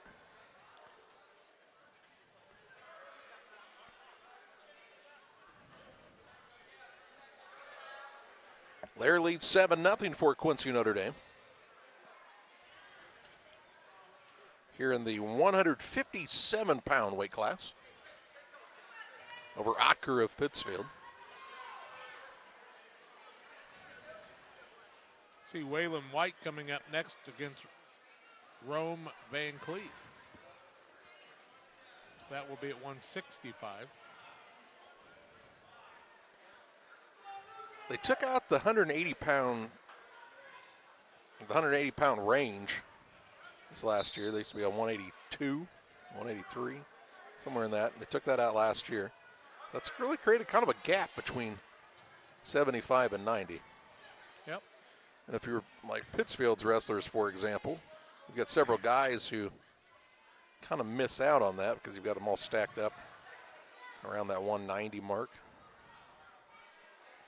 Wrestlers are working on the edge of the mat. And Lair in comfortable position here. They're going to put him into the middle of the mat again here. Lair up 7-0, and only hope Otker would have here is a reversal and a pin.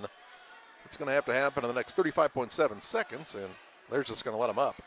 He said, I'm not even going to mess with this being down on the mat here. Pretty smart move by Lair, because Otker's really had no chance from the neutral position.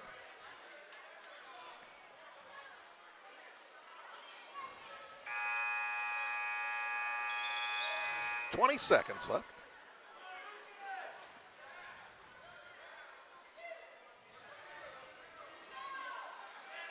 And see, Otker just tried to shoot there, and Lair doesn't even let him get close. Now they'll be nearly out of bounds here, and going to get 3 points again for Lair right at the end to win this one 10-1. So Lair with the victory for Quincy Notre Dame. And next up, White and, you say Van Cleve? Van Cleve, yep. At 165. White, one of the seniors again, honored by Pittsfield here tonight, so last chance to wrestle in front of the home crowd. Some of those folks have trickled out, but it was a big crowd to start the night tonight. A lot of action here at Boschel Gymnasium. Bodie Marable and Taylon Scott at 2:15 coming up in a little while. Ought to be a dandy. Some muscle on muscle there, isn't it? Well, shouldn't we have Darnell and Cook as well? Yep. That's the match to watch. Right now it's this match. If you're a senior wanting to get that win at home.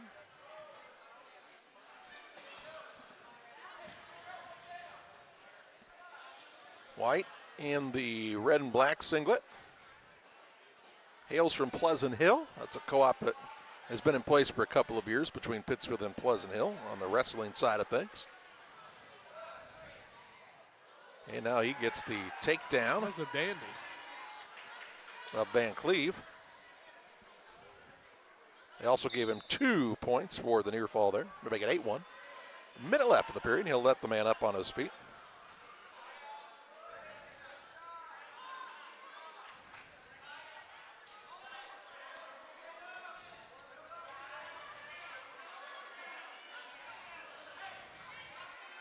Good shoot. Quick young man is Waylon White. Again, still a very, very much of a new wrestler. Has really learned the sport in a hurry and really has taken a liking to it. And that's where you see co-ops, Jack, give opportunities to some students whose schools might not be able to offer, a full team. Leads 11-2, and he's going to add points now.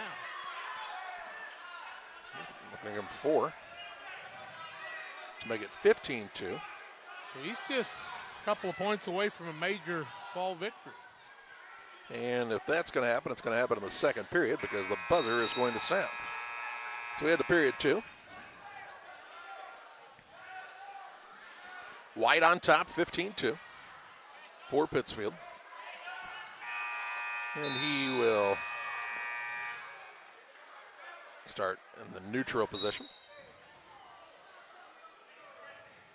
He's a takedown would end it. Takedown away from finishing this one up. And got to be careful. Yep. Yeah, Van Cleve saying, hey, I'm not done yet. There's still a chance. And he's still trying to get hold of that leg there. White trying to just muscle him to the mat here. Good job. That's going to be the takedown. And a win for Waylon White here on senior night for Pittsfield. Good for him. 14 points with that. Ryder Rodhouse will get the forfeit in this next match. And then we'll see Cook and Darnell. Yeah. So Eli Brunning a Q&D kid, right? Yep. And then Sam Moore, a Q&D kid. Yep. 12 for them, 12-6, 12-12. Oh, no. 18-6. 18-12. This is 190. This is Cook and Darnell. This is one of the ones you were kind of looking forward to coming into the night. These two know each other well. It's 22-21 Pittsfield right now. This is a very important one. Yep. Pittsfield will pick up another 6 points in the heavyweight on a forfeit. So these two matches will decide the team win. And two dandy ones, Darnell and Cook, Marable and Scott.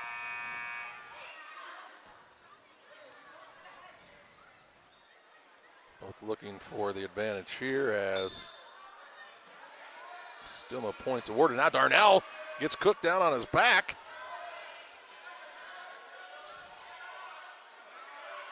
And Tucker Cook's in some trouble right now for Pittsfield. Trying to roll out of it here and does. Give him 3 points for the near fall to make it 6-0 Darnell. Tucker Cook's a kid that could turn this around, though.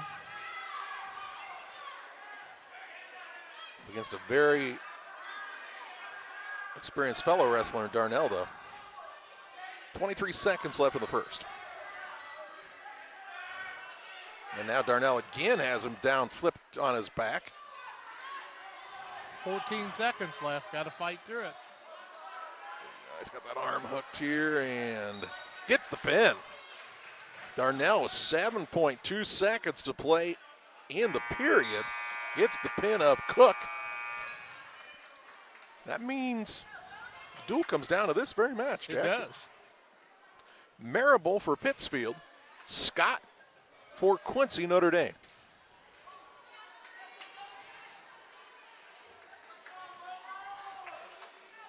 Marable is the junior, Scott a senior.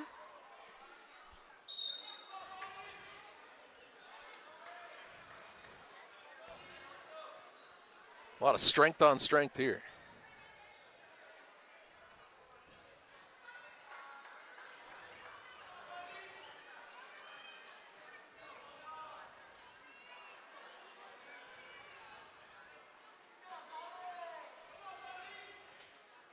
I think Q&D is going to have it locked up here, actually. Well, thanks for ruining the suspense. Yeah.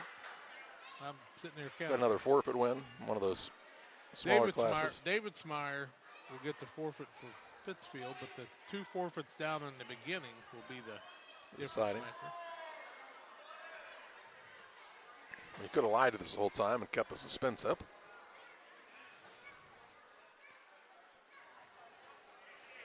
Well, Scott now has a hold of Marable's leg, as you can see. Trying to get a takedown as we're still nothing, a minute into this first period. As Scott trying to get that other foot, and now they're out of bounds, and they'll start back in the middle.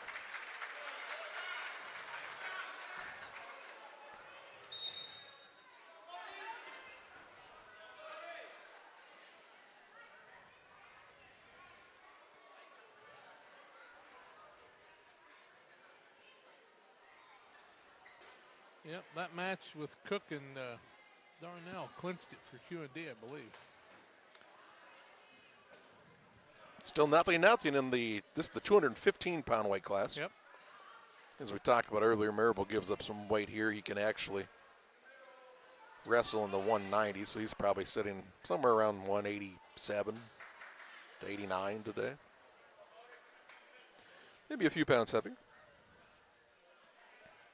Let's just say he didn't have to really be too worried about making weight today, Jack. Yeah. Apparently the Alger kid that used to go to Pittsfield, that goes to Q&D, doesn't wrestle anymore. He hasn't wrestled for a couple years.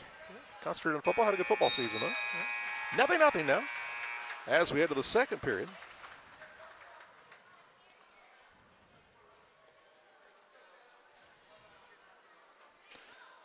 Scott will start down. Needs to face the other direction. Yep, there we go.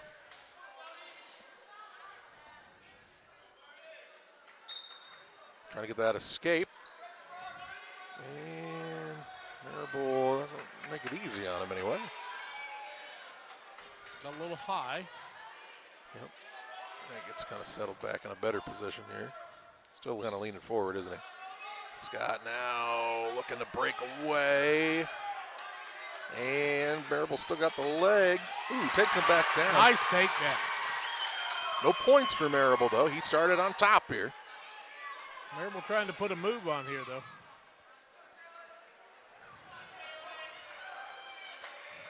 Trying to control the head a bit.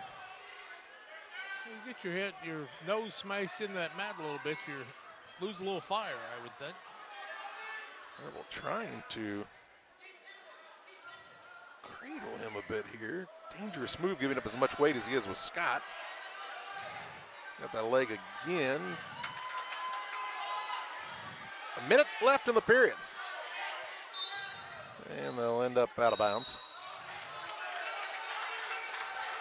Who got the warning there? Q&D? I think he gave Marable the stall warning there. Wow. Said he shoved him out of bounds. I thought he just drove him where he needed to drive him. It's kind of a tough one. Scott trying to maybe roll Marable over here and get a reversal. Marable maintains the top position at the moment. 38 seconds left in the period. Still nothing. Quality match here. Ooh, he's about got that arm flipped around. If he does, Buddy Marable could be in the throw. Oh, look at that strength, though, just to roll right through there. Now Scott will get the escape and take the 1-0 lead. It was a battle for that one point, wasn't it? Scott kind of puts his hands on his hips and says, man, that took a lot. They lock back up here at 10 seconds. Scott looks pretty fatigued on that. Think about how long he was down there. 3, 2, 1, and we'll head to the third in a 1-0 match. Marable match strength for strength there. Which, again, is impressive considering the amount of weight he is giving up here. Look at the difference in their legs. I mean, that's tremendous amount of weight difference. They're going to start neutral here, which means we're tied at 1. Scott will let Marable up. Marable had the choice. So 1-1 the score as we start the third.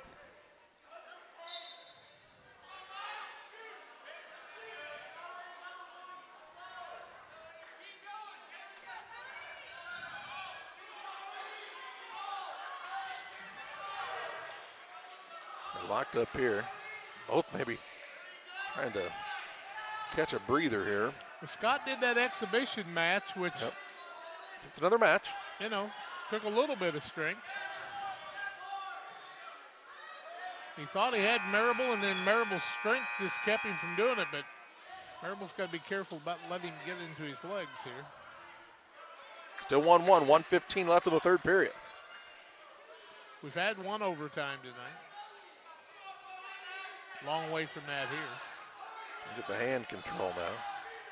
Marable's already been warned once for stalling, so he's got to be careful with a minute left.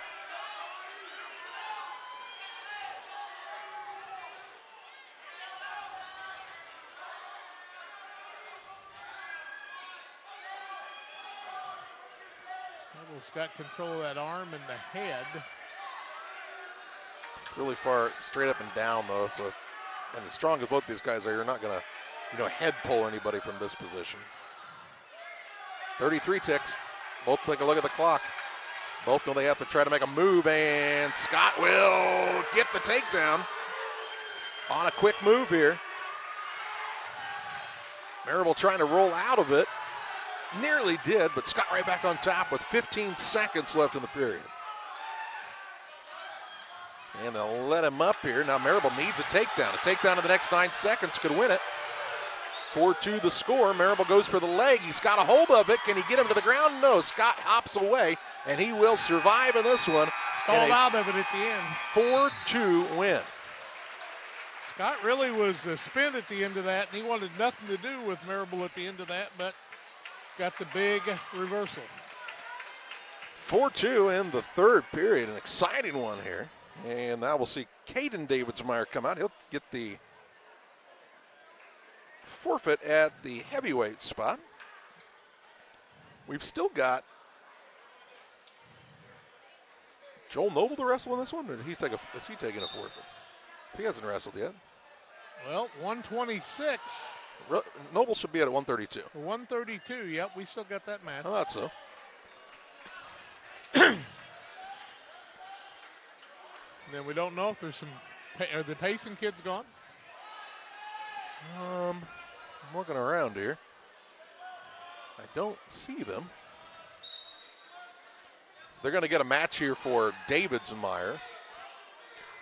Has he got the forfeit points, or are they going to just all out wrestle here, Jack? I mean, you've still got Noble to wrestle, so I think we've got an actual match well, here.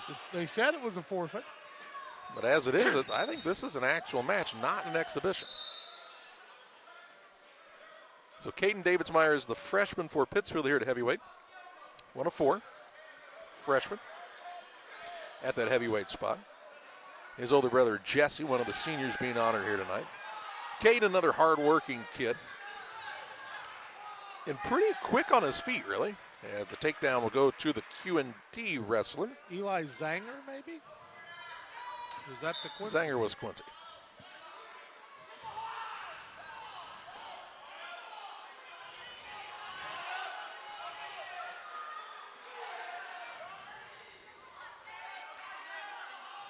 I'm going to get some back points as the Q&D wrestler. Again, we apologize we don't have the name on this young man. But he's going to get the pin and get the victory.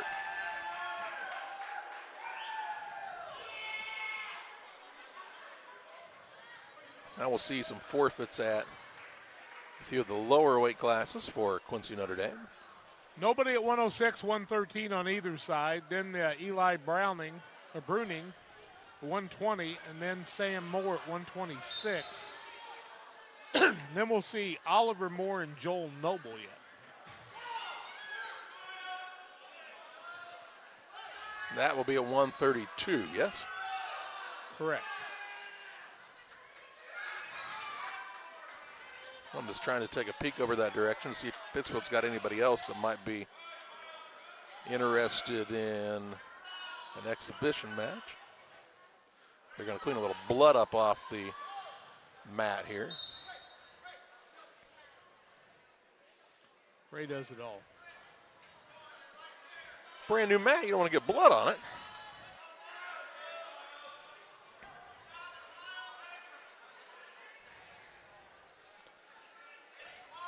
Officially almost at the 10 o'clock hour here in the Central Time Zone.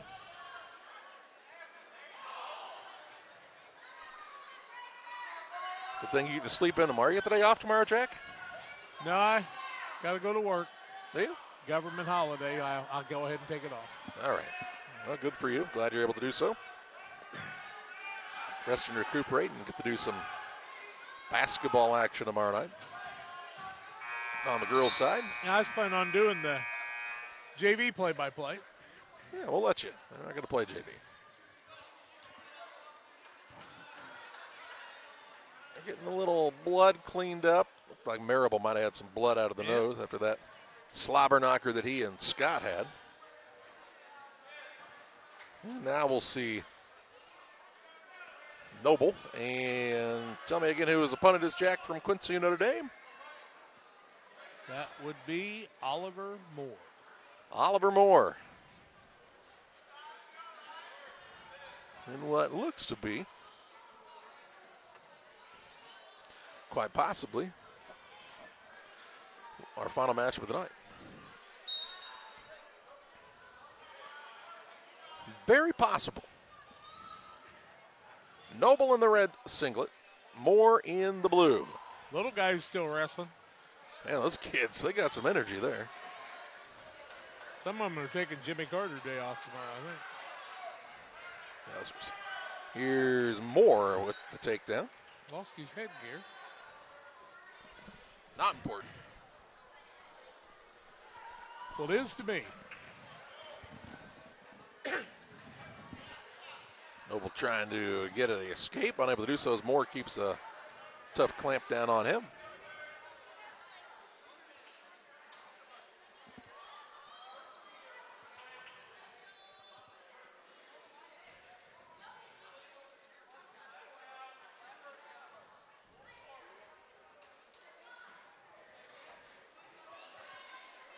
Moore still with the advantage, 3-0 with a minute left in the first period. And they got 3 minutes on the clock in the little guys match. I don't know. It's just a running 3 minutes.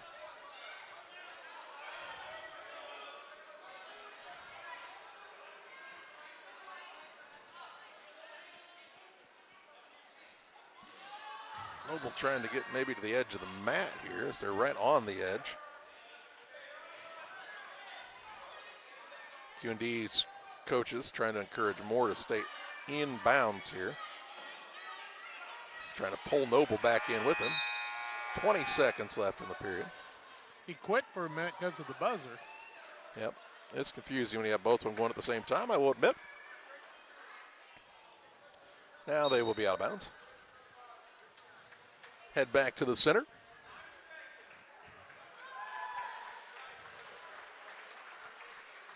Moore will get to retrieve the headgear with 9 seconds left in the first period.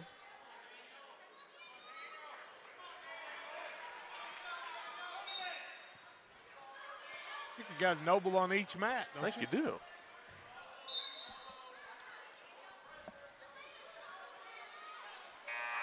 And there's the end of the first. 3-0. Moore leads Noble for Quincy Notre Dame.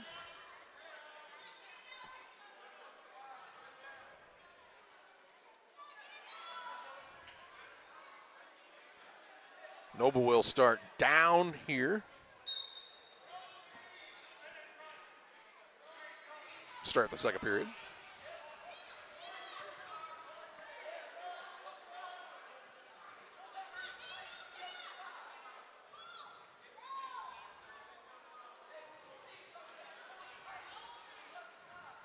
Trying to turn him here is Moore.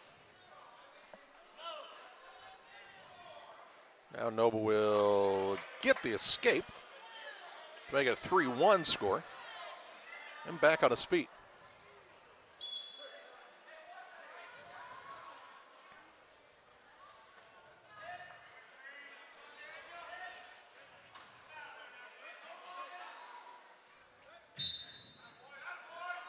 Noble, a junior for the Pittsfield wrestling program. And what is his third year of wrestling. Again, not an easy thing to do to come out just as a freshman in high school and start this sport. But he's put in a lot of time in the off season as well to improve his skill set.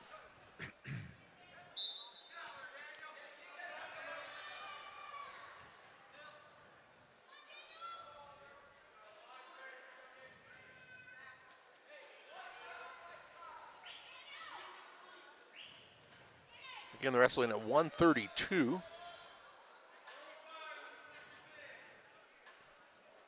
In what will be the final bout of the night.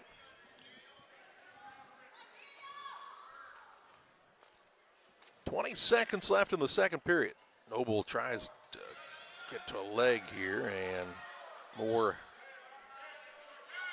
It's a pretty good grasp on him here, trying to get it around. Sprawl. Yep.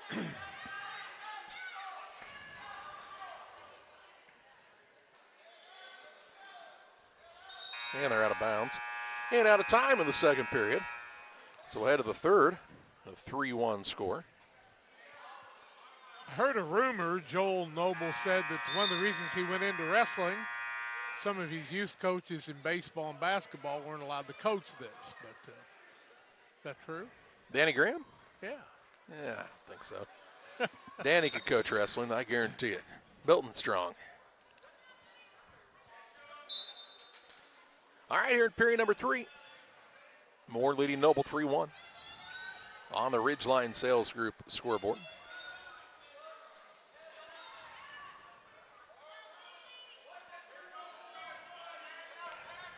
Moore's kind of in that survival mode down there on the bottom.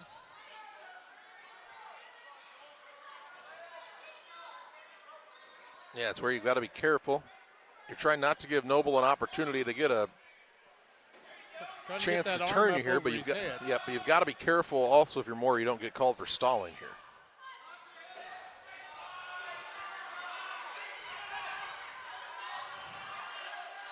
.110 left in the third.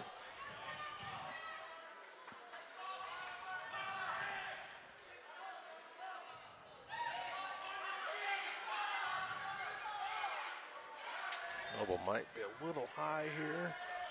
He settles back down a bit. But under a minute left in the third, he's got to get to some sort of a move here if he's going to make the comeback in this one. Moore proving to be pretty tough to turn.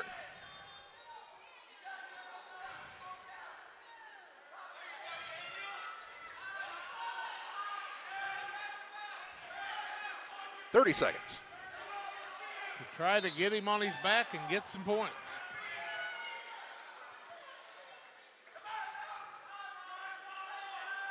An arm hooked now to get the wrist. Nope. Good job by Moore to pull away. 10 seconds, and it looks like Moore is going to hang on. 5. He just got into that mode and never moved. And it makes it a 3-1 final. Moore with the victory in our final match of the night. That's going to do it from Voschel Gymnasium. For John and Jackal, I'm Charlie Hill. Thanking you for joining us on a night full of wrestling action on Central Illinois Sports.